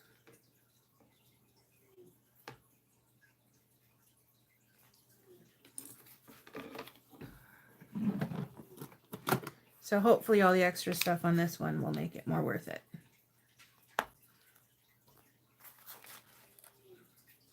Oh, that was close. I almost just sliced all the way through the lining.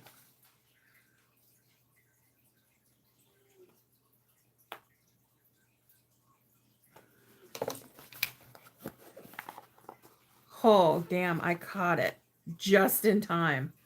Whew. Wow. Okay. That was close.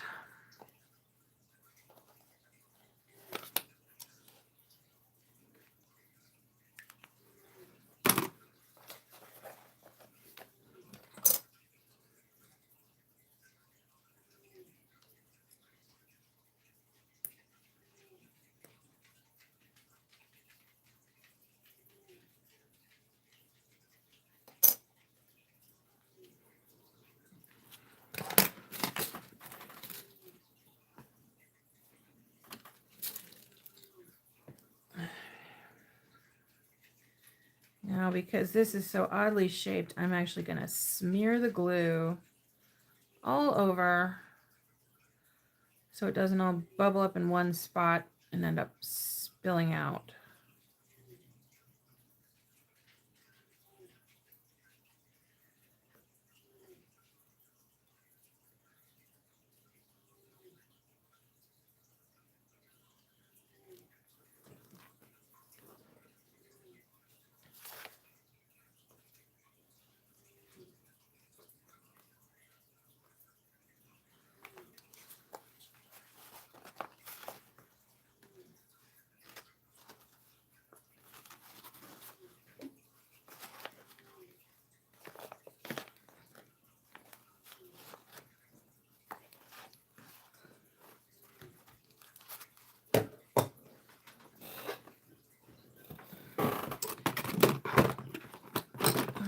Found my everything scissors.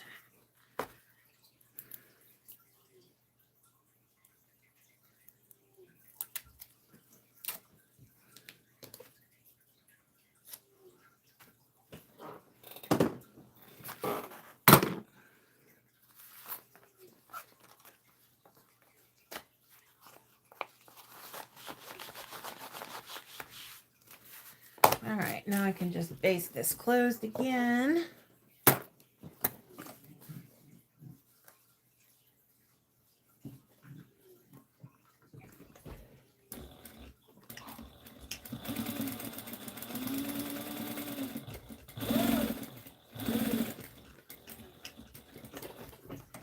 Yeah, I hear that bobbin protesting.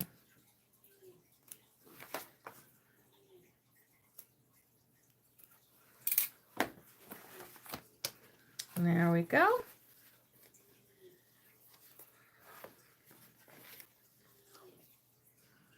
I love how that looks.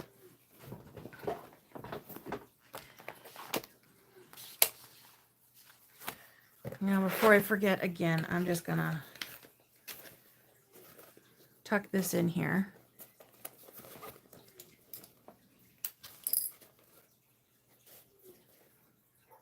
Who are you growling at?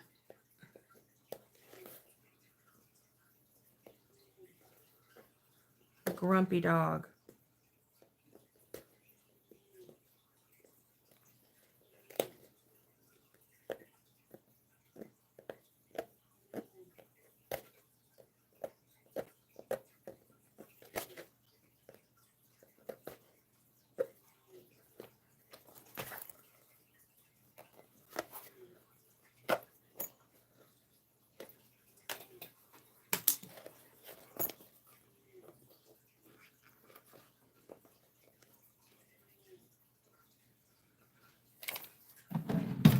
All right, now one of the things that I do when installing these tags is I will put a bit of 1/8 of an inch double-sided tape on the inside against a short edge, and then I will seal the two short edges together. That way I can make sure everything lines up and there is no shifting when I tuck it in. And then I also add 1/8 of an inch to one of the right sides of the short edge.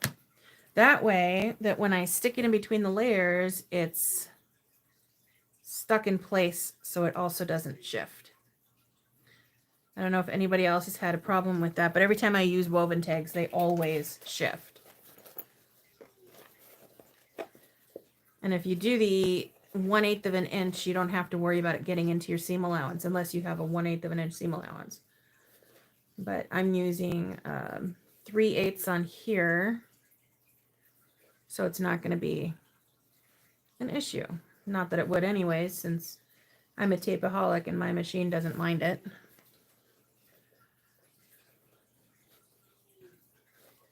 So I'm just gonna tug it down.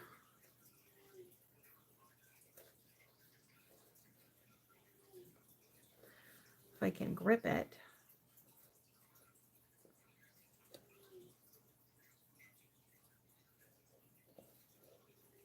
So it's just past the stitches.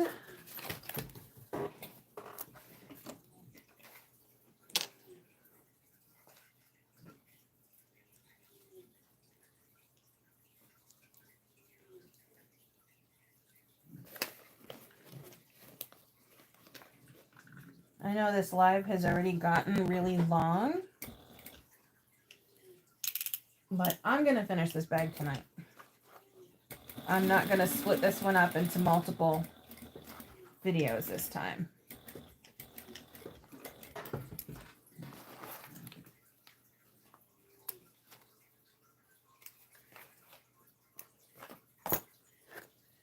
Let's just hope I don't make any more mistakes. All right, so there we go. So now I've got the Beetlejuice tag on the inside. That's the one that says, I myself am strange and unusual.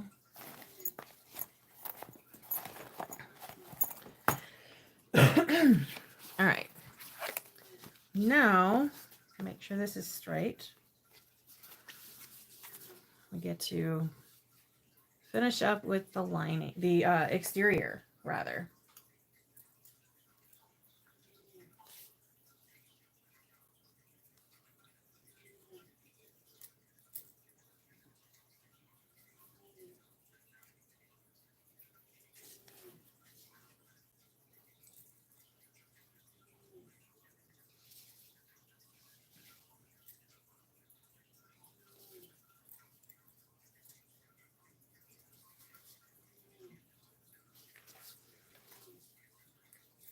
I'm going to do the corners on this one the same way that I have it in the pattern, just because it makes sense.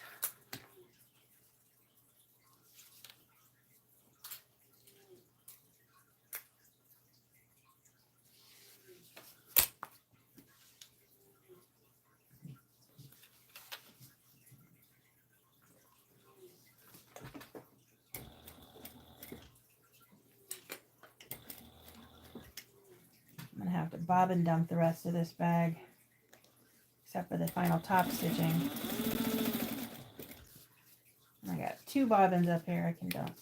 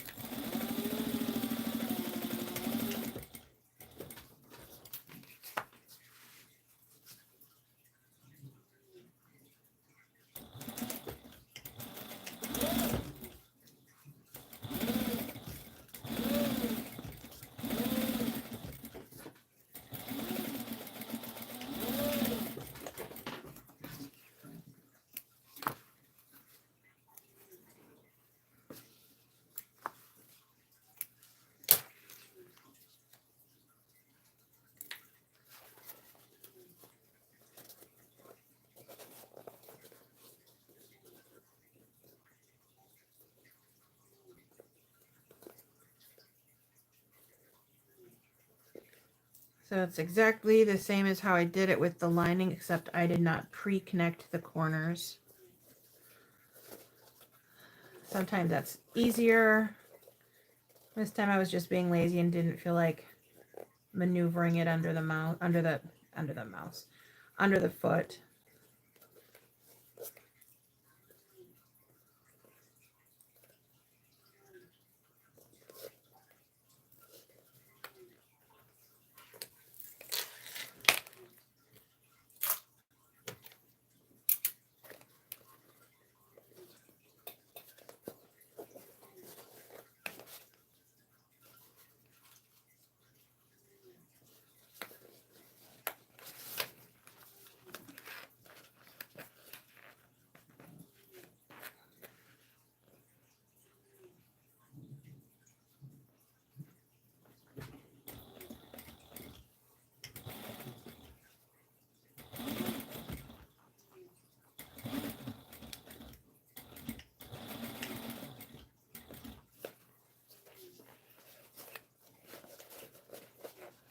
Anybody read any good books lately? Or watch any good shows?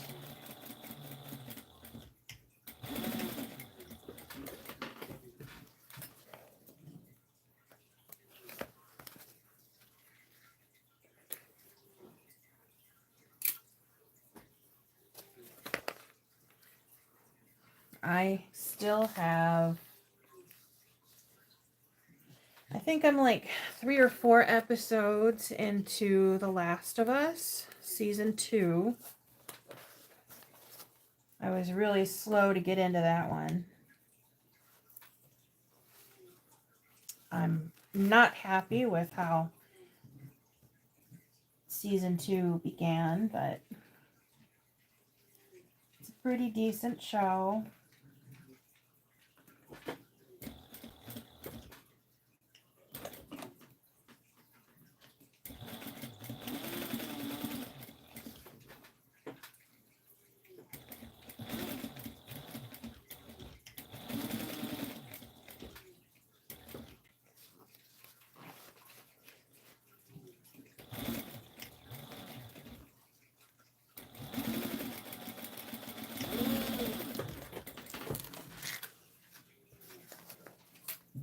Oh, see, I still haven't gotten any of the new Dexter yet.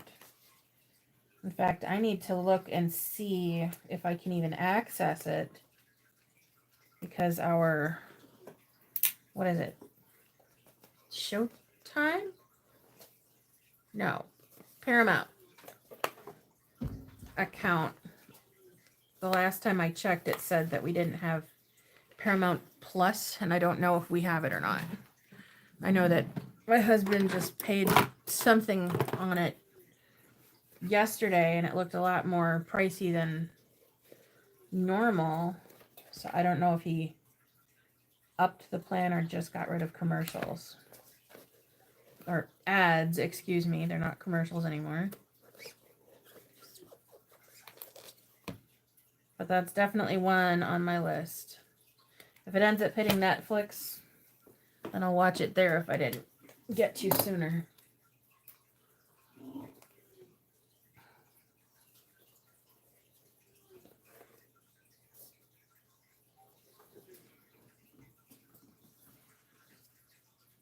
Don't you love that when people gift books and they go like to the end of a series and you have no idea what's going on?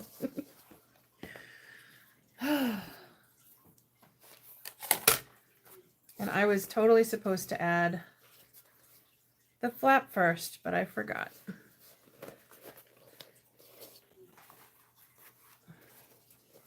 So we're going to tuck that in now because I am not seam ripping anything else if I can help it.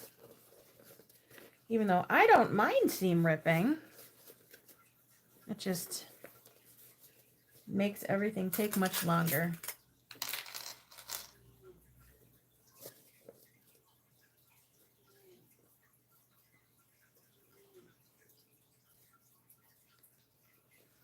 I guess this is a sign that I need to make more of my own patterns more often.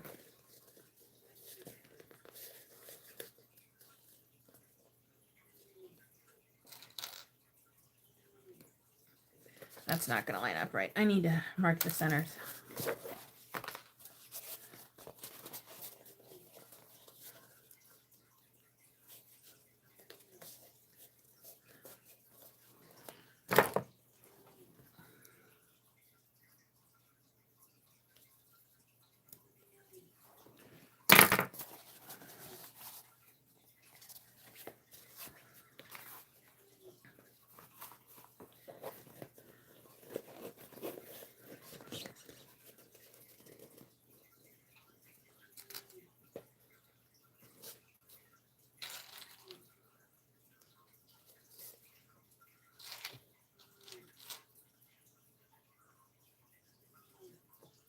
I don't watch UFC.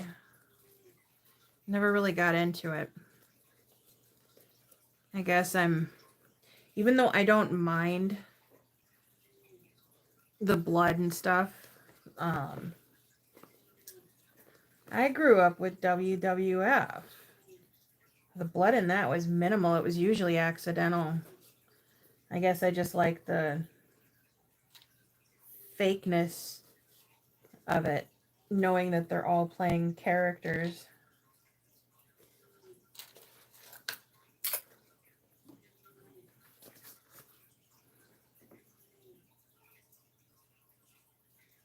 I have not heard of Gilded Age or Cambric. Wait, Cambric Creek. That's... Why does that sound familiar? What tool? The one I use for marking my centers? You haven't seen that one before? It's like a hole punch, but it's rounded rectangular. Here. Let me...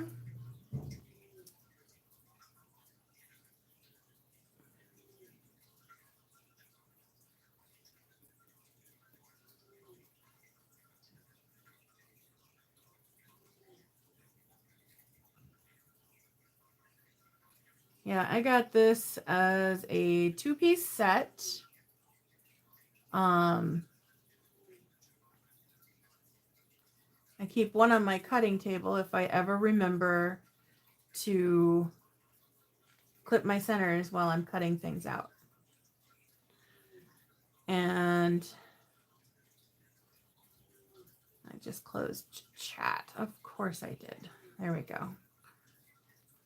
I do not have HBO, so that would be a good explanation as to why I have no idea about it.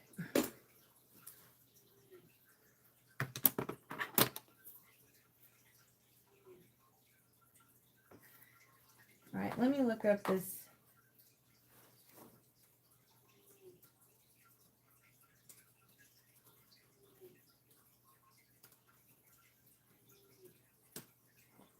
Cambric Creek series. Oh, okay. I am familiar with that. That's why that sounds familiar. I have read... What's the one with the goth girl? Is that the 4th one with the spirit? I've read through those. No, that's book 4, 2 for Tea. So I've read book 1, book 2, book 3, and book 4.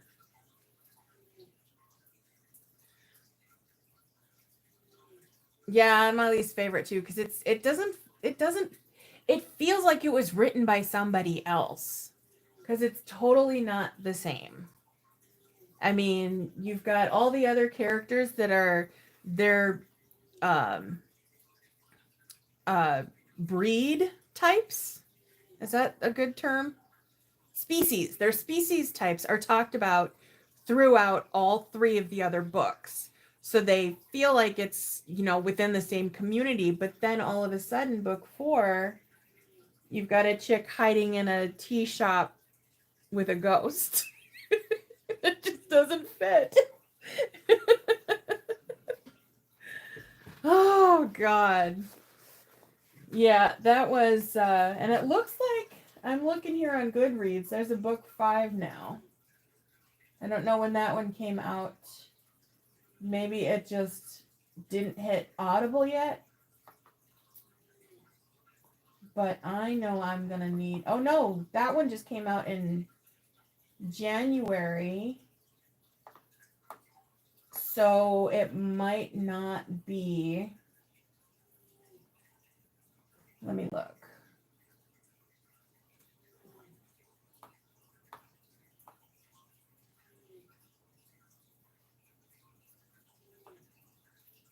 One, two, three, 4.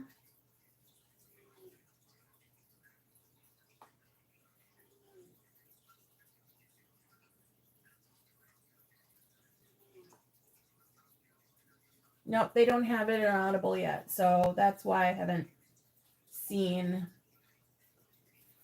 that it's there. But otherwise,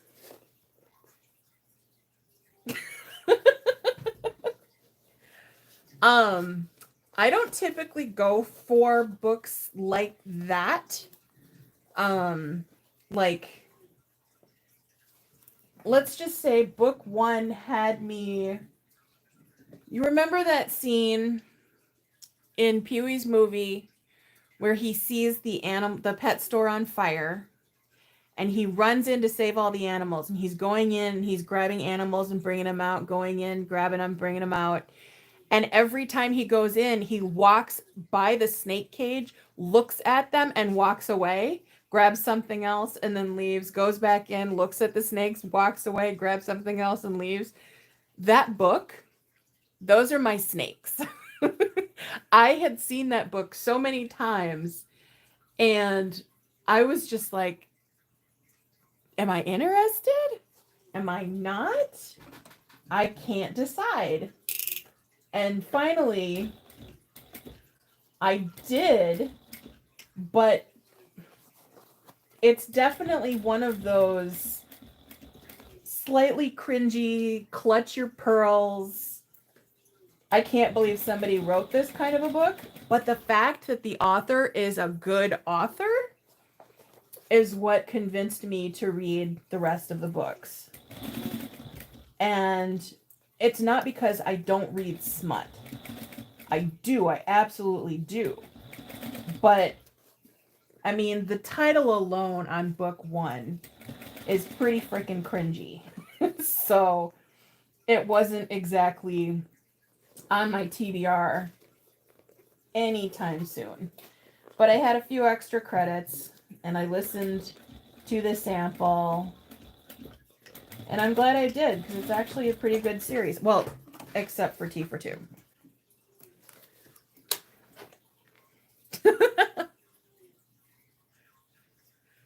Don't judge it based on the cover or the title of book one, Melissa.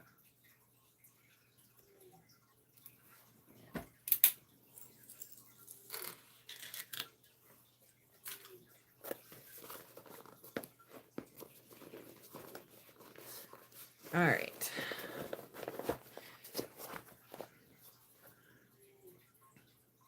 You know what? I just added the flap, and I don't know why I didn't add the side connectors first. I'm already doing everything else backwards. I may as well have done it that way. Oh well, now I'm going in the order of the actual pattern.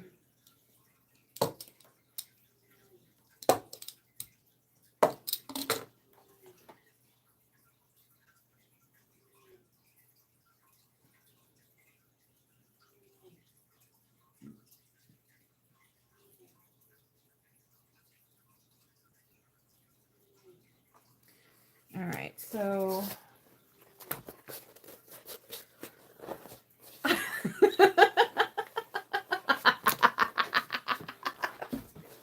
oh my God.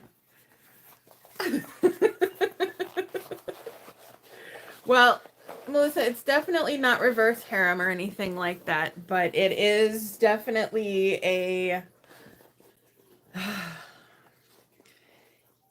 it is absolutely an erase my Audible history kind of book.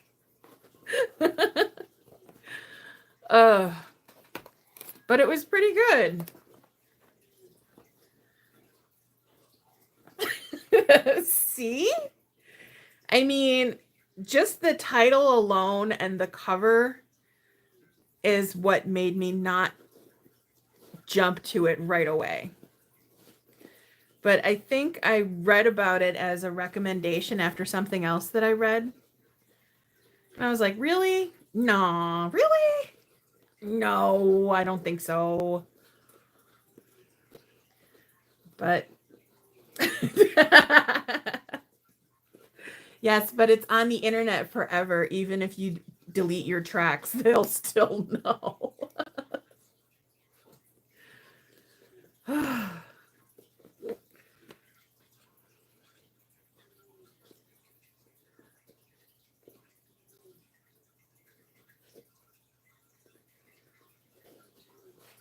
Yeah, same. I mean, I think what would have made it easier to walk away without being disappointed would have been if the author sucked. But she did good, except for book 4.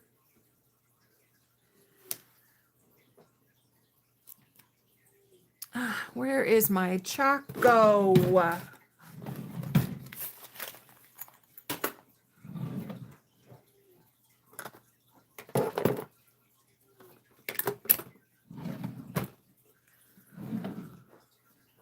I know that I used it not too long ago, and now I can't even find it. That's something else I need to buy like a bazillion of. It's Choco pencils. He's gone.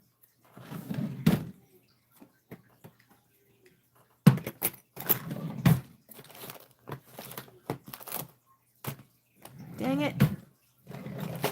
Oh, there you are. Rude.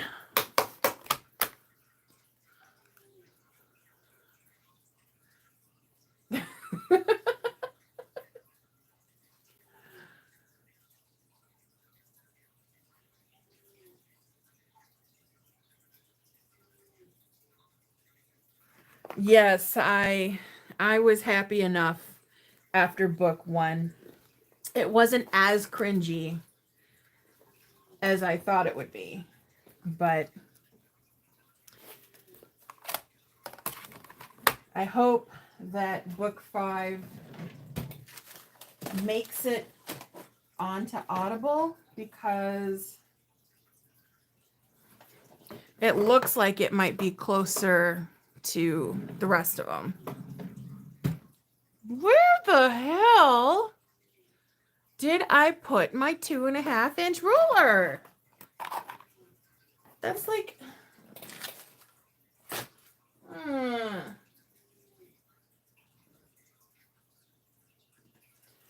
All right, fine. I'll use a weird one.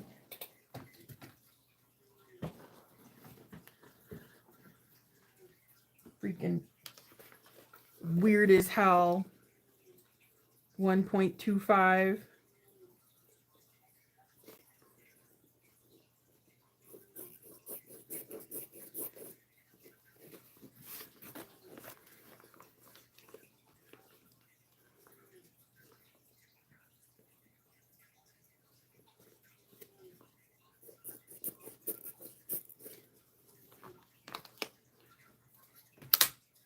All right, let's see here. Mommy porn.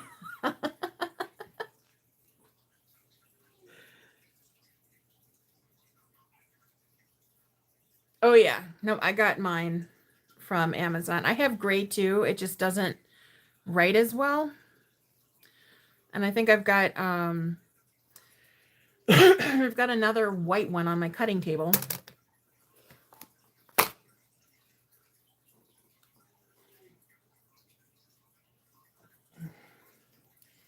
These pieces do not want to stay together. This is one of the reasons why I hate working with upholstery vinyl.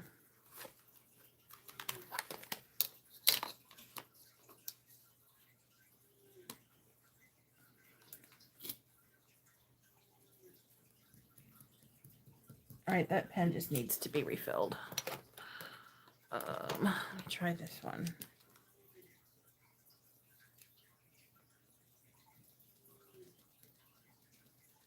That pen needs to be cleaned. Let me try this one. That pen doesn't like vinyl. Try this one.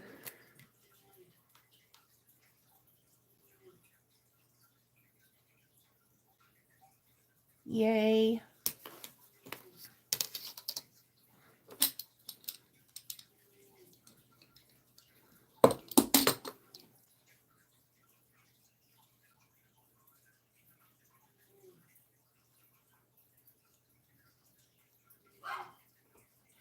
Oh, don't you girls start up again.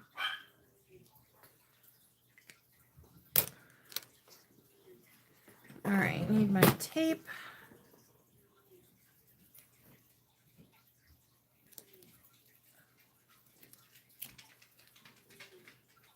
What are you looking at? You're the one barking for absolutely no reason whatsoever. Ugh, okay.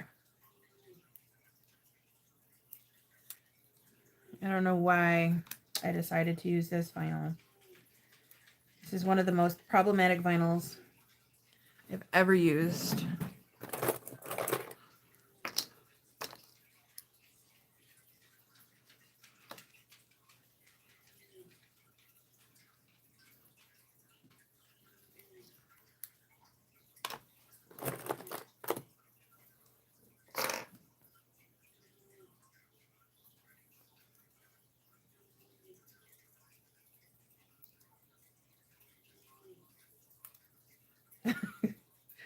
Oh, you're pausing one of the other ones to start it?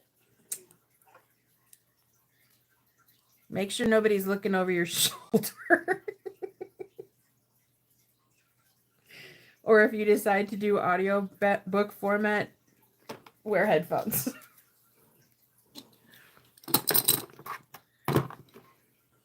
I mean, I will say, as odd as book one was, I enjoyed the relationship between them.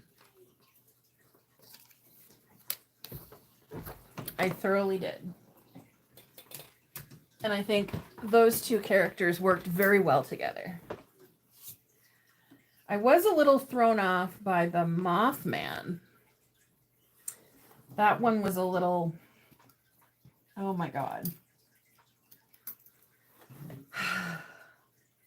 The thing through the window, reaching all the way across the room. Oh my God. That one was a little... Ugh.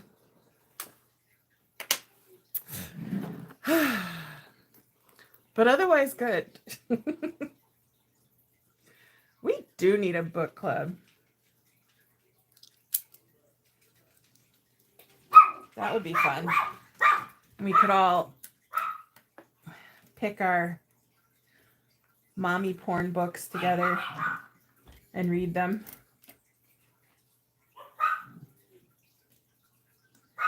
Oh, no. Oh, the bobbin got twisted.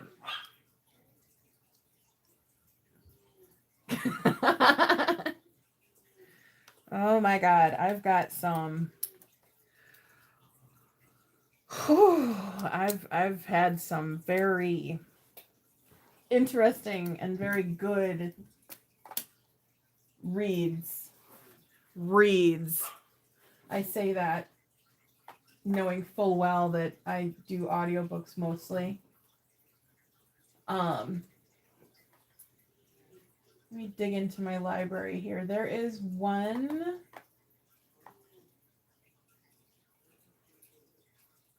series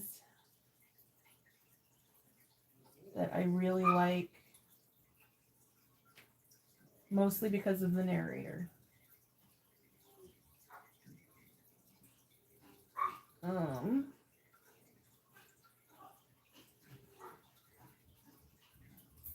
And it may have been the book that I had finished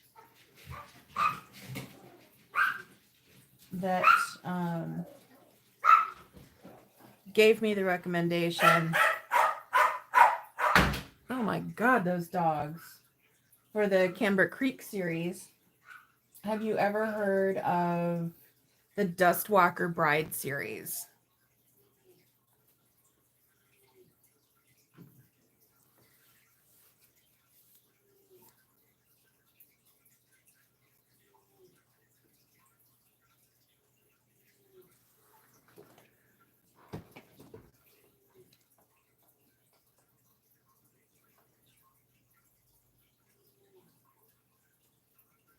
Her Soul to Take. I don't think I know that one. Yeah, the Dustwalker Bride series, it's a good series, but Wolfgang Milliken is the narrator. Go listen to this sample, Jaded. Yeah, Dustwalker Bride series. That's the one I'm talking about. Go listen to this sample audio. If your toes are not curling within the first 5 seconds, I will quit.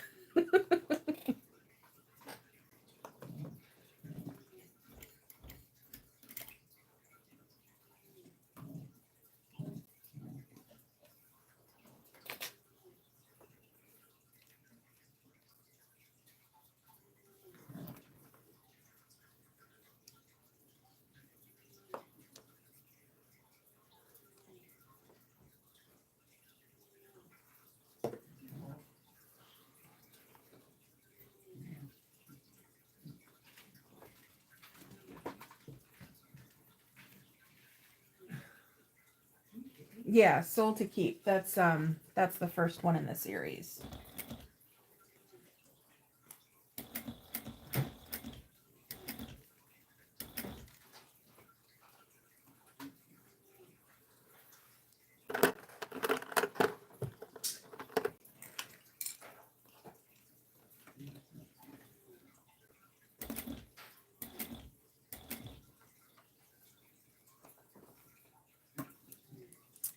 Melissa, you better finish it.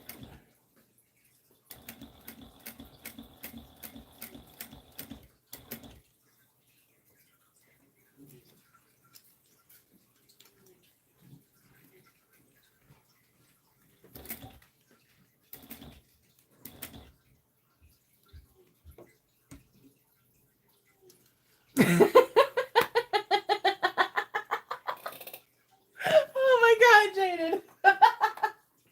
Oh my god. Right? See? Oh my god. And then when you're done with that one, and after you've picked your ovaries back up off the floor, look into the Southern Werewolf Enforcers.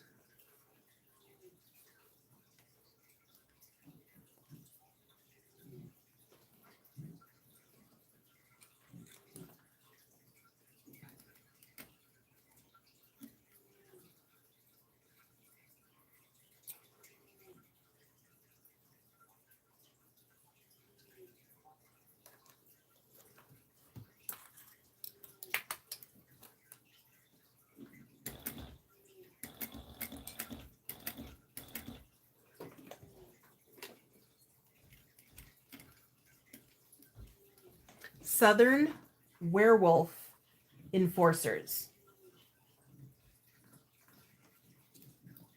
And it's also read by Wolfgang.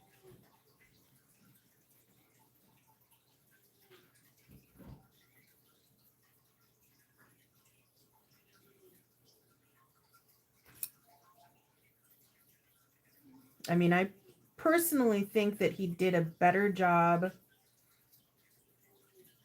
narrating. What are you girls doing?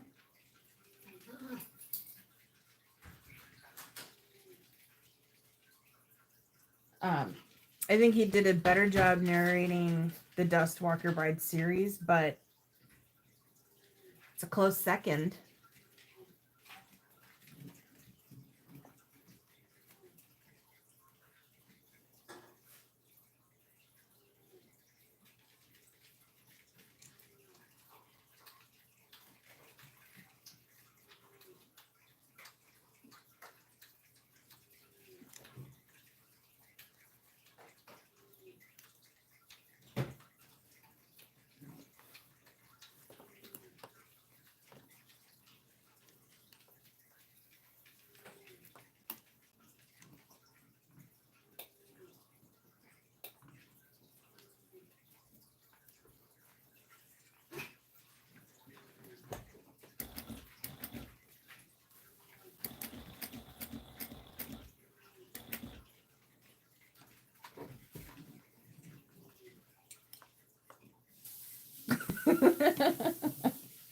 You gonna be okay over there?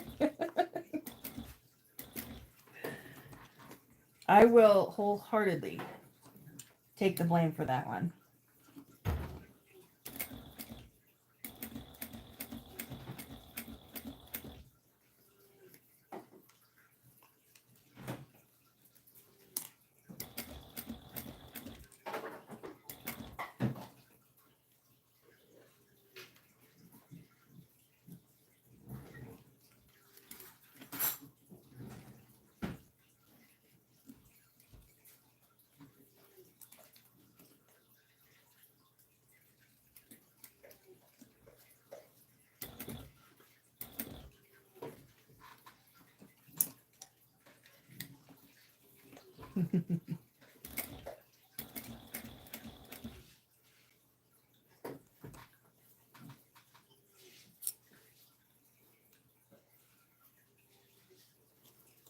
Yeah, I came across that one completely by accident when going through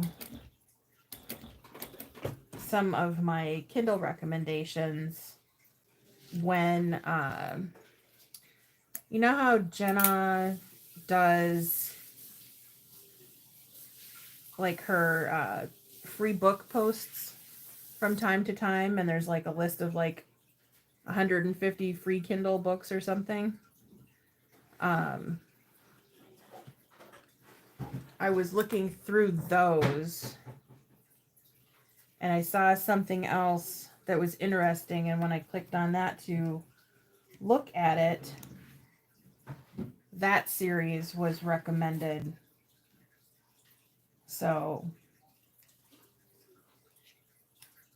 again, that was one that was kind of like Cambric Creek. You know, you look at it a few times, question whether or not you really want to read it, and then you go back and you're like, okay, yeah, I'm glad I read that.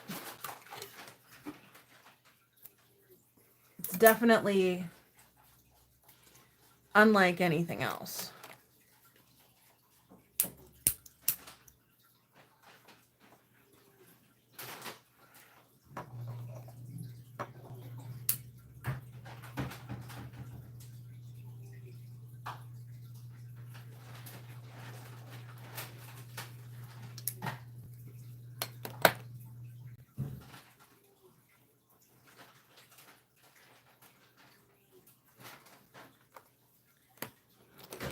Wait.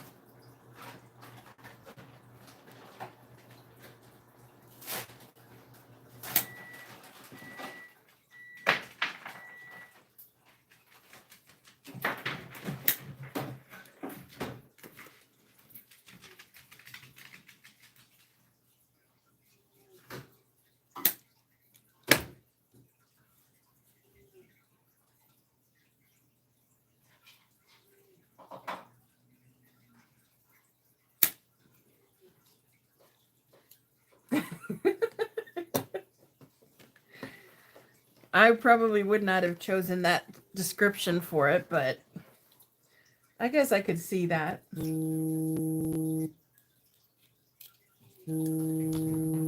I hear it this time. I hear it. I hear it.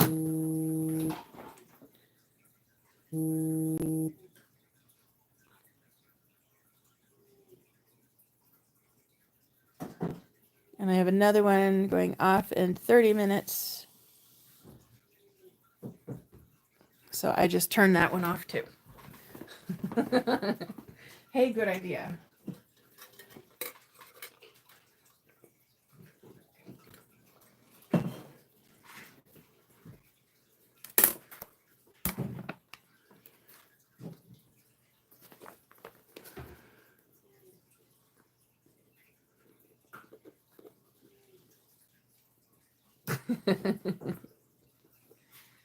But it's definitely a good read. That is for sure.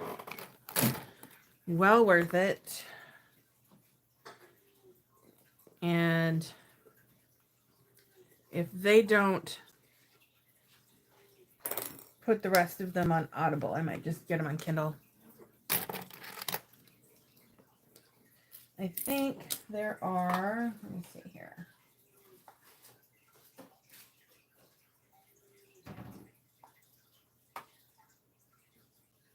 Yeah, there's only 3 on there out of 8. So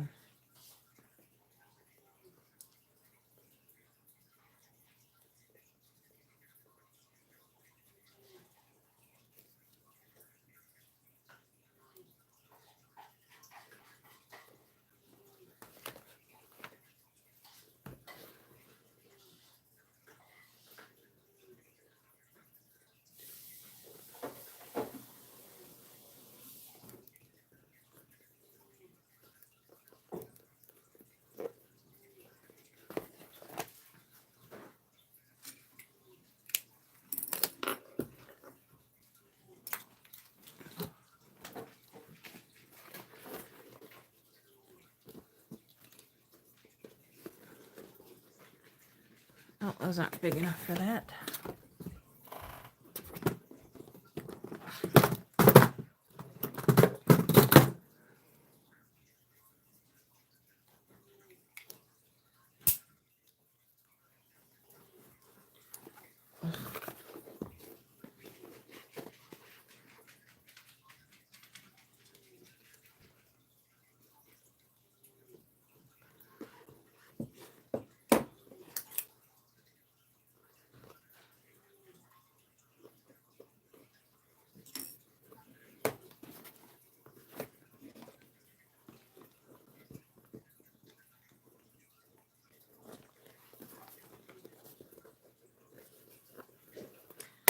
You know what? Screw it. I'm just going to use my awl because it'll be a lot easier and faster.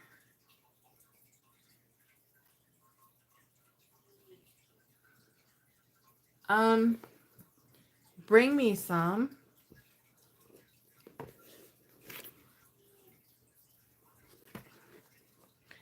Yeah, I haven't done dinner yet either. I don't know what the heck I want. My husband ate his lunch that he didn't eat at work. Fed the kids. And now I will worry about eating when I am done. Because I'm getting close to being done here. Even though I've been massively distracted the whole time. But it's a good distraction. And I think the 8mm might be too small for this. Maybe not.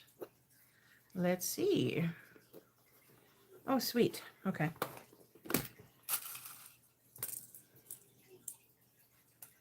You never know when you are using upholstery vinyl.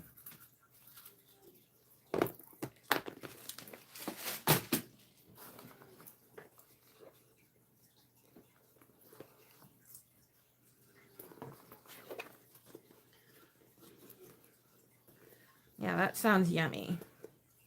Oh, I should probably put my O-rings on. Otherwise, it's going to be really hard to attach the handle. Pattern calls for D-rings, but I decided to use O-rings. And I think I need to upsize because those won't fit.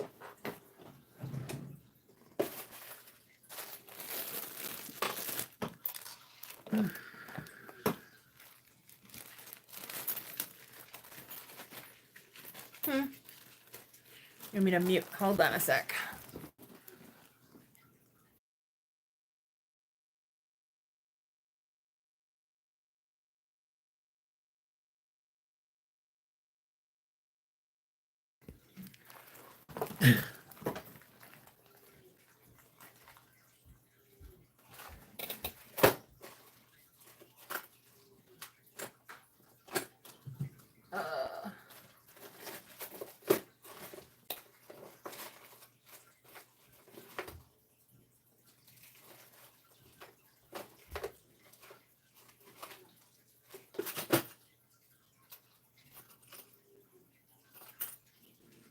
Well, I thought I had.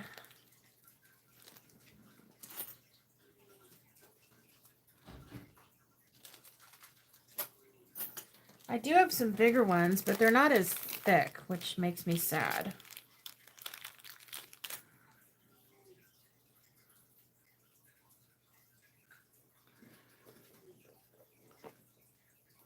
I mean, I guess that's not horrible, but I don't have any like 3/4 inch D-rings. I don't think. Ugh.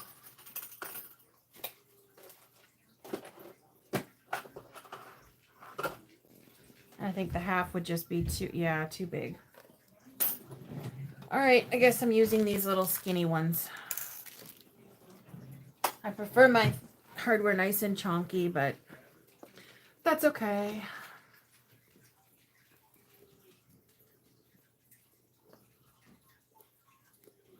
Ooh, chocolate cookie sounds yummy too. I don't eat a lot of chocolate, but that does sound good.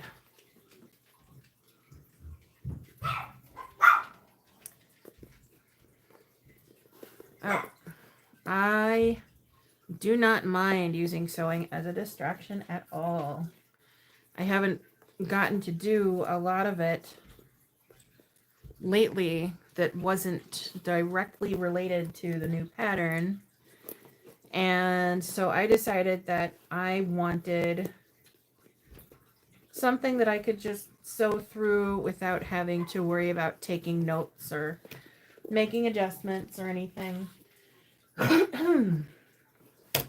And I just realized I forgot to install the other half of my magnet. That's gonna make it really easy to close the bag, right? But in between patterns, aside from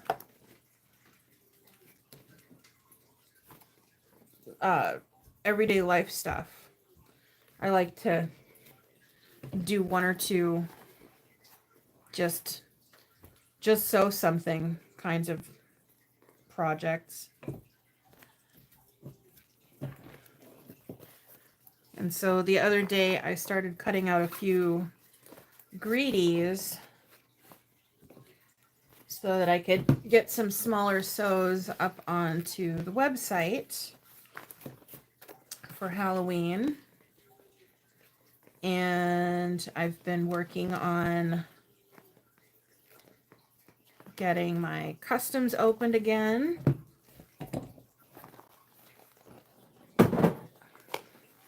I've had them closed for a while because I was trying to catch up on a lot of stuff, and when I went to go do customs again, what I wanted to do was clear out the list of people that I already had waiting towards the end of last year. And then I would open up the list again. Well, one of the last people that I had a custom to work on for, or two customs rather, because she wanted 2 bags.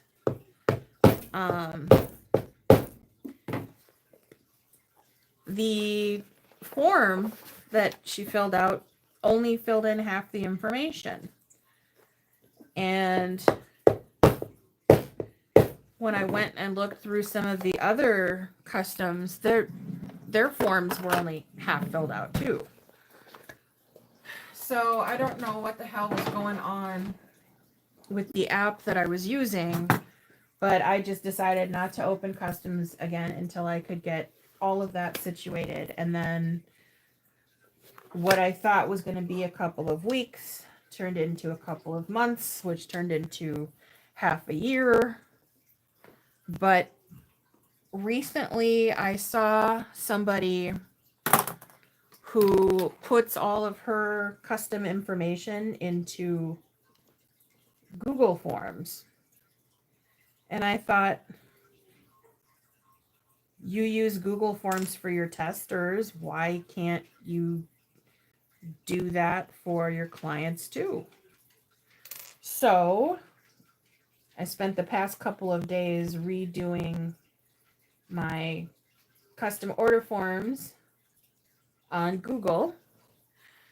Now I just have to finish setting up the website so that it reflects what's in the order form, and I also have to put together some kind of a gallery showing all of my available fabrics, which is going to take me like 10 years. And then once that's done, I will be able to reopen customs.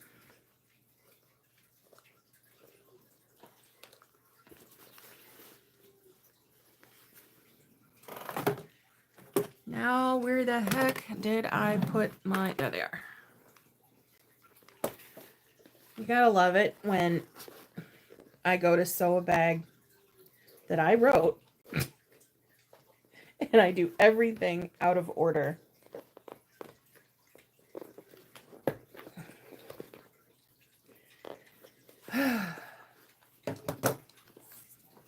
Every single time, every time I do one of my own patterns, I mess it up.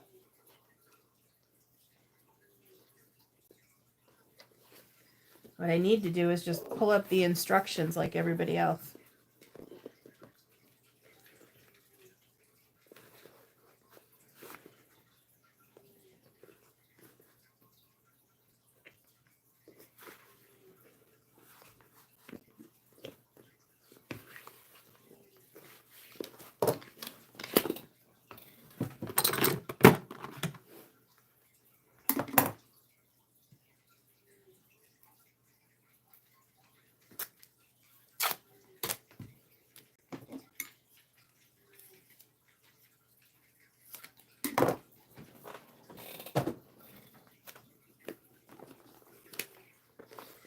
I don't even follow anybody else's pattern. I'll like look at it and be like, okay, I got this. And then halfway through the pattern, I do something wrong. It's fine. It's still good. It's still good.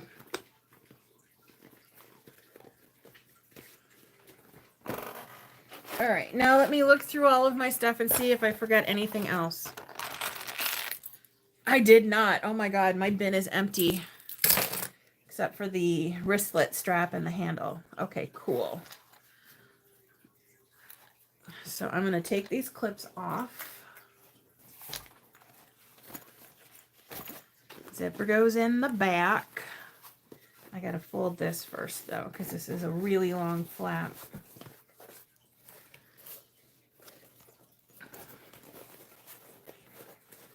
I think this is the longest it's ever taken me to sew a greedy before.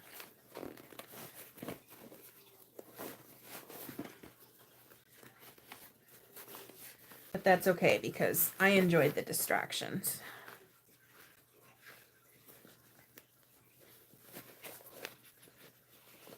Definitely good distractions. All right, this is not tiny clip territory.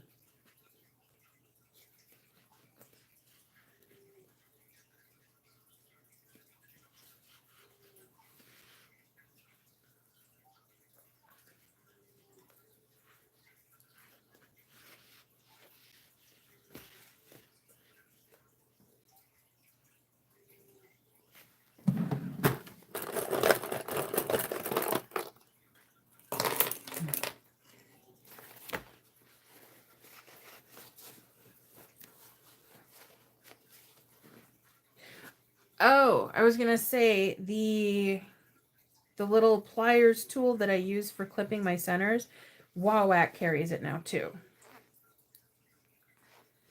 I think they're probably slightly more pricey than the ones from Amazon, but I think that's only because the Amazon ones that I linked, you can get 2 in the pack.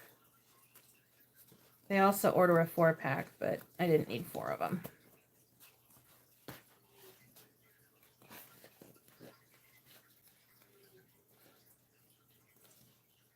Oh, I wish I would have marked my centers on this side. This is really loose.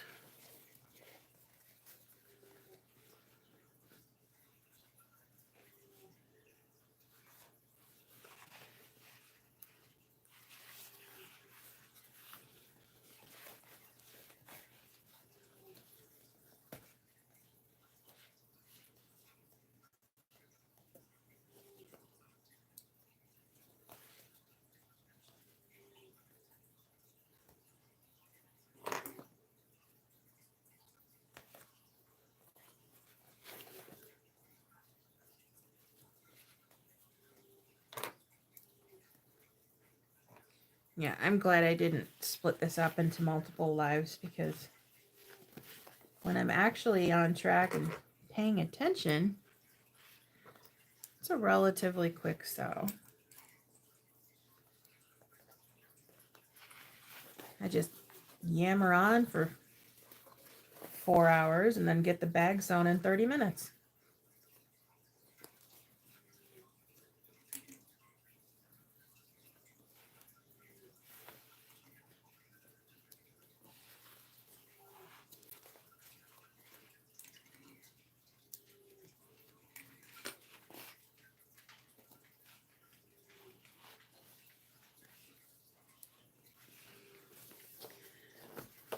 All right. Now I'm going to bob and dump, because I've got 3 partials and this one's almost full. I'm going to save it for the top stitching. Right about now I could definitely use those bobbin holders.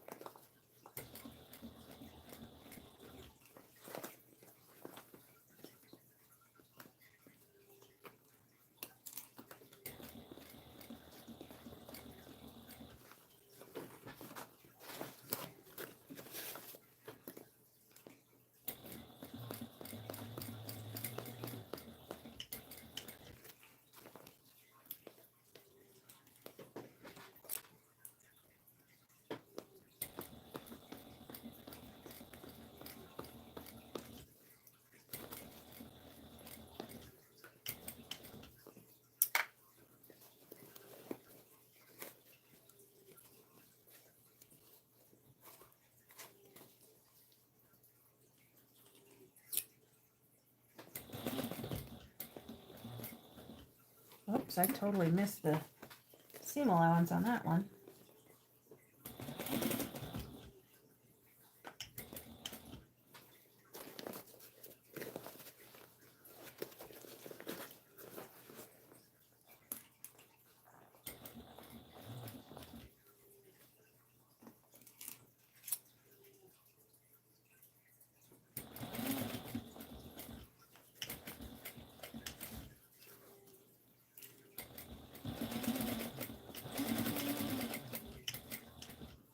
Yep, there it goes.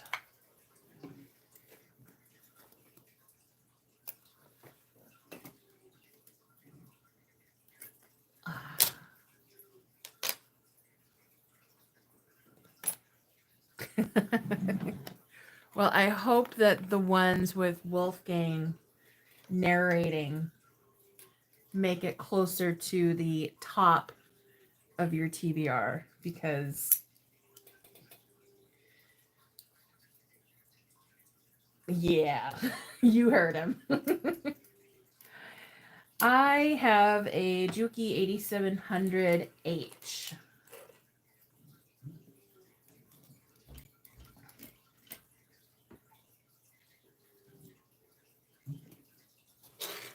I also have a Thor 1341, but we don't get along.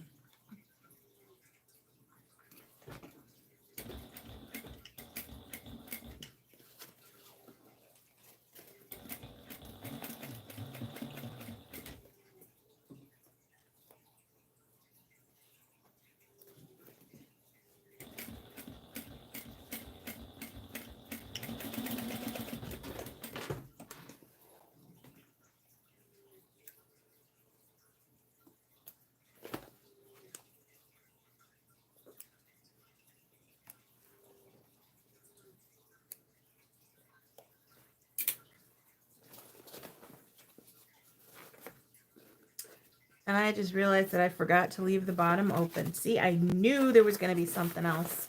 So I'm going to have to force a turn through this pocket. Oh my God, this might not even work.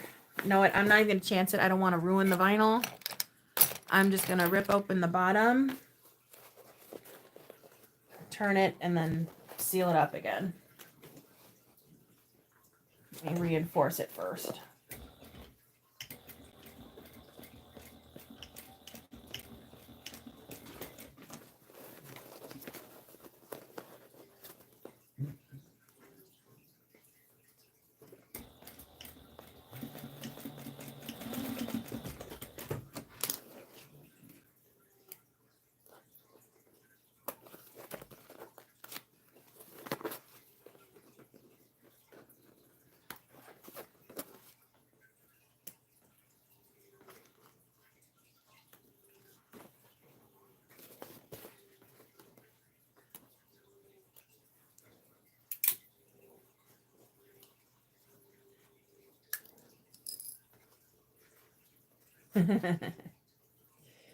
Yeah, I was, I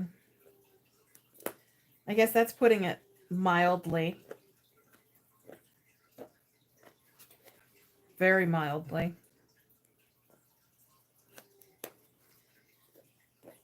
But, I mean, it works for the characters.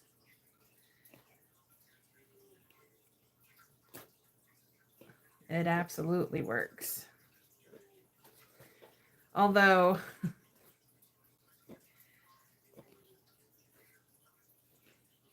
his voice doing female characters,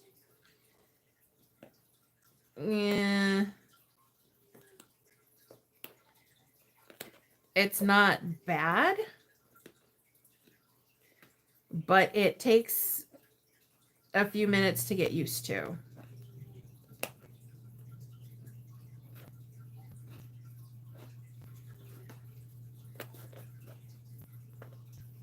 It's easy to overlook because you can actually get into the story. And one of the things I love about that series is that it's not just like with the Camber Creek series, it's all in the same universe, but it's not, they're not all connected together. in the Duskwalker Bride series, they are all connected. Like for starters, the main demon in each series, they're all brothers.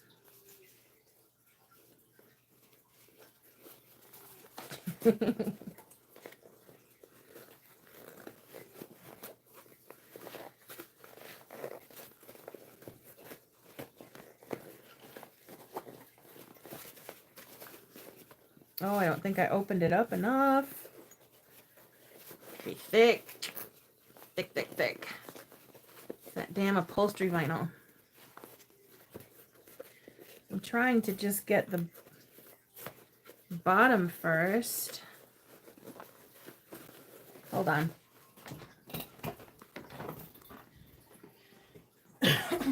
I have solution.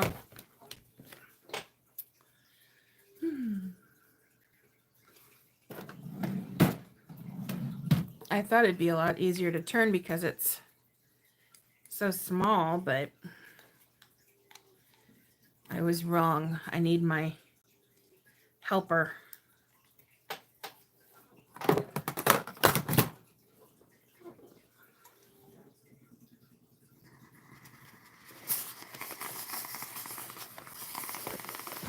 I can't even fit the steamer inside the bag. Oh my god.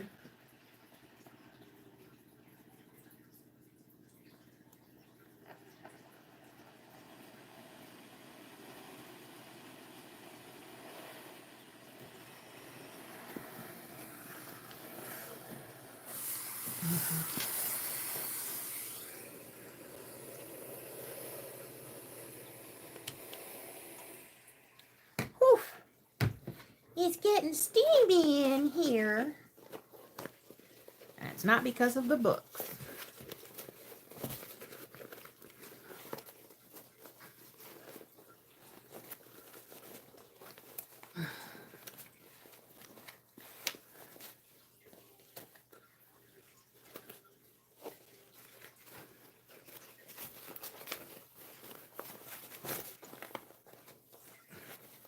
Yeah, you gotta love when autocorrect is incorrect.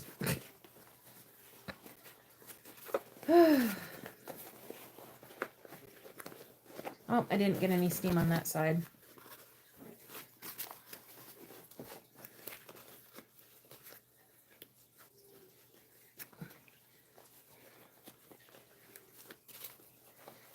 Wow, that flap is just like, don't leave me in here.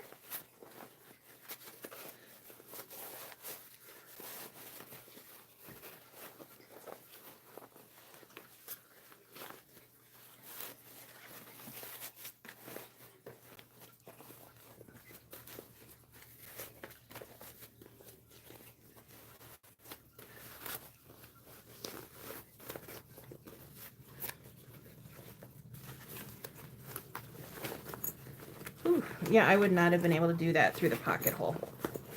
There is no way.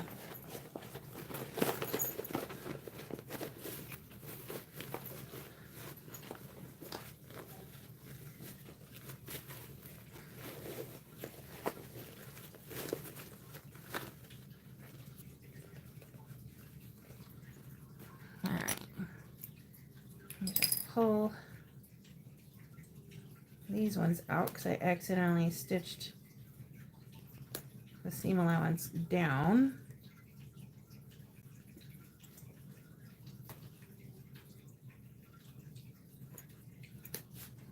Dang, Raven. Chugging like you've never had water in your life.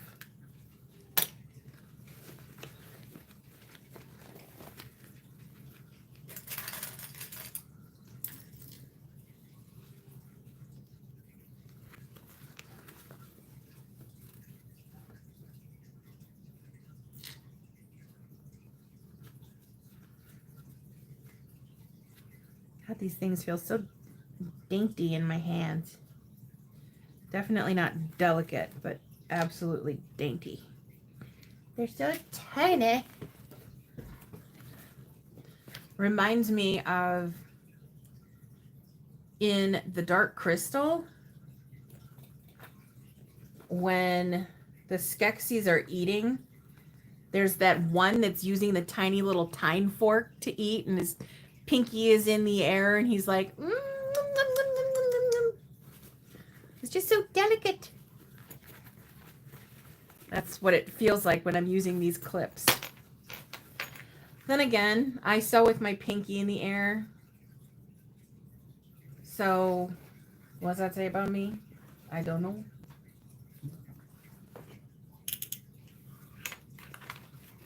I don't know why why I do any of my sewing stuff with my pinky in the air. I do weird things. And now that I've said it out loud, I'm going to make a conscious effort to try not to do it. But see, I just did it. My pinky almost immediately went straight up in the air, said, ha ha. Nope, stay down.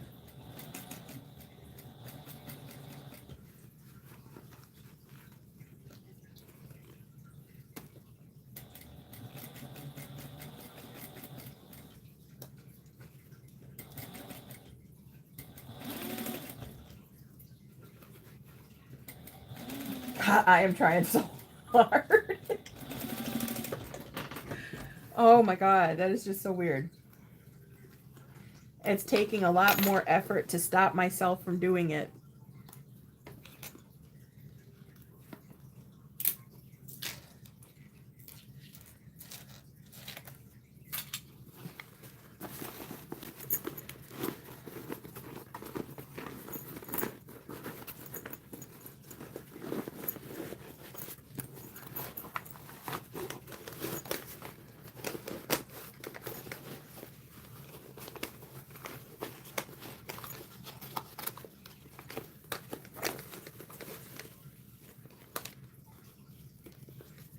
All right, close the pocket and then top stitch, add the handle, and we're done.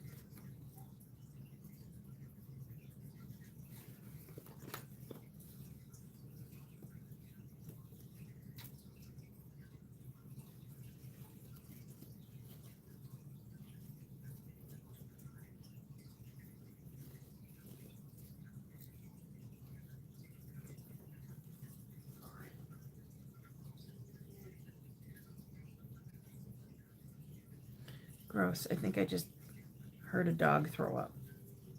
Ugh. Better not have. Gross.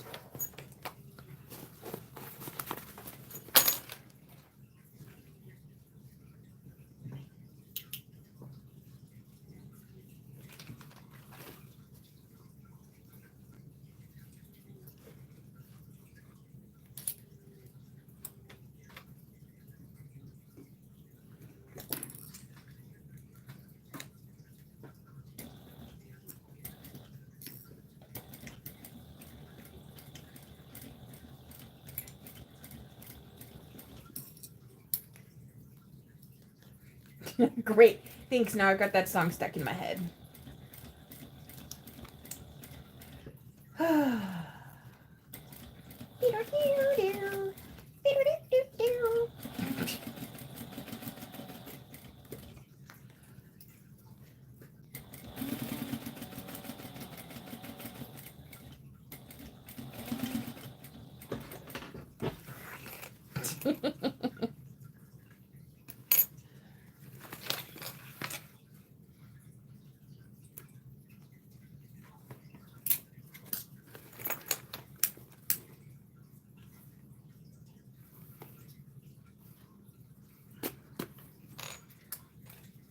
Oh, I didn't do it on this one, but that rounded corner trick, also works on the bottom of zipper pockets. So if you just put that slight curve in there, then you won't have these sharp corners. You'll just have a nice rounded curve. And then you just fold it in and stitch it closed. And I totally spaced on that, or I would have done it.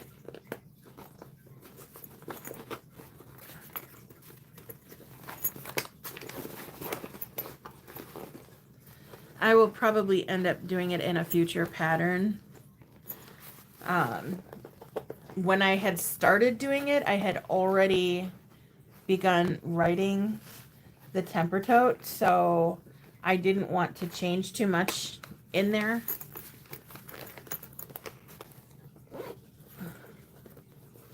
So I just left it as it was.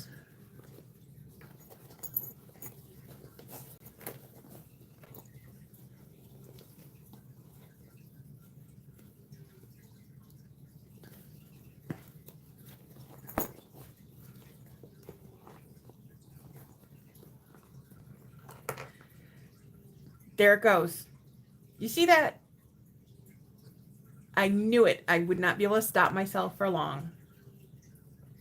Freaking Pinky.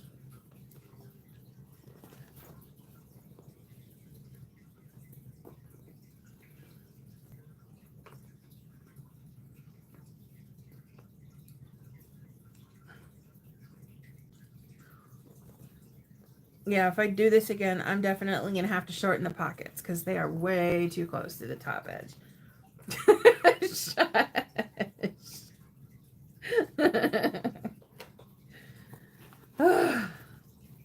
I don't know why I started doing that. No idea. But I did, and I can't stop.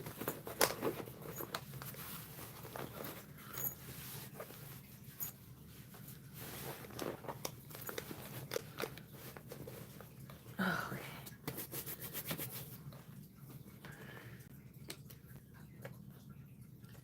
The glue that's in there got messed up from all the steam.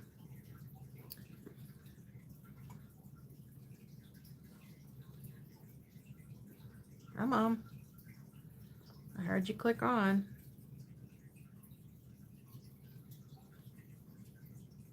Oh. Maybe it would help if I added water.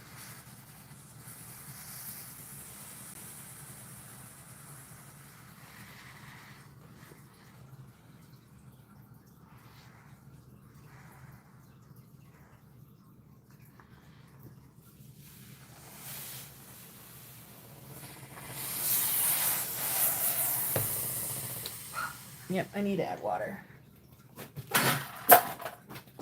And I just tossed that container full of plastic clips all over the floor.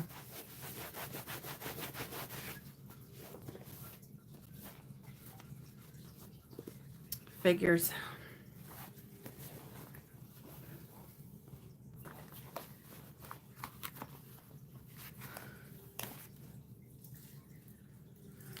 Oh boy.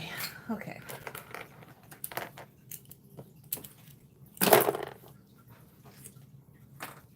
Not gonna worry about it right now.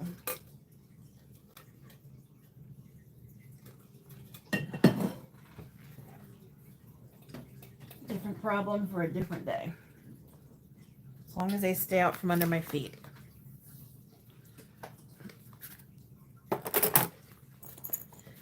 All right, this is gonna be tricky since I got the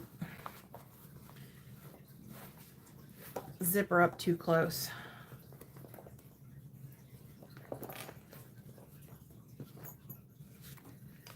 All right, I need to switch that back to that bobbin that actually has enough thread on it. I'm gonna have to bob and dump another day.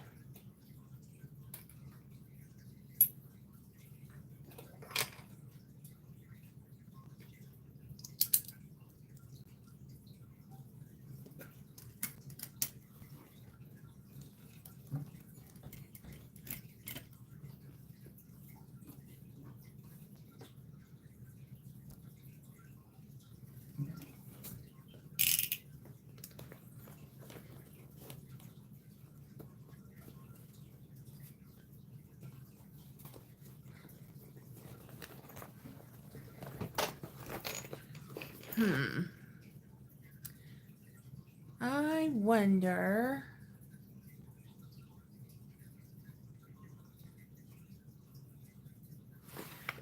Let me see if I can easily switch over to my cylinder arm.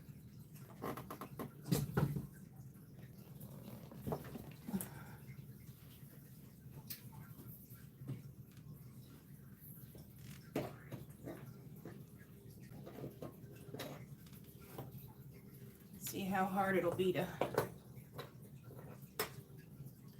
put up my mount.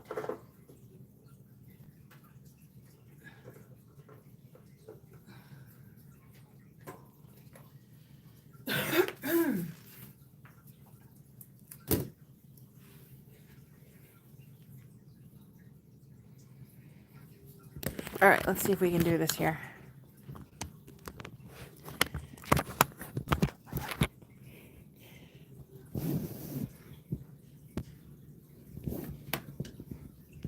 Oh, hold on. I need the attachment.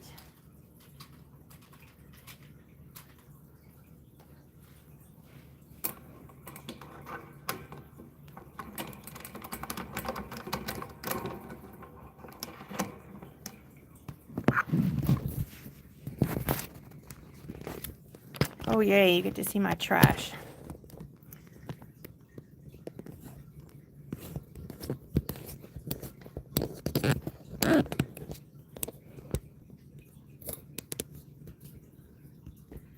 And my lamp.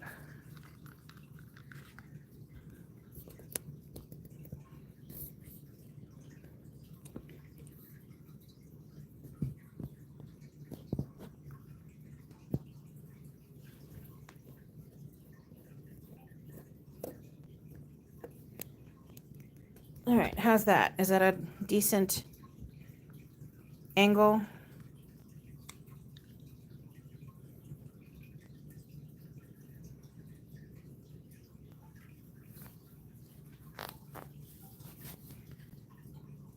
Huh, for some reason, it's not showing chat on there.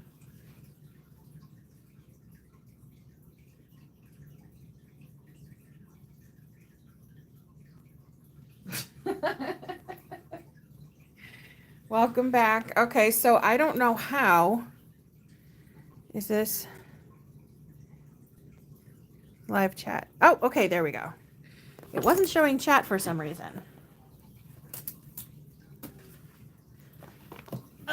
Okay, and yes, I just moved over to the cylinder arm. Yeah, don't blame the dogs. Blame the raccoon. All right.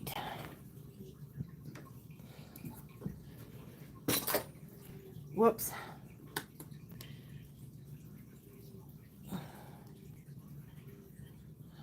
Okay. Of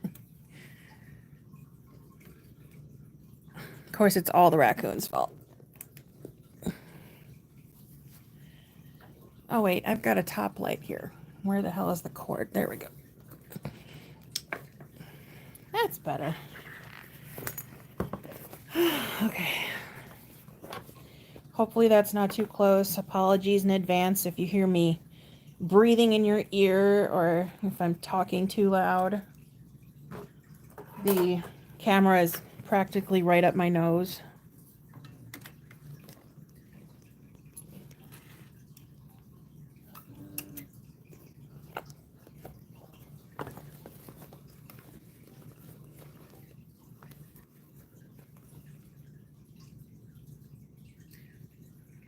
Did something just happen? Why did it just tell me I'm live?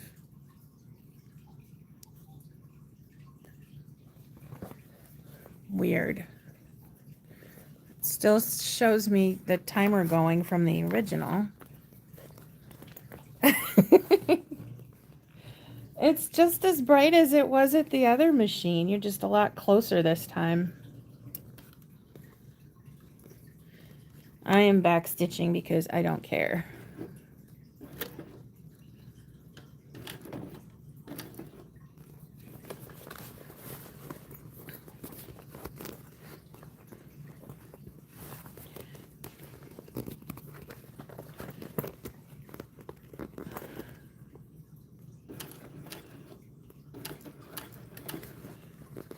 I'm just worried about this zipper. I'm trying to keep this as flat as possible and keep the pull out of the way.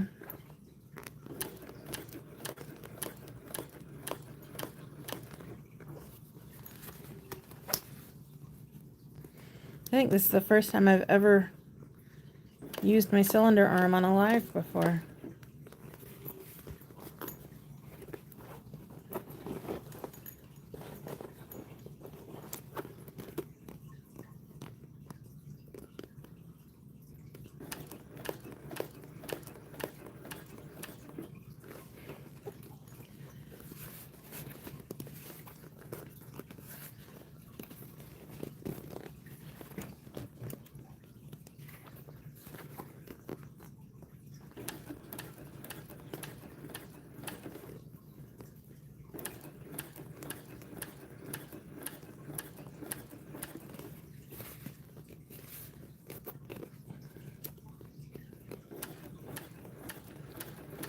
Yeah, this bag is going to be totally jacked up.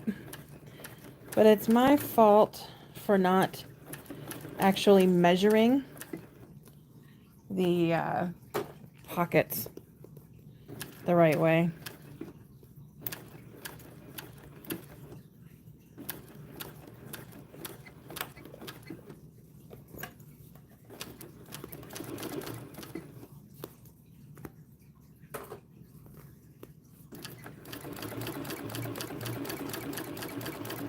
Sorry for the shaking.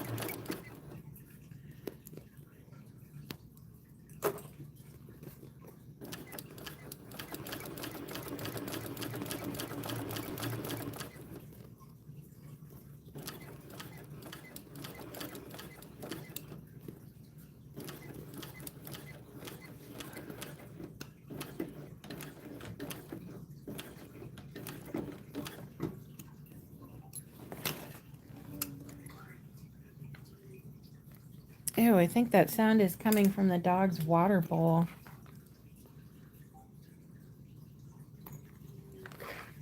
Gross. We've got one of those fountain bowls where it keeps the water filtered. And I think that thing is practically on its last leg. So I need to steam this, and I need to get all this guck off of there from my steamer.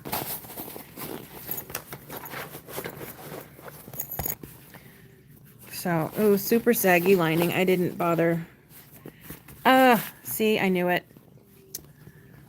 I totally missed most of that. But it looks good on the outside. So maybe I will redo it one day.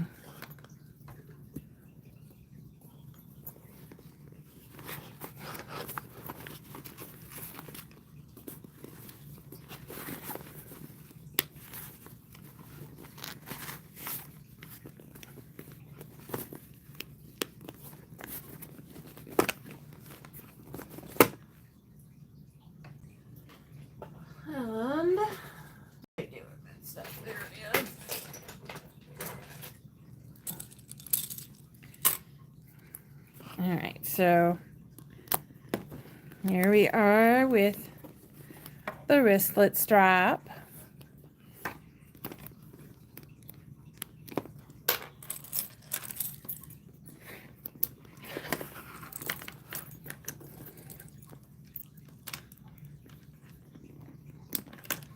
And with the chain strap.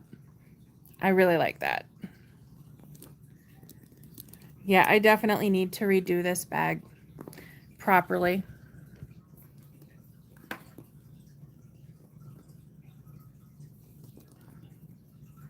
That is so cute.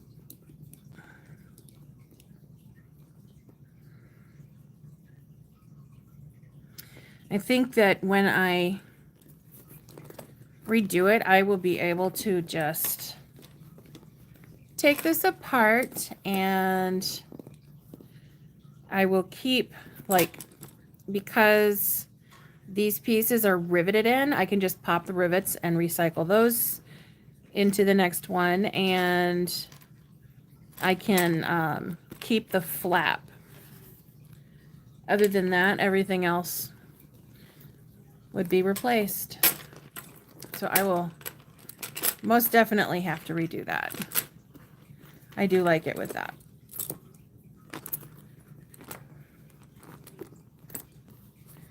Of course, I got to do my hanging over the front thing like I always do with a greedy. That looks good. And it'll look even better when I redo the entire body of the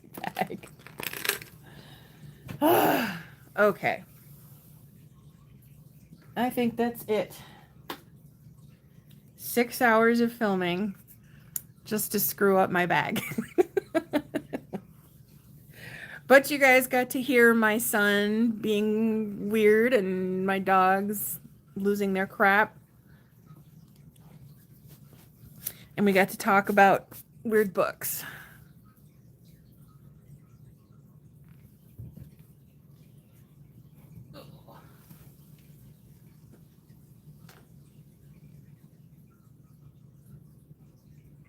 What happened to my... Hold on.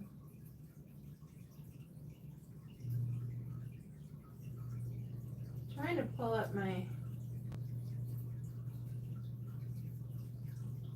There we go. Well, thank you for hanging out with me. I'm going to take this off of the stand here so I can actually go and read everything.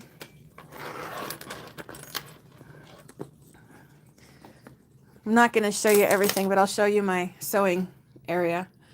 So this is my machine. It's got a lot going on, but it's not covered in tons of stickers. I do have a few magnets. Crazy Bat Lady and my brand and Badass Bag Makers Club that came from Amber. And I keep my laptop up here. As you can see, I was looking up Goodreads. There's my clippies that fell everywhere. And you guys might appreciate this part here. Hold on, let me put this up. Look at that.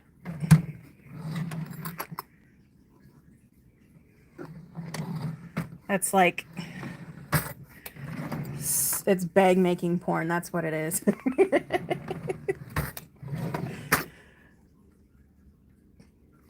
I don't even want to try and think about how much all this stuff costs. I got other stuff over here. This is my overflow.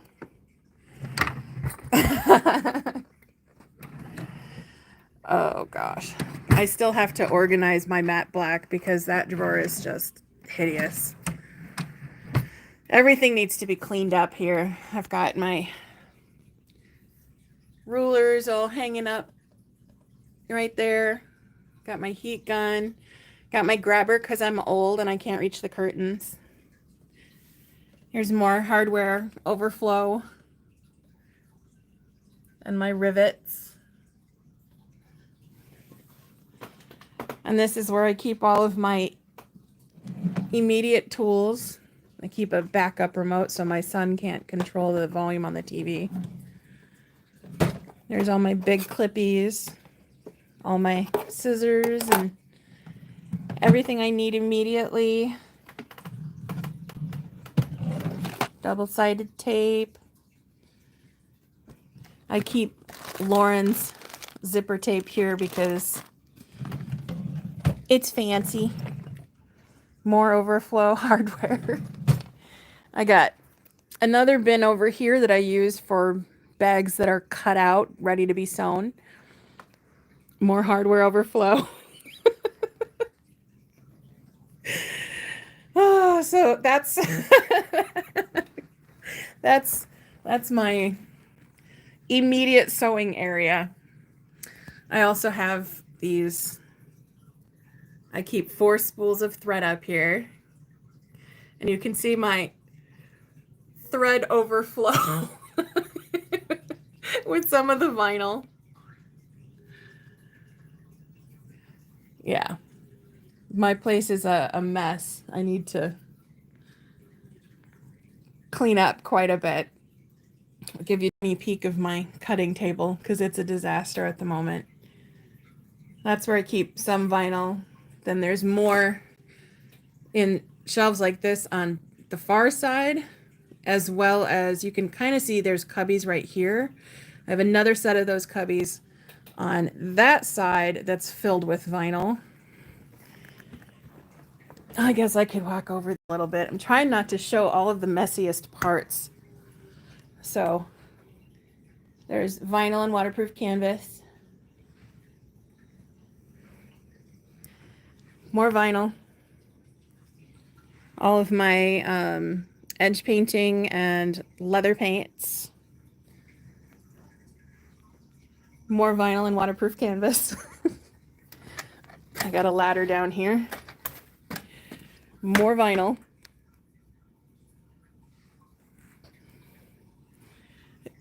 This is my work in progress patterns that I'm designing shelf. And some Tuesday totes. Oh, can't show you that because there's some unfinished designed bags up there. And what else can I show? That's my photo box where I take all of my pictures. My mannequin that my son says he's going to marry. And this is where I keep all of my patterns. Everything from here and over is stuff that I've purchased. All of that is my patterns that I've made. There's my scrap bins. There's a bunch of greedies. Some wallets that'll never see the light of day. And I think that's about it without showing you like my heaping piles of oh, this is more hardware overflow. Yeah. So that's oh, I guess I could. This is my office where I've got all of my packing stuff. Packing station that is currently covered in decorations and stuff from putting up shelves. All of my packing. My little sustenance fridge, coffee maker, mugs, printers, Cricut, and my desk, which is a big old mess. So that's it. That's all I'm going to show. Everything else is a disaster, and there is a lot more that I did not show. So we can just look at this bag instead. Let me catch up here on chat real quick.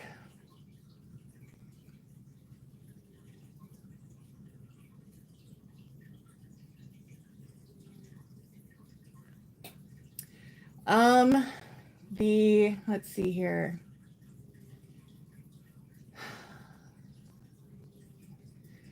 Cool Bigo is one of the shops that I shop at with AliExpress. I believe it's spelled COOBIGO or COOLBIGO.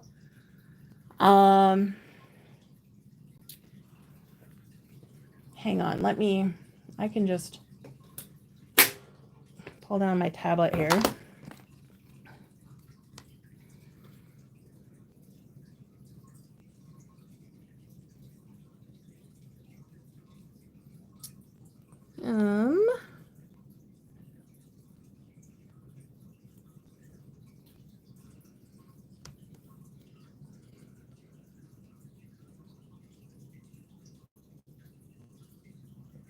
Where's my orders?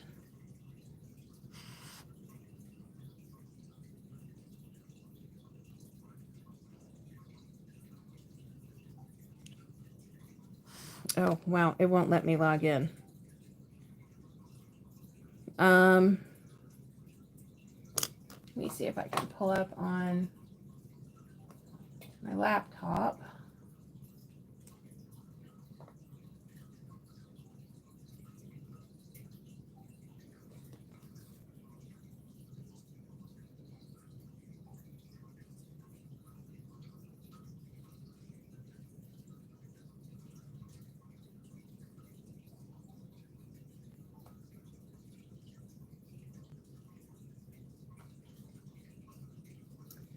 That's not letting me either for some reason. Hold on.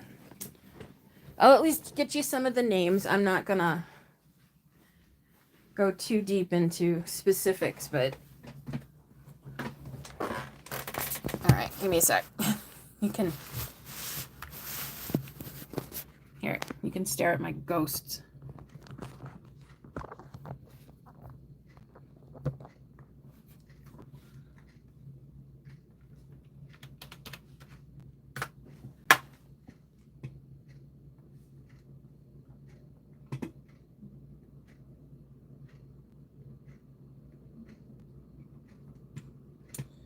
All right.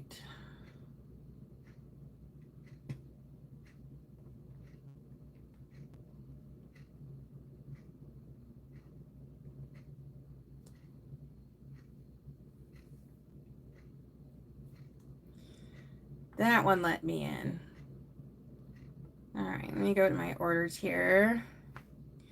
All right, so one of the biggest ones is Métis. I think I can.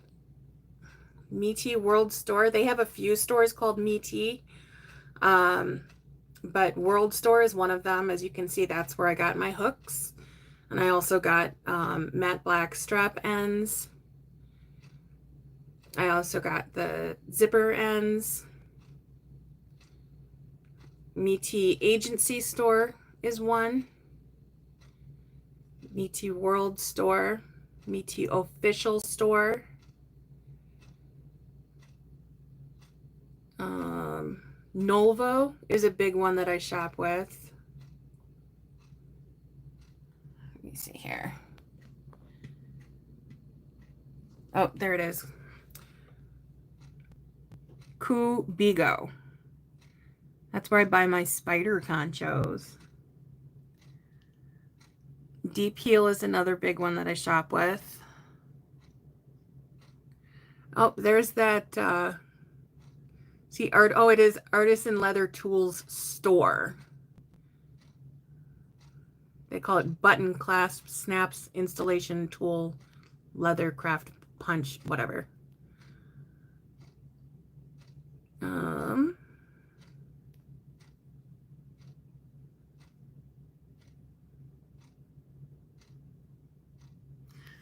Let's see here. I'm trying to see if there's anyone else.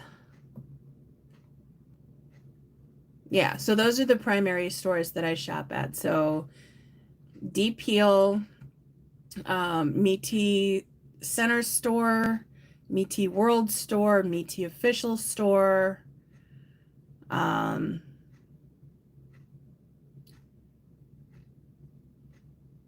Métis Global Store, Kubigo, and Nolvo.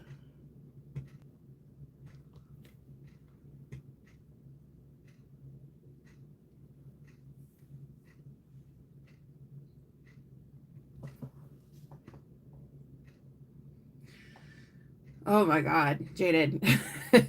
I keep buying more organization, like furniture, and then I realize, oh my God, I've got so much space in here, so I buy more crap and fill it up, and then I run out of space and I have to buy more. It's definitely a struggle. And Melissa, shut up. My room is very messy. Both rooms are very messy at the moment.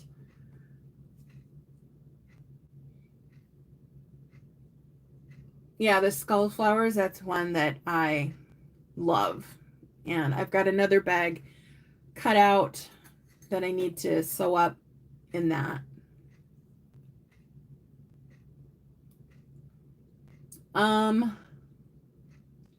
That is on AliExpress.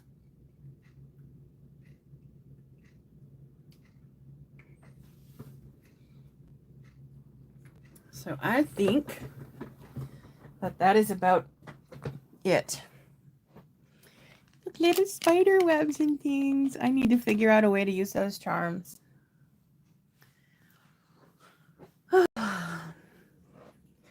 I'm very sad because both of these bins are full of my coffee mugs that I used to keep out when I was in the basement. All my stuff's been put up. So, all right. Now I think, was there anything else of my tools and stuff that anybody wanted a direct link to that I did not link?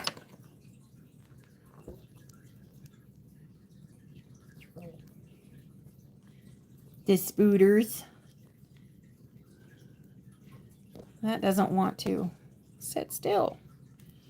Let me see here. Since I've got my Amazon open. And those I actually just got the other day, so I haven't even had a chance to try them yet, but I know that they are charms.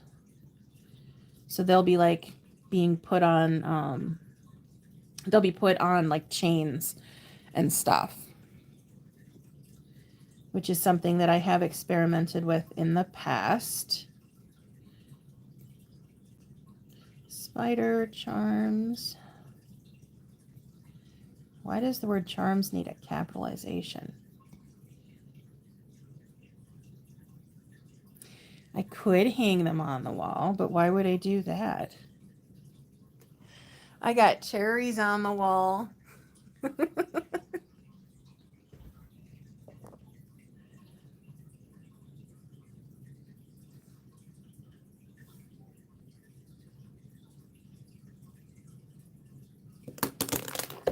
And I just threw my pen across the room. Yeah, I think that means I'm done. All right. Well, thanks for chilling with me for 6 hours and 17 minutes. I think that's officially my longest live ever. All in one shot, I mean. Before that, I think it was at 4 hours, so. All right.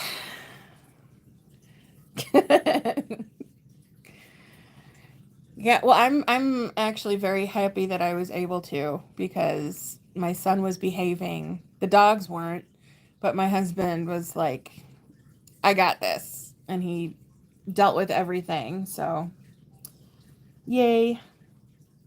So we'll have to do it again sometime, maybe if I can get faster at sewing and less talking, or more sewing while talking. Thanks for hanging out, guys. Have a good night or day or whatever you're gonna have. Bye.